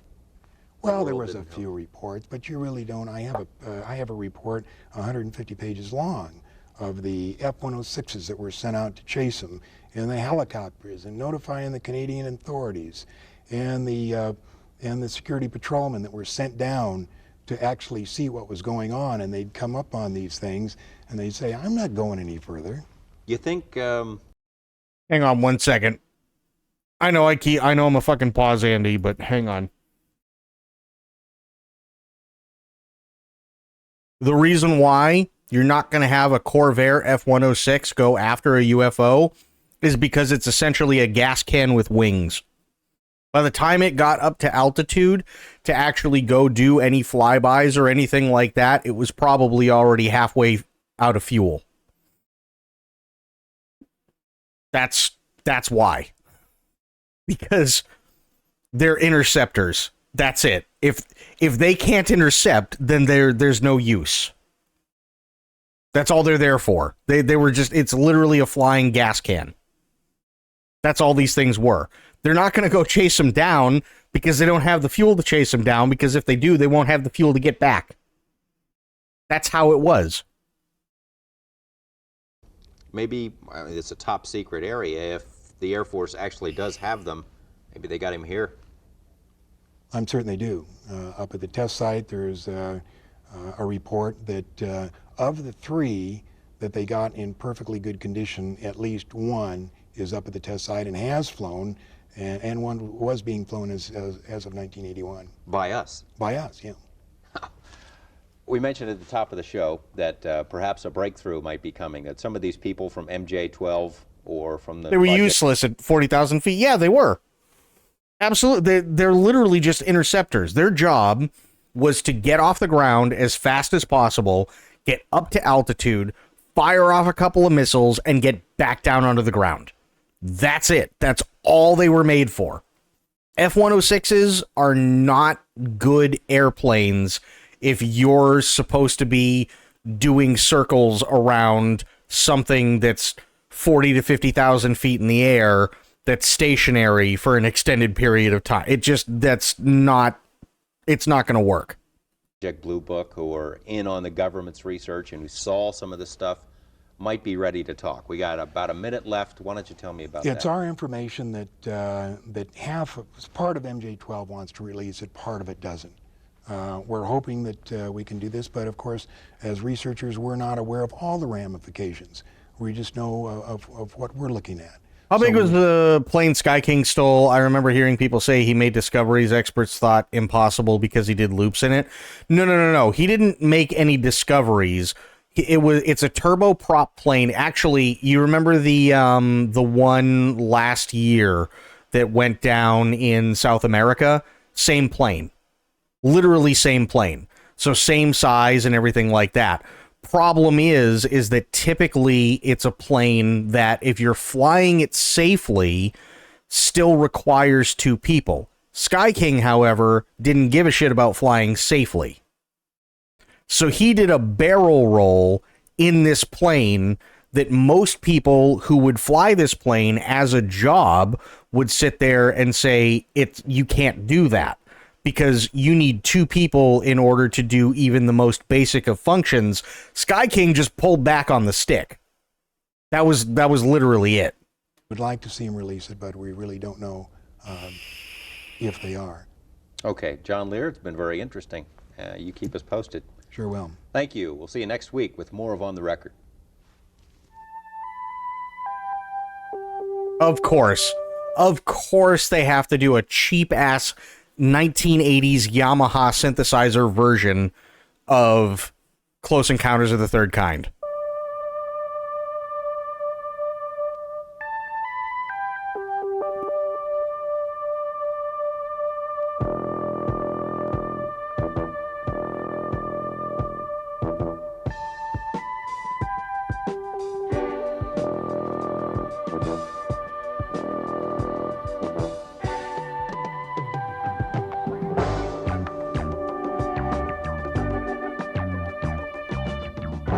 Do you really want to hurt me? That's what it is. It's a 1980s Yamaha synthesizer. Let me see.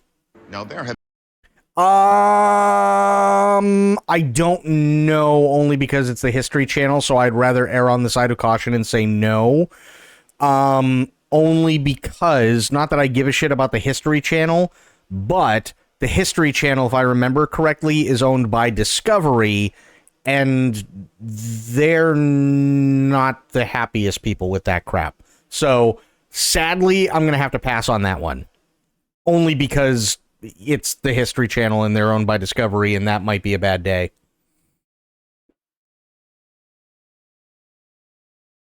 That's literally the only reason, which is a bummer, but what was this called? Oh, On the Record. On the Record. Not one, on. I'm an idiot. There we go. On the Record. Oh boy, 1988 part 2, we just saw that. 87. Did we just see this one? I think we just saw this one. Waylon Jennings. No. Hey, hang on. TV show. Record T, just for the record. News Nation I can watch. Files of George Knapp. Yeah, the News Nation one I can watch. That's nothing. But the History Channel, the History Channel, unfortunately, is so mainstream, and they're owned by Discovery. That's really iffy. Mr. Chairman, ranking members and congressmen, thank you. I'm happy to be here. This is an important issue, and I'm grateful for your time. My name is David Charles Grush. I was an intelligence officer for 14 years. In July 2023, a bombshell congressional hearing made waves around the world. I was informed, in the course of my official duties, of a multi-decade UAP crash retrieval and reverse engineering program. But one investigative journalist has been sounding the alarm on UFO. That's George Knapp? Holy shit. He did not age well. Jesus. UFO secrets for decades. I think it is a hugely significant moment, and I never thought I would see it in my lifetime. George Knapp joins us now with UFOs, the best evidence. George? There are many unanswered questions about UFOs. Speculation about some long-standing government cover-up is tough for many people to swallow. You got photos, you got movie footage, you got video. There is some kind of a phenomenon here that can't just be written off. I've always approached it as a news story. It's not my religion. It's not a belief. I don't know what to believe even now. Now News Nation is bringing you unprecedented access to the files of George Knapp. Nice. We have secret stashes of files and things all over the station. Mountains of evidence compiled from the government's own files. No one who knew Area 51 from the inside ever talked publicly. Well, there's several, actually 9 flying saucers. They have between 30 and 50 alien bodies. The government has been telling us for years that they're not real. And how his life's work still influences the conversations on UFOs. If it is true, it would be the biggest story in history. 36 years later, I'm still trying to figure it out. We're in Vegas. We're on the Strip. We're on our way to meet George. He's finally agreed to meet with us. It took a long time because he's very busy. He says he gets multiple interview requests per day. Oh, I don't doubt that. He's going to sit down with us at the TV station where he's worked for decades.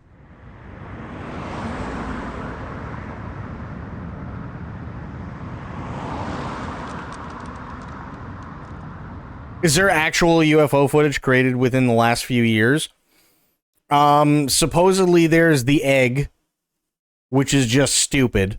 It's literally a fucking egg. And then the aerial footage that was leaked and then later officially released by the United States government, that came out in 2007 and then again in 2017. But that's really about it, honestly, that I can think of. Yeah, these are the videos that I was just talking about. Yeah.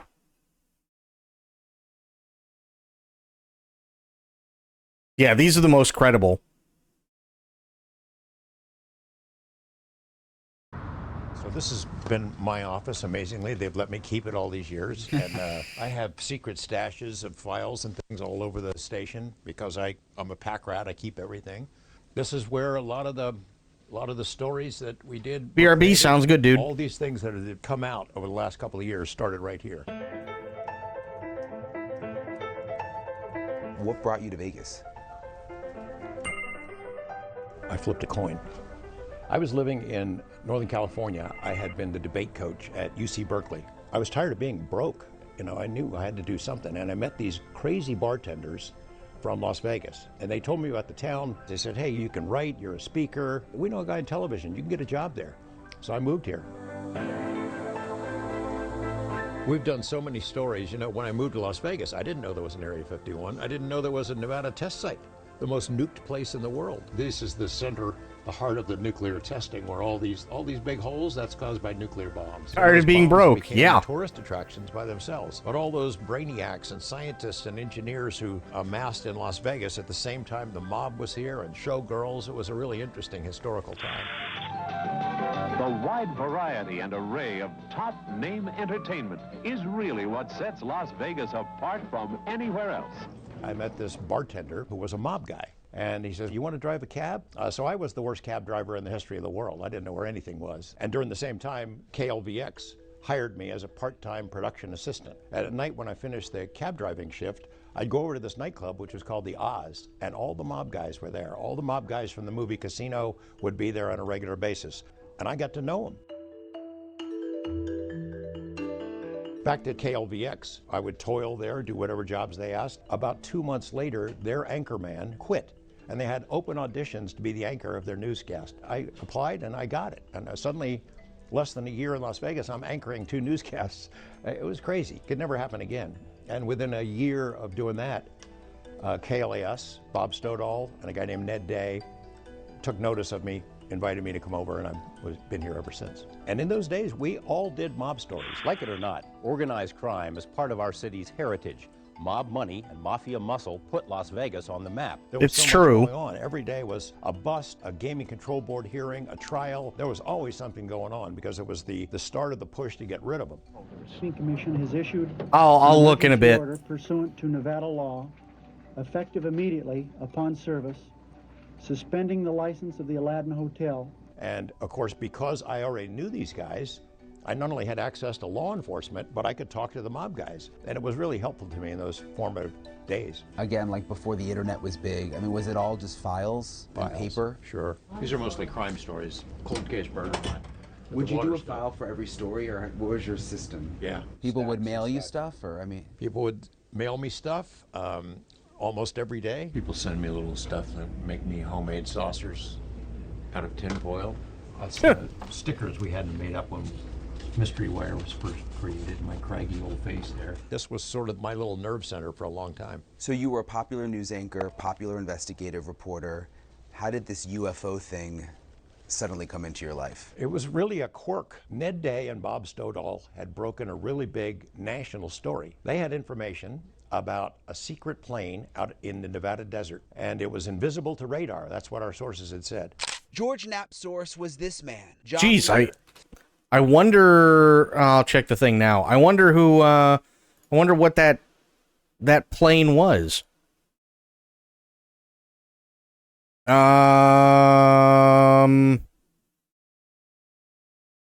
is this one? Oh yeah, I've seen these. I know exactly. Yeah. I've seen these. These don't show much of anything. Yeah. That's it. It's just a thing. We don't know what it is. It's just this thing right here that they can't seem to keep in focus or frame. That's the thing. We don't know what it is, but it is a thing. That's it. That's all it is. Yeah, I've seen these. Famed aviator, son of the founder of the Learjet, and soon to be influential in the conversation on F-117. The SR-71 was the SR-71 was stealth aircraft in the sense that nobody could catch it. People could see it, but was it the biggest thing? Was it like, the size of a school bus on radar? No. It definitely had a smaller track, sure, but the reason why the SR-71 was so successful is because it was so fast nobody could chase it. Was the SR-71 detectable on radar? Yeah, the SR-71's been shot at several times throughout its lifetime.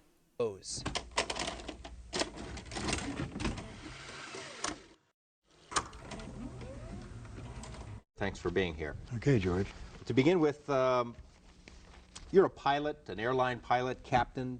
You have held 17 different world speed records at one time or another. You're a member of the famous Lear family that all Nevadans are pretty much familiar with. His father had developed the Learjet, and he had a passion for secret planes. So he and a group of people, they called them the interceptors, would go out into the Nevada desert and would sit outside of Area 51, the Nevada test site, to see what was flying around in the sky. You don't sound like the kind of guy who would get hooked up in something that a lot of people would say is a bunch of nonsense. No, it's just by coincidence that I got really interested. This about 2 years ago. My father saw a UFO and my brother did. And one day, John Lear walks into the news station. This is in 1987. I don't remember if I heard that story. Documents, and he plops them on Ned Day's desk, and he says, "Ned, This is the biggest story you will ever cover in your life. It's about a cover-up of massive proportions. You're going to become famous. You got to do this story. He pushes the documents over, and Ned starts reading them, and he pushes the pile back, and he tells Lear, this can't be true. If this was true, this UFO cover-up, then I'd already know about it, he says. I'm eavesdropping, as I tend to do. And I said, Mr. Lear, let me take a look at that stuff. So I read through it, and at the time I produced a little talk show, a half-hour public affairs show called On the Record. Hello and welcome to On the Record. And it would air on Saturday or Sunday morning at 6 or 7 o'clock. Yep. And there you go. 6 or 7 o'clock in the morning, because they're already done with all the infomercials and people are getting ready to go to church and they need something on in the background. That's what it always was. To do their show, and I put him on, and I just let him go. I'll give you the bottom line. Okay, I'm not trying to sell it. I want to hear your thesis. I'm not trying to sell a book. I'm not trying to promote a lecture. This is based on what I've come across after intense research in the last year. And I have found out that the government has retrieved between 10 and 15 actual flying saucers, 3 of which have been in condition, 1 of which they tried to fly. They have between 30 and 50 alien bodies in cryogenic storage. We even have the name of the person whose job it is to show these bodies to the heads of state and the people who are authorized to see them. They represent at least 5 different civilizations. Okay, you mentioned the saucers and the bodies. Now, what kind of proof do you have that is true? How do you know that? Well, let me take a look. Let me read to you first what the Air Force says about the bodies. First of all, I'm going to read from the Introductory Space Science, Volume 2, Department of Physics, United States Air Force. Which, by the way, we already looked up. We looked up, and I'm sorry, but John Lear is full of crap. We already looked this up. For those of you who weren't here when we looked it up, it was part of a class, a 2-part class. And it was 1 chapter, and it was the very last chapter. It's only 14 pages. At the end of this class, that only 20 students per year ever took. And the reason why this chapter that he's going to talk about was there to begin with was because during 1968, Project Blue Book was still in effect. So it was telling people, okay, this is what people are sitting there and talking about. These are the most common types of aliens that people say that they've seen. These are the most common types of UFOs that people say that they've seen when they talk about aliens. Also, by the way, you have to remember if and when you ever start talking with people like this, try to keep an open mind and be as objective as possible. After 1968, this chapter no longer exists in anything when it comes to the U.S. Air Force Academy books, specifically because Project Blue Book at that point had ended. And John Lear came out in 1987 and said, oh, no, they're teaching this right now at the U.S. Air Force Academy. No, they're not. They haven't taught it in 20 years. This is Chapter 13, Unidentified Flying Objects. Now, this is what the Air Force has the students at the Air Force Academy read. See? And it says, the most commonly described alien is about 3.5 feet tall, has a round head, arms reaching to or below his knees, and is wearing a silvery spacesuit or coveralls. It blew me away. It blew away our audience. I didn't know what to make of it, really. And looking back on the tape of that show, I can see the expressions on my face. Is this for real? Yeah. This guy making this stuff up? He's nuts. Coming up, opening the vault to decades of UFO bombshells. April 25th, 1964 was the first official communication between our government and the aliens. I've had my life threatened by them, my wife's life threatened by them. Revelations. What we've learned this week is that the government has lied to us about UFOs, has withheld information, has spied on UFO organizations, and has discredited UFO witnesses. And steps the government may be taking to keep secrets. The military has been installing secret sensors on public lands surrounding the base. See, there's your transmitter right there. Did anybody ever stop to think that one of the reasons why the government started putting all these seismometers and all these different transmitters and everything in the ground surrounding Groom Lake is because people kept trying to get in? Anybody ever stop to think about that? Like, I don't know. Maybe it's one of those things where they're like, okay, yeah, we got a lot of people who keep literally trying to sneak into, like, one of the fucking, literally one of the world's most secure places on Earth. People are trying to sneak in constantly because they think we've got, alien aircraft here, and regardless of whether we tell them we do or we don't, they're still going to keep trying, so we kind of gotta, put sensors around and get these, make sure that we notice these people as far out as possible to turn them back. But no, everybody's always like, no, it's because they don't want us to be there because the aliens, bruh. And it's like, no, it's because you're all fucking idiots and you keep trying to get in. Naruto into that place, oh god. Plus, we set off to find Area 51 for ourselves. Light just turned off again.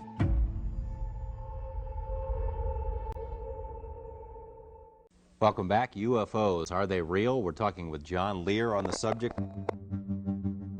The most commonly described alien is about 3.5 feet tall and is wearing a silvery spacesuit or coveralls. I can see the expressions on my face. Is this for real? Yeah. This guy making this stuff up? He's nuts. Now, I'm not making this up. This is an Air Force. You can pick out an Air Force physics book and read this stuff.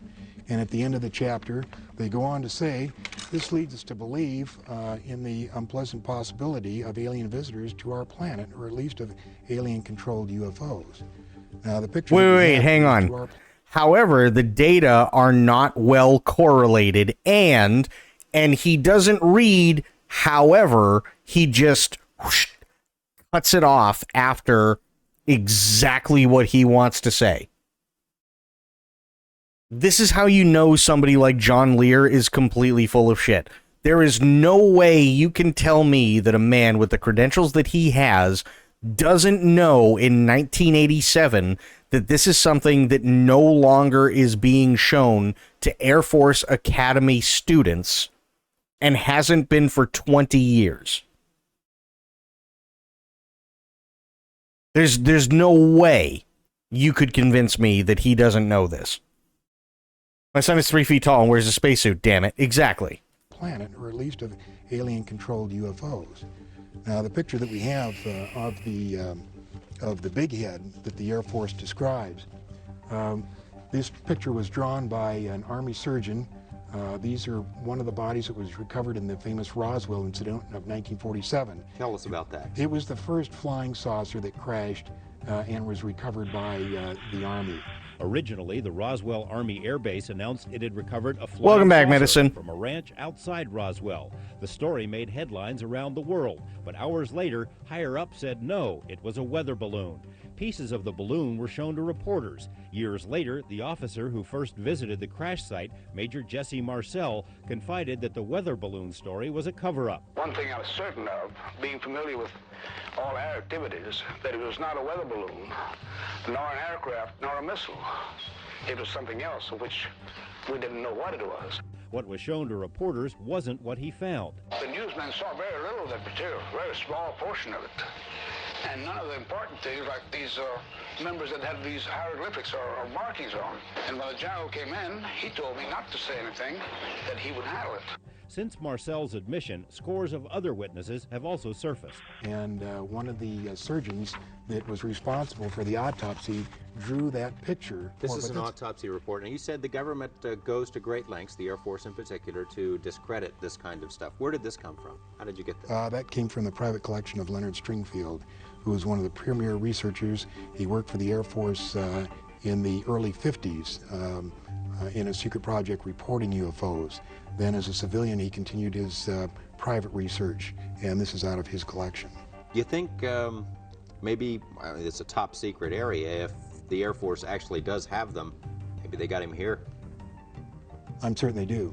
Up at the test site, there's a report that of the 3 that they got in perfectly good condition, at least 1 is up at the test site and has flown, and one was being flown as of 1981. By us? By us, yeah.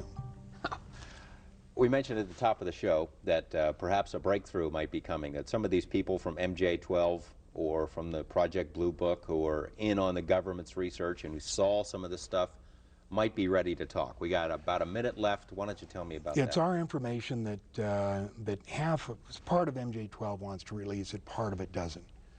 We're hoping that we can do this, but of course, as researchers, we're not aware of all the ramifications. We just know of what we're looking at. So we would like to see them release it, but we really don't know if they are. Hang on. John Lear, it's been very there we interesting. You keep us posted. Sure will. Thank you. We'll see you next week with more of On the Record. And as soon as that aired, I started getting calls, and it didn't stop. What was the deal on that guy? Is that for real? Do you have any more information? Are you going to do that again? I realized this topic touches the pulse of the public in a way that I did not understand and did not appreciate at the time. I had him back on again the following year, and in between I started reading about UFOs, just trying to separate wheat from chaff. It's a gigantic learning curve, and figuring out what makes sense and what's real is really hard. So I tried to educate myself and get ready for that next Lear appearance, and the response from the public was even bigger. Now, on April 25th, 1964, was the first official communication between our government and the aliens. 3 saucers landed there by prearranged agreement. It was filmed by 5 high-speed cameras, 68,000 feet of film. The reason we know this is because in 1972, when they were going to release the first information about UFOs to the public, a very knowledgeable writer, his name was Robert Emenegger, was asked by the agency to write a documentary, which he did. And they were going to release this thing, and we had the whole history of the UFOs, and the last part of the documentary was the footage of the saucer landing. But in 1973, when they're ready to go, we had Watergate, and they were faced with 2 problems. Number 1 is they didn't think the public could handle 2 traumatic experiences at the same time, and number 2, they thought that the public would perceive this picture of aliens and spacecraft as a ploy by Nixon to divert the attention from Watergate. The inevitable result of these charges has been to raise serious questions about the integrity of the White House itself. So they shelved it. The documentary actually came out. It was narrated by Rod Serling, but instead of the real footage, they had drawings of these flying saucer landing. And that is one hell of a drawing. Let's look at an incident that might happen in the future, or perhaps could have happened already. According to John Lear, this is the only snippet of real UFO footage that aired in the documentary. You believe, in part, that the movies E.T., Close Encounters of the Third Kind, were not entirely just the creative products of some Hollywood director, that maybe there's more to that. Why don't you explain? They were carefully guided by representatives from MJ-12, who is this organization that is in charge of the cover-up, in order to get us ready for the release of the information that there are indeed aliens. To prepare us that the idea of benevolent aliens from outer space are going to help us out. Unfortunately, they're not so benevolent, so they made probably one of the most disastrous mistakes when E.T. was put out. At that time was before we discovered what I call the double cross or the grand deception. And they were trying to get us used to the benevolent little creatures, but that isn't the case. I had him on a third time in 1988, and he hinted at the time that he met this guy who was trying to get hired at this place out in the Nevada desert, and that he thought it was going to be a really big deal. John Lear's new friend not only knew what was going on out there, he knew when and where to look to the skies. Good evening, this is John Lear. In March 1989, he accompanied a small group to the outskirts of Area 51. 3 Wednesday nights in a row, they watched a glowing disc rise above the mountains over Papoose Dry Lake. Did you see that move it did? No, I didn't. It went like The person who initiated the desert outing was a scientist who claimed he worked at Papoose on flying saucers. Oh boy. That scientist was interviewed live on television in May 1989 from Lear's driveway. What George didn't know was that this would be even bigger than John Lear. It turned out to change everything we know about the government and UFOs.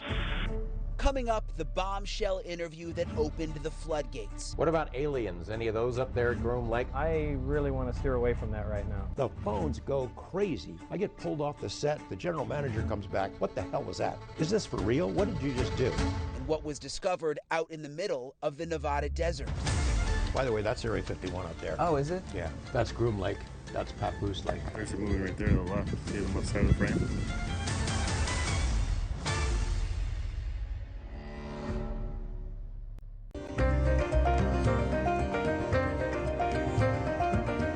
In the spring of 1989, I'm anchoring the 5 o'clock news, and we would have a 5-minute nightly interview segment, a live interview with somebody on the set. Our guest on this particular day canceled at a last minute. I'm thinking, who could we get to fill this? I called up John Lear. I said, you said you had a guy who was going to work out there and maybe work on flying saucers in the desert. Can we talk to him? I don't even know his name. We put a silhouette, we created a silhouette interview. He used a pseudonym, and out this story comes. Well, there's several, actually 9 flying saucers, flying discs that are out there of extraterrestrial origin, and they're basically being dismantled. Some are, well, in various stages of completion, built from other parts, and they're being test flown. Oh boy. And, basically just analyzed. You say there's 9 saucers. How are those tests going? As far as what? As far as whether they're successful and that sort of thing. Oh, well, some of them are 100% intact and operate perfectly. The other ones are being taken apart. I was involved mainly in propulsion and the power source. Basically, as far as I can remember, about half of them do operate, and the other half are just been torn down basically to analyze the components to them. Where did we get these saucers? How did they come into the hands of the government? I haven't the slightest idea, and you have to understand the information is very compartmentalized, and I was only allowed information that pertained particularly to what I was involved in. But I mean, couldn't our government have made them as opposed to getting them from some alien beings? Totally impossible. The propulsion system is a gravity propulsion system. The power source is an antimatter reactor. This technology does not exist at all. He said, well, this is technology that we do not have. We were reverse engineering it, and I didn't know what that meant. I'd never heard of it before. Now, hang on a second. Before we go any farther, I need to see something.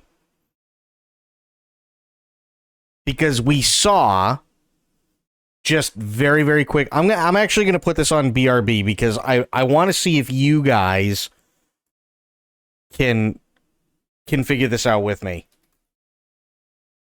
I have to look at it only because I don't have a choice. I have to bring it up, right? But I want to see if maybe you guys know who it is.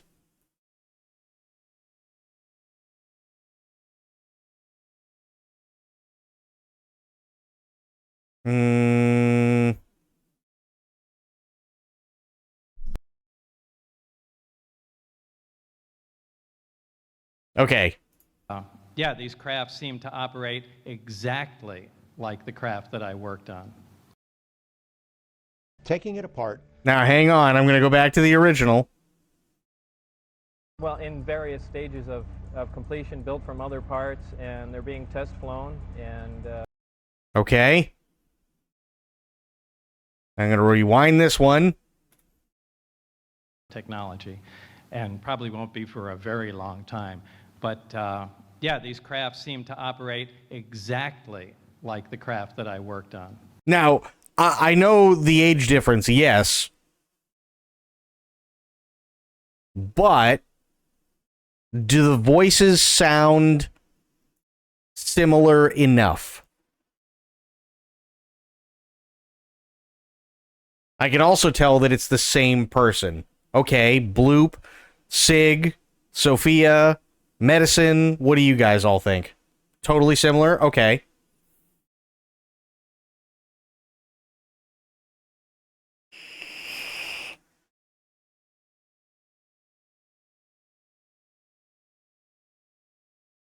Because I'm going to be honest, you kind of... sounds pretty much the same to me. Okay, fair enough. The reason why I ask is because I heard the guy's voice, and I saw in the silhouette very, very briefly that he was wearing glasses, and I went, fuck, I think I know who that is. And sure enough, I pull up a video, and George Knapp is sitting right fucking next to him. And who is it? It's goddamn Bob Lazar.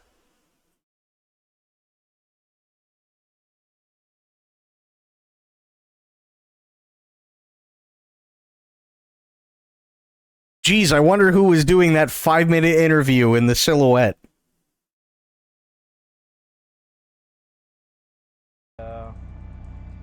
Basically just analyzed. You say there's 9 saucers. How are those tests going? As far as what? As far as whether they're successful and that sort of thing. Oh, well, some of them are 100% intact. Yeah, but see, this is the first time I'm seeing this Dennis interview, and I picked that up in, what, 30 seconds? Like, wow. Perfectly. The other ones are being taken apart. I was involved mainly in propulsion and the power source.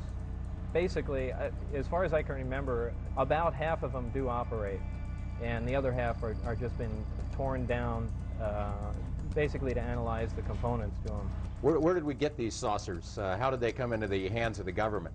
I haven't the slightest idea, and you have to understand the information is very compartmentalized, and I was only allowed information that pertained particularly to what I was involved in. But I mean, couldn't our government have made them as opposed to getting them from some alien beings? Totally impossible. The propulsion system is a gravity propulsion system. The power source is an antimatter reactor.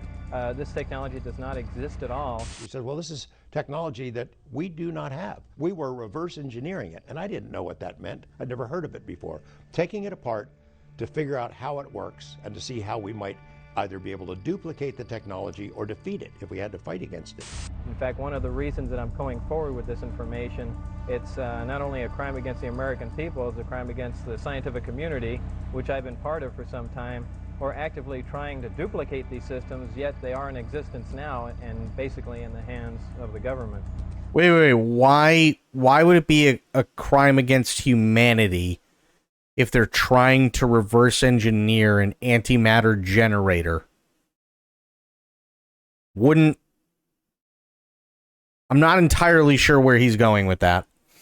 You see the interview where they asked how or why the government got in contact with him? He said they found him because he basically pulled a Pattinson Batman and strapped the jet engine onto his car and made the newspaper, and they came to him. Yeah, that sounds about right. That sounds about right. Bob Lazar is he's a weird guy. He's a really weird guy. What would happen to you if the government learned that you were giving us this information? Anything could happen. I don't know. I haven't the slightest idea. Well, you said you referred to getting into trouble. Have you had some repercussions already? Yeah, I've been threatened with being charged with espionage. I've had my life threatened by them, my wife's life threatened by them, and I mean, I don't know where else you can go from there. Will the government ever tell us about the testing, and do the Soviets know about this? The Soviets were involved at some specific point. They were kicked out of the program rather abruptly. In the middle, I don't know why that was or what happened. Oh, I know exactly why that was. It's called the Cold War. Happy about it, and as far as them revealing it, I'm sure they have every intention of claiming that all the technology was developed here, and it was absolutely not. If the Soviets were kicked out of this testing program, why wouldn't they tell us about this? I have no idea. They weren't allowed all the information. Apparently they had some, and we were basically trading with them. As far as whether they have discs or not, I don't know. I don't even know if they had knowledge that we actually had any there. But they were involved to some extent, and I don't know how much. What about aliens? Any of those up there at Groom Lake? I really want to steer away from that right now. Is the Star Wars program in any way related to what's going on up there? I know some people believe that maybe we're building Star Wars for something other than the Soviets. This directly taps out of the Star Wars budget, which is very hard to follow because it requires huge amounts of money. It also, it taps out of a lot of other places too that would be very hard to track down. But yeah, Star Wars is directly related to it. The United States Navy is the part of the government that really maintains control over this. Well, we want to thank you for joining us. Pretty interesting stuff you've got to say. Thank you. Thank you, sir. Well, more news in just a moment.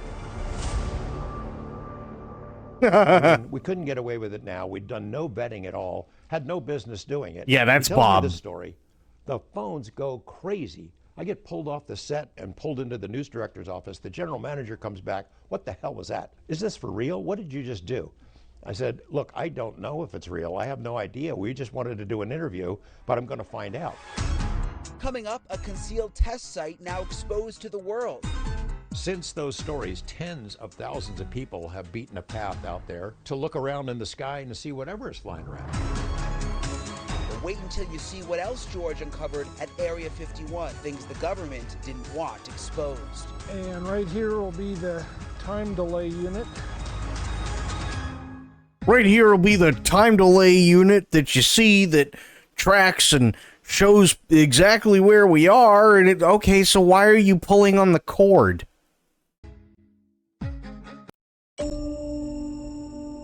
Well, there's several, actually 9 flying saucers, flying discs that are out there of extraterrestrial origin. And he tells this story, and out in the desert, they'd built this facility into the side of a mountain, disguised it to look like desert so it couldn't be seen from the sky. And in that facility, he said, were these 9 hangars built side by side, and each one of those hangars was a flying saucer that came from somewhere else. So how do you know they're not ours? He said, well, this is technology that we do not have.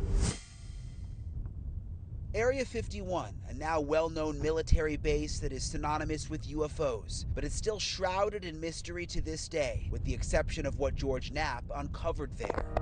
The military now admits what the world already knew. It has a, quote, operating location near Groom Lake. But the Pentagon says the base has no name. By denying the base has a name, the Defense Department hoped to forestall a lawsuit filed on behalf of base workers who claim they were exposed to toxic chemicals while working at Groom Lake.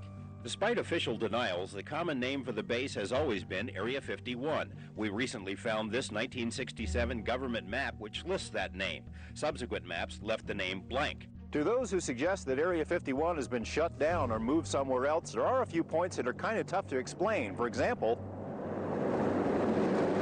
the bus filled with employees that comes in and out of the base several times each day. It's still there, all right, still closely guarded, but not much of a secret anymore. By the way, that's Area 51 up there. Oh, is it? Yeah, that's Groom Lake. That's Papoose Lake. So where is it? Can you see it on a map at all? Any of the buildings, or is this all pre? No, you can see some of that right there. Yeah. And that's the runway, and then those are some of the buildings from when that photo was taken. The thing about reverse engineering is you usually have to destroy or carefully take apart the thing you're reverse engineering. True.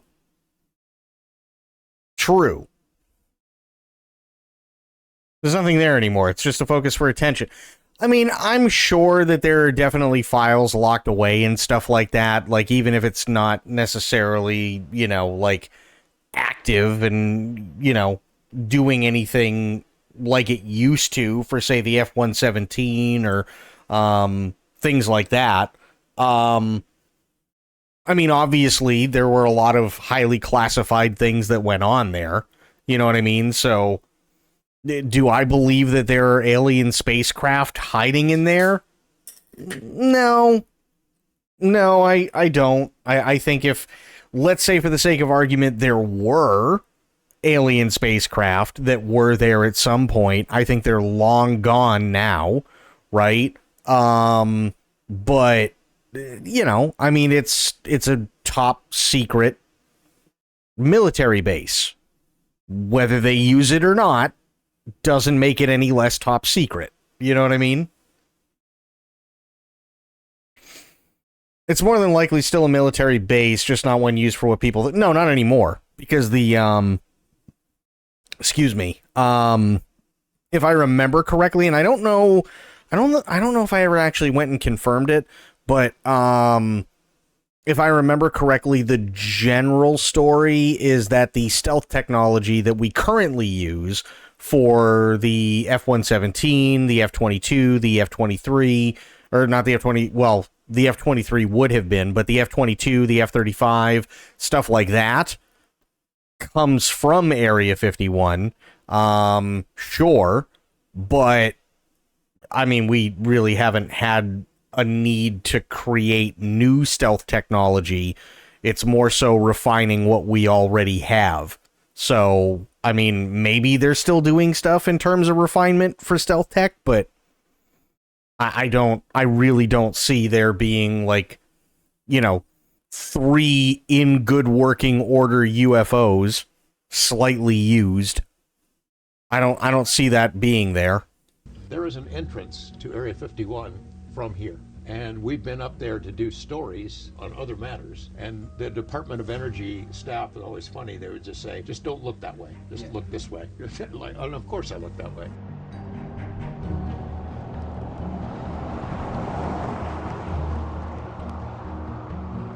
Area 51 is about 150 miles outside of Las Vegas. We're on our way there now on a highway actually called the Extraterrestrial Highway. And this is a route that George has taken dozens and dozens of times over his career.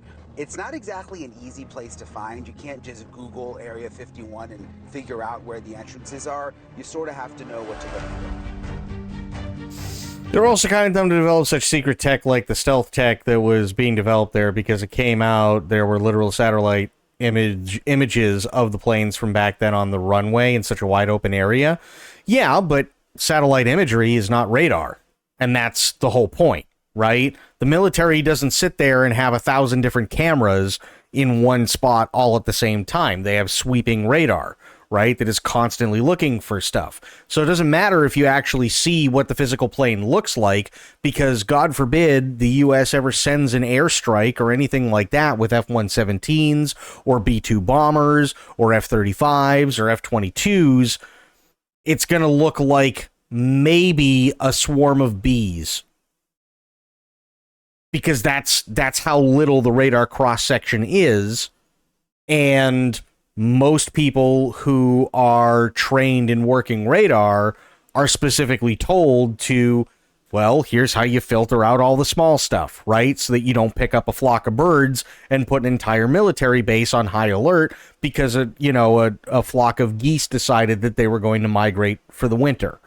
That's a thing. So why does it matter what the plane looks like when the military isn't sitting out there with a camera? They're looking at it through radar. And if you can't see it on radar because that's not what people are looking for, that's the more important thing.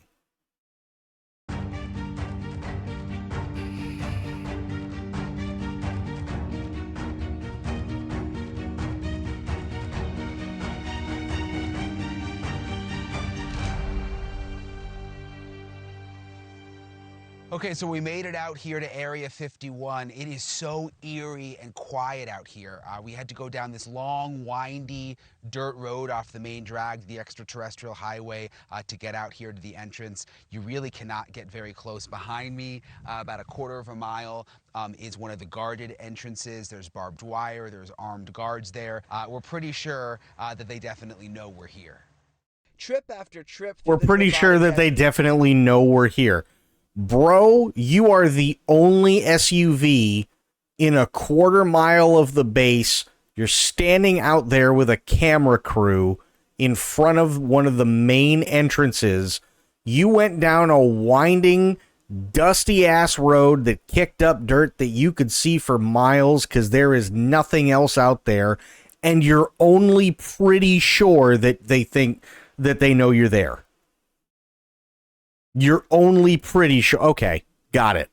George broadcasted the closest photos we've ever seen of Area 51. These photos, never before shown in public, are about as close as anyone will ever come to seeing what the place looks like again.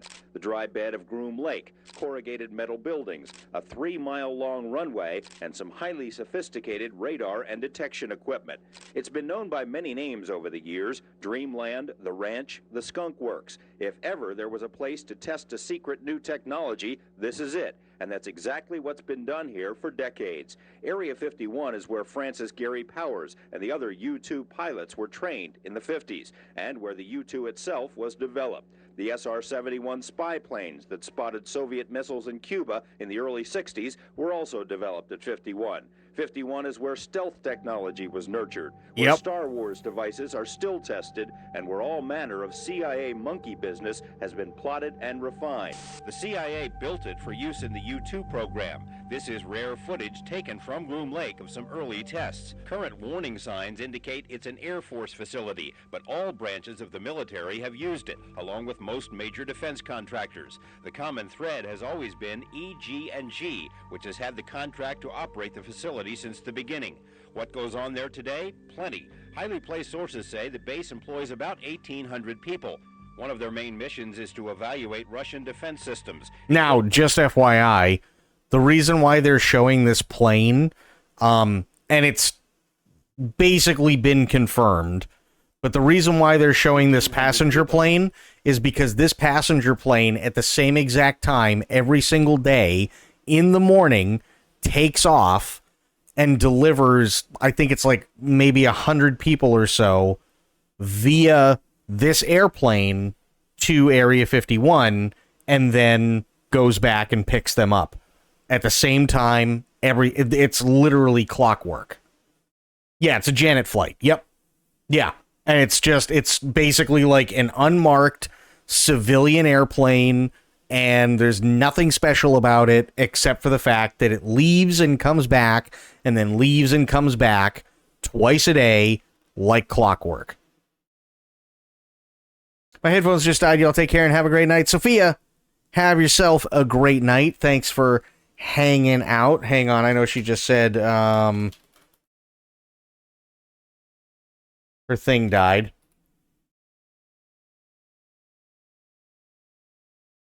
There we go. Thanks for hanging out tonight, Sophia. Yeah, she, like, here I am talking, and she's just like, yeah, my headset died. I can't hear a damn thing you're saying. One of their main missions is to evaluate Russian defense systems, equipment that's in the hands of unfriendly nations like Iran and Iraq. Another program at 51 is the stealth... Okay, perfect. This is what I wanted to... This is what I was talking about. You remember that windy dirt road that they were talking about? Yeah, this is said windy dirt road, right? That's leading to Area 51. So it doesn't matter whether you're an SUV or a bus or a Formula One car, you're going to be kicking up so much of that crap that anybody at that main entrance is going to be able to see you coming for miles. Helicopter, although the technology isn't far along. As for flying saucers, the military admits it has built these unmanned craft. It may not be a coincidence that the Air Force's only unmanned aerial vehicle squadron is based at Nellis. Whatever's flying around out there still attracts visitors from all over the world. It's still newsworthy in Europe? Yes. No, also in Europe, Area 51 is well known. And this is all closed off, this whole area? Yeah, it's a secure facility. I mean, they would used to occasionally have tours out there, but it's kind of hard to get in there now. So. Do people live out there at all, or are they all commuted? They have a little town where people will stay for a short period of time. Our report set off a UFO stampede that is yet to diminish. Tens of thousands of people have trekked into the desert hoping to see a UFO, inspiring the extraterrestrial highway and creating a new industry for Tiny Rachel, which has become a UFO merchandise center and a hub for saucer watchers. It probably peaked in '97, coinciding with the 50th anniversary of Roswell, because we had media out here every day. The hype has been good. Also, by the way, if I remember correctly, coinciding with the release of the movie Contact in 1997. Rachel, but has given the military fits. Their secret base was no longer secret, and security officers had numerous run-ins over the years with over-exuberant alien hunters who crossed the line or came close to it. Base security resorted to high-tech spy gear, even low-flying choppers, to keep the saucer nuts out.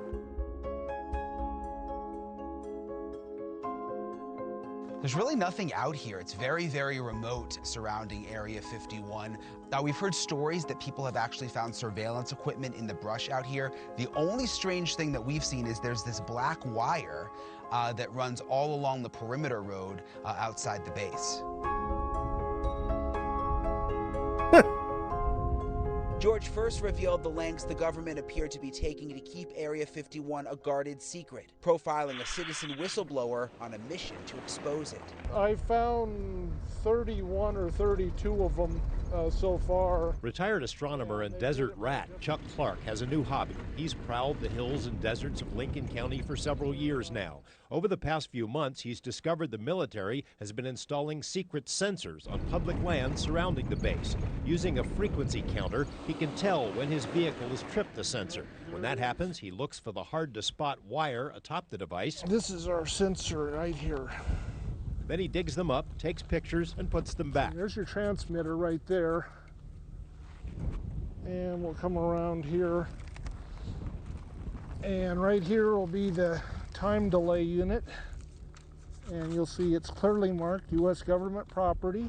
Clark isn't a terrorist or spy. Then stop touching it, dude. If it's U.S. government property, you should probably stop touching it.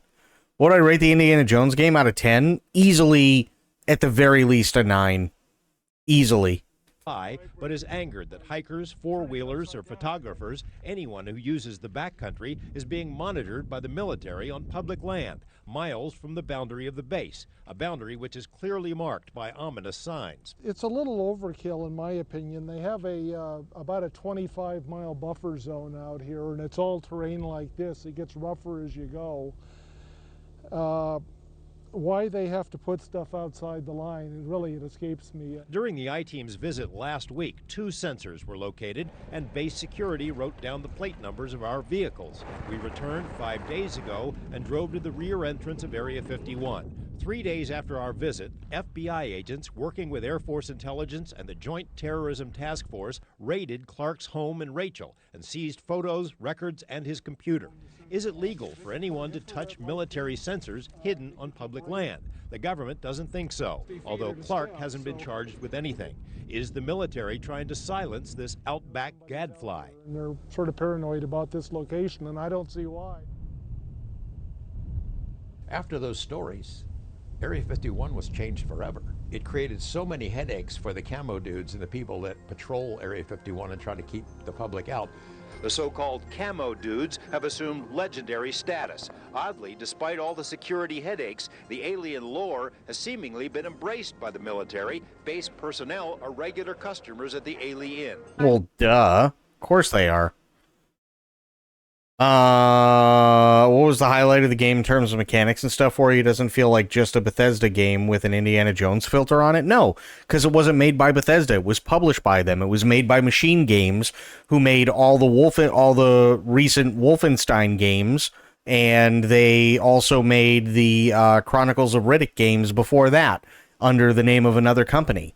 So it's not made by Bethesda. It's published by them. That's why it doesn't feel like Bethesda.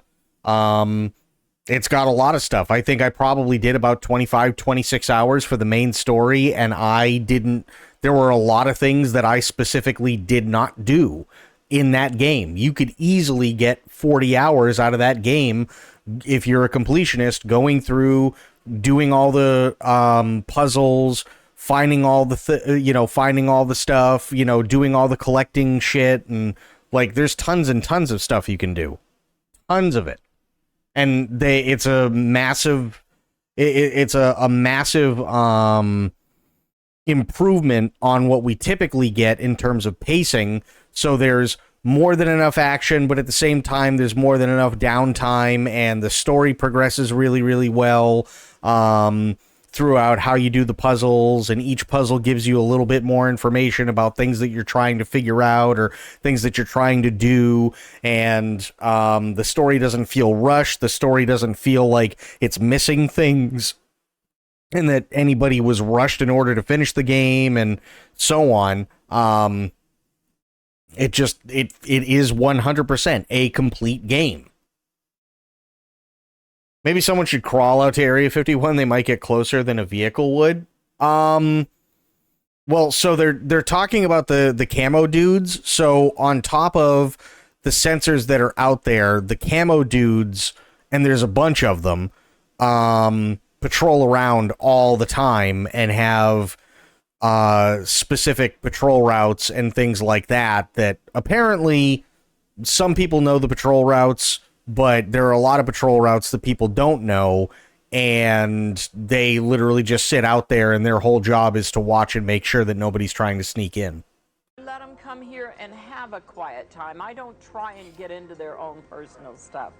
I don't want that, because if we started to pry, they'd back away. Yeah, a lot of the patches and caps and things, they, probably half the guys on the base out there have them. We know guys that work there that have come in and bought things to take out there because they don't have any official things. Since those stories, tens of thousands of people have beaten a path out there to look around in the sky and to see whatever is flying around, UFOs or secret planes. Every major news organization in the world has beaten a path to Area 51's door. A lot of them made fun of me and fun of the whole alien scenario, but they've all been out there. It's one thing to make fun of our stories about Area 51, but you've never been out there sitting in the desert night after night as we've done. I remember, and this was years ago, by the way, I remember a certain group of streamers that go by the names of Dimitri, Mr. Moon, Jamjar, Thaddeus, and I believe Selvik was there too, who did a road trip to, I want to say they were going to PAX West. I want to say that's where they were going, and they never made it to Groom Lake, but it was an RV trip. And oh no, sorry, Dimitri did not go on the RV trip. Everybody else did, but Dimitri helped to keep streaming it. That's what it was.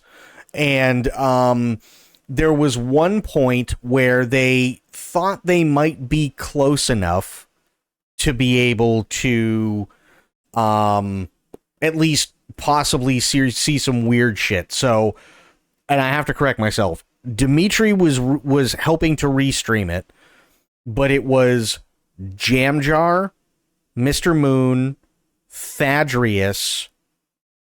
I want to say maybe Selvik wasn't there. Maybe Selvik was helping Dimitri, but the other person that I know for a fact was there was Strippin. And it was nighttime.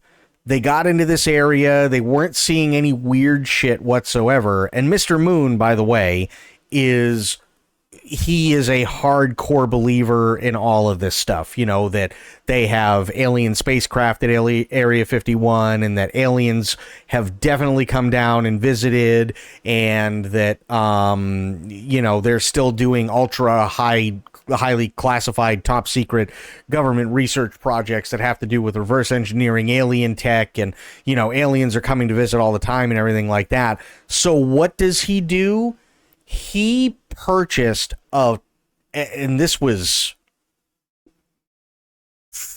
I think this is probably getting on the better part of maybe about 8 years ago when they did this trip.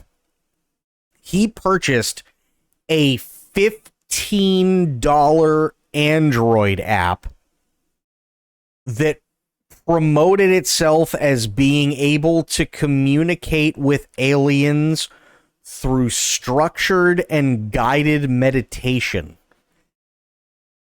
And Moon was all about it, and there was literally one stream where all of these people, including Mr. Moon, were sitting in the middle of fucking nowhere trying to meditate and communicate with aliens, and they were sitting on a park bench in the middle of nowhere, and Strippin just lost his fucking mind and just couldn't stop laughing. It was one of the funniest fucking streams. You haven't interviewed the witnesses. You haven't dodged the security guards and coyotes and filed the FOIA request. You haven't done it. Coming up, retaliation against the Area 51 whistleblower. It's as if someone has made him disappear. Well, they're trying to make me a non-person. And all these years later, what secrets does Area 51 still hold? Something's out there. We went to find out. Light just turned off again. If you haven't touched the coyotes, you don't know what it's like. No, I don't know what it's like, but I do know what it's like to sit there in dead silence with a bunch of dudes on a park bench and try and meditate while being guided through this meditation by a $15 Android phone app to try and communicate with aliens. Oh yeah, I forgot about this part. Meanwhile, because it's Mr. Moon, they all had to wear, and I shit you not, this is a thing that they had to do. Mr. Moon made sure that they did this because it would help project their thoughts into space. They all had to wear tinfoil hats.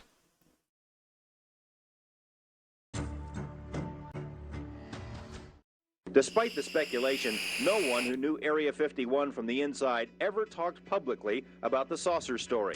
Well, there's several, actually 9 flying saucers, flying discs that are out there of extraterrestrial origin.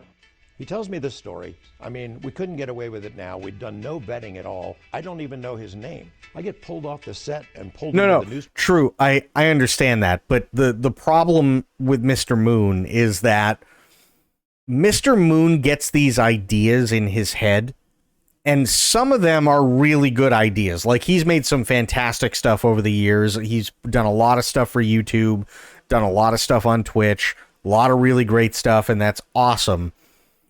But unfortunately, sometimes Mr. Moon gets some wires crossed. So when Mr. Moon comes to you and says you have to wear tinfoil hats because the app specifically says that tinfoil hats helped you project your thoughts up into space, even though he knows what tinfoil hats are supposedly for, he just goes with it, even though he does subconsciously know that tinfoil hats are absolutely not going to help whatsoever. And instead, what it's going to do is just make it a really funny stream because it's a bunch of dickheads sitting out in the middle of the fucking desert on a park bench listening to an Android app as they try and meditate in the middle of the night. He's Mr. Moon. He's out of his goddamn mind half the time. Director's office, the general manager comes back. What the hell was that? Is this for real? What did you just do? I said, look, I don't know if it's real. I have no idea. We just wanted to do an interview, but I'm going to find out. The live interview with the shadowy Dennis drew international attention. Actually 9 flying saucers, flying discs. Despite numerous inquiries and it's true, Dennis Sig. has remained It's true. anonymous until now. Sodal, the news director, and I arranged to meet this guy. We went up to Lear's house. It was sort of an uncomfortable situation in the beginning because Lear wanted to control the whole thing. He wouldn't tell us the guy's name, but the guy had signed a guest book at the entrance to Lear's home. So I already saw his name. I knew what it was. His real name is Robert Lazar, a young scientist with eclectic interests. The choice of Dennis was an inside joke. He says that's the name of his superior at Groom Lake. It wasn't a joke to Dennis. He called right after and he said, "Do you have any idea what we're going to do to you now?" And I said, "Well, no." And he hung up the phone. Lazar's story is, by any standards, fantastic. He says he's telling it in order to protect himself. We go in there and we start talking to the guy who turned out to be Bob Lazar. God damn it, Bob. Story, where he'd gone to school, where he'd worked before, and some of what he had seen out there.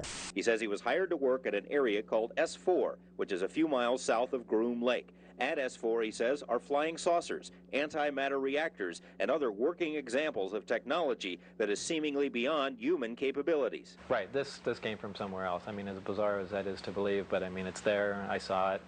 I know what the current state of the art is, and in physics, and it can't be done. After 3 or 4 hours of grilling him, we look at each other and go, holy crap, what if this is real? What if this is true? This would be the biggest story in history, but it's also perilous for us. If we go after it and it blows up in our face, it could destroy not only my reputation and his, but that of KLAS too. Checking out Lazar's credentials proved to be a difficult task. He says he earned degrees in physics and electronics, but the schools we contacted say they've never heard of him. He also said he worked as a physicist at Los Alamos National Lab, where he experimented with one of the world's largest particle beam accelerators, a half-mile-long behemoth capable of generating 700 million volts. Los Alamos officials told us they had no records of a Robert Lazar ever working there. They were either mistaken or were lying. A 1982 phone book from the lab lists Lazar right there among the other scientists and technicians. A 1982 clipping from the Los Alamos newspaper profiled Lazar and his interest in jet cars. It too mentioned his employment at the lab as a physicist. We called Los Alamos again. An exasperated official told us he still had no records on Lazar. EG&G, which is where Lazar says he was interviewed for the job at S4, also has no records. It's as if someone has made him disappear. Well, they're trying to make me a non-person. Explain. You called where? Well, the schools that I went to, the hospital that I was born at, past job, and essentially nothing comes up with my name in it. He smiles, but out of futility, knowing the whole thing must sound ridiculous. I don't think there's any... Now, see, to me, that's the scary part, right? Like, there are a lot of things that Bob Lazar says that I will sit there and go, no, he's completely full of shit. But when you contact Los Alamos National Labs and EG&G and you go, hey, do you guys have any records of Bob Lazar, like Robert Lazar, and you give the full name, and they go, yeah, no, nobody here's ever worked under that name. No, sorry, we got no records. And then you find literally phone books from 1982 and, you know, newspaper clippings and shit. And they're prominently stating, hey, here's Bob Lazar. He works for, you know, the National Labs and all that. Like, something's definitely going on. Secret flying saucers at Area 51. I suspect that there was something like that out there at one point because of people that I know have seen it. So where would they be now? Well, either they moved them further out into the Nevada test site. If you're out there at night, you will see these pockets of light that pop up in the darkness at places that do not exist. Something's out there. After the sun goes down, it is a different vibe out here. It's almost totally pitch black. If we switch to the night vision, you can see better out here. I've never really experienced anything quite like it. There's no city lights. The military base, Area 51, is behind me. It's just wide open.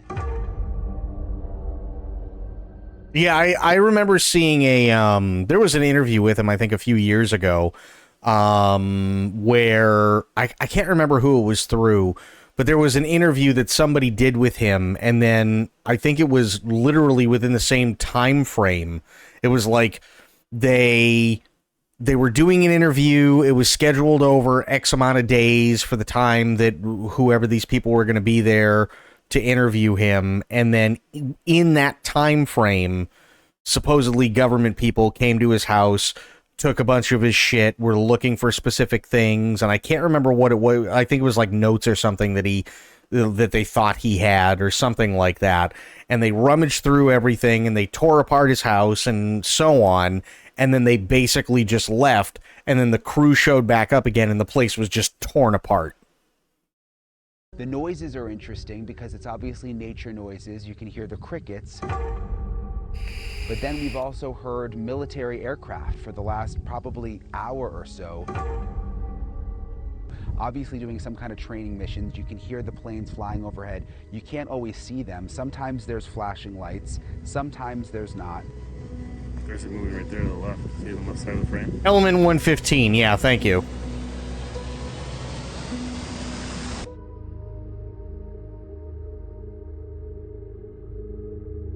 And there's also been some other lights that have sort of popped up over the mountains and also in the brush.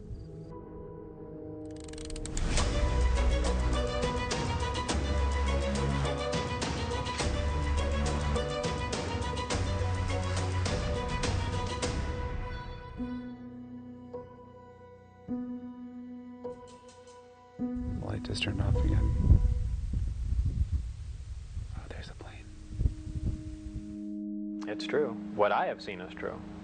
I don't know about the big story, where they came from, what they're like, but certainly these crafts came from another, not just another planet, another solar system entirely, extremely far away, and they're here. What we've learned this week is that the government has lied to us about UFOs, has withheld information, has spied on UFO organizations, and has discredited UFO witnesses. Now, none of this proves that UFOs are real, but it does indicate a disturbing level of interest, government interest, in the subject. If the government won't tell us what it knows, what about science? Well, science is supposed to stand for the investigation of the unexplained, not the explanation of the uninvestigated. And so far, science has avoided the subject like a plague. It's like what Roy Neary, the main character in the film Close Encounters, had to say. All we want to know is what's going on.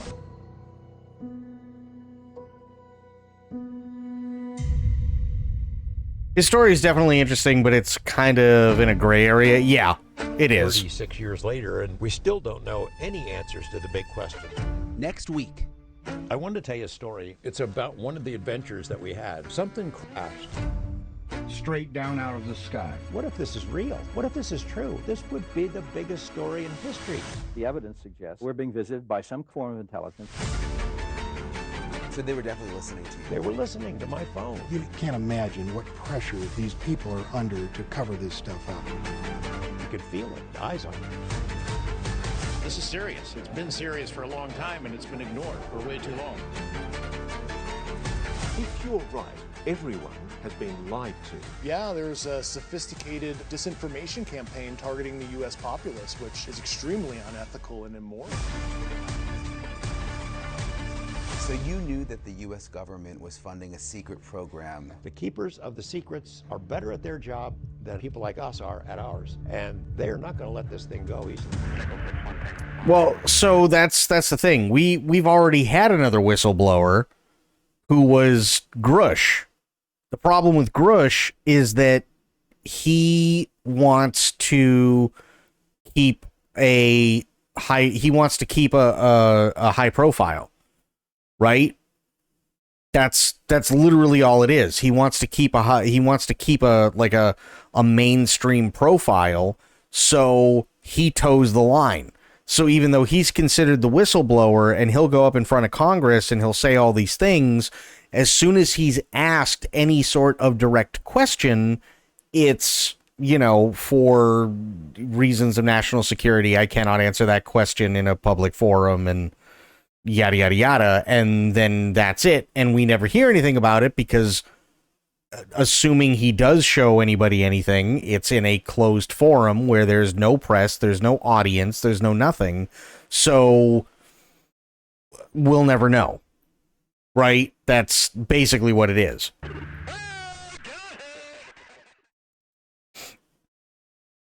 Thank you for watching. Go to newsnationnow.com to find News Nation on your television provider. And don't forget to click the red subscribe button below to get more of News Nation's fact-driven, unbiased coverage.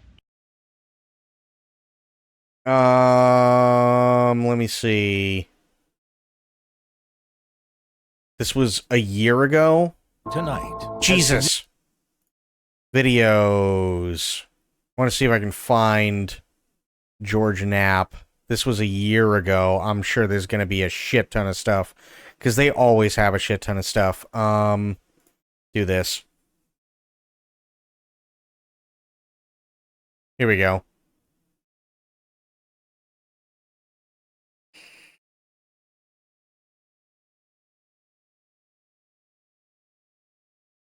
Part 2. Here we go. This is what I wanted. Yeah. Welcome back. UFOs, are they real? We're talking with John Lear on the subject. Is this the same one? Hang on. Yeah, it's the same one. Previously on the UFO Reporter, the most commonly described alien is about 3.5 feet tall, has a round head, arms reaching to or below his knees, and is wearing a silvery spacesuit or coveralls. Our guest on this particular day canceled. Who could we get to fill this? I called up John Lear. I said, you said you had a guy who was going to work out there and maybe work on flying saucers in the desert. Can we talk to him? Well, there's several, actually 9 flying saucers, flying discs. I don't even know his name. He used a pseudonym, and out this story comes. That are out there of extraterrestrial origin. I get pulled off the set. The general manager comes back. What the hell was that? Is this for real? What did you just do?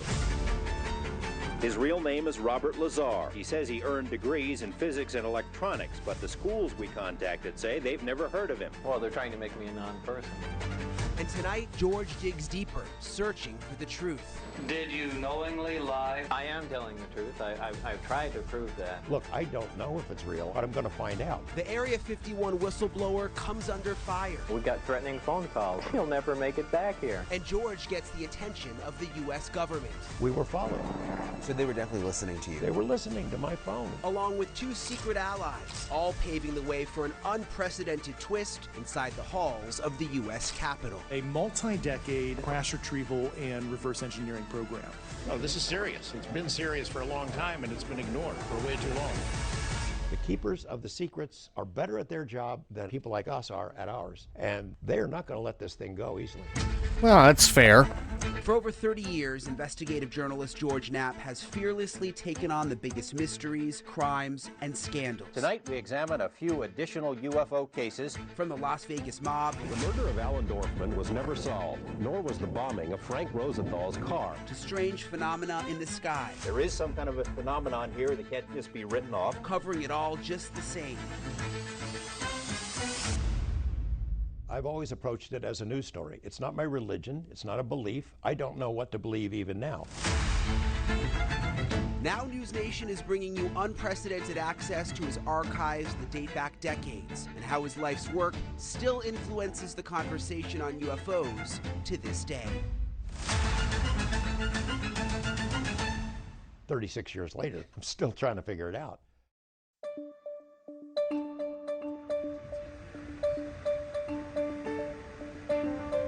I was so cocky in the beginning. Well, this field is a mess. This is just, 95% of this stuff is nonsense, and it's explainable, it's prosaic. And I figured, well, look, what this topic needs is a good reporter. I'll have this all whipped into shape in 6 months. And of course, that was ridiculously optimistic. 6 months turned into a 36-year Las Vegas career for investigative reporter George Knapp. Did you have any interesting meetings with anyone UFO related around here? Do you go to any certain restaurants or? All of them. The Peppermill, where we grabbed lunch, that was like my office annex. I would meet all kinds of people from Area 51 there. George helped reveal Just treat it as a story to cover. Oops. Through his interviews with Bob Lazar. Treat it as a story to cover, not something you're trying to make believable or anything dumb like that. Just show the facts and lies and let it all come out. Yeah. Good night, Sack. Nice talking to you guys. Sig, have yourself a great night. Thanks for hanging out. Appreciate you. And hope to see you again soon. And you know what? I'm actually looking at the time right now. It's after 1 a.m. So what we're going to do is tomorrow, or I should say today, Sunday, is my day off. But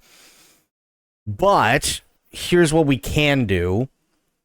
I'm thinking Monday we finish this up. That's what we do, because by the time this is over, especially with like me interjecting and stuff like that, it's easily going to be another hour to an hour and a half. What we'll do is we'll finish this up on Monday when I get back, and then we will go from there. We are going to be doing more Final Fantasy VII Rebirth next week. Tilted is going to be back, hopefully. So we'll be able to do some Hell Let Loose with her, hopefully next week as well. We also might be able to team up with Dimitri and the boys and do some more Hell Let Loose then. So we do have a couple of things that we definitely can do over the next week or so, for sure. Why didn't you game tonight? So originally what was going to happen was there were talks of Dimitri and a bunch of the guys getting together like we did not last week, but the week before, and do a whole Saturday night of Hell Let Loose. But, and I don't know the reasons, but for reasons that I don't know, it never happened. So originally the plan was, okay, well, I'll wait and see, Like, maybe it'll start early, because I know the last time it happened, it started at like 6. I didn't start streaming till 7. And then nothing was decided at 7, so I said, okay, I'll give it a little bit. I'll start it at like 7:30, right? Give it a little bit more time. Still nothing happened, so I said, okay, well, I'll start the stream. We'll do a couple of UFO things here and there and just kind of recap the dumb shit, right? And then we'll go from there. And then there was still nothing. And then I just said, well, I mean, fuck it. It's already like 9 o'clock. So why don't we just keep going with it? That's pretty much all it was. It wasn't like I had planned this or anything like that. It was fun, but it's not like I had planned it at all. It was just like, yeah, well, we're going to wait. And then I waited and nothing happened. So I was like, all right, fuck it. Let's just keep going with it. Why not? But yeah, I'll be back Monday. We'll probably finish this up on Monday, and then after that, we'll get back into more FF Rebirth. And like I said, Tilted should be back next week. So we'll probably do some Hell Let Loose with her. Yeah, we'll do it at the start of the stream. So we'll do some Hell Let Loose with her, and then hopefully next week we'll be able to do some Hell Let Loose with Dim and the boys as well. So that is going to be it for me, but I do want to thank everybody for hanging out. We had Spice Boy also coming in with that raid. Thank you so much, Spice Boy.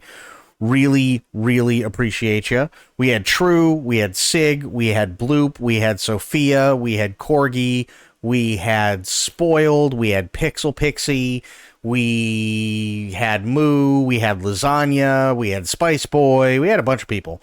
And for anybody and anybody else who are lurking, I appreciate all you. Medicine, I know, is lurking. So yeah, I appreciate all you guys. And Spectre was here as well. So yeah, to everybody who's been hanging out, thank you so much. I really, really appreciate all you guys. Had a good time popping in. Good. Glad to hear it. And hopefully we'll see you again soon. But yeah, that's going to be it for me. Like I said, today is my day off, so I won't be back until Monday. But until I see you guys then, have yourselves a great day, great night, and great rest of your weekend, wherever you are.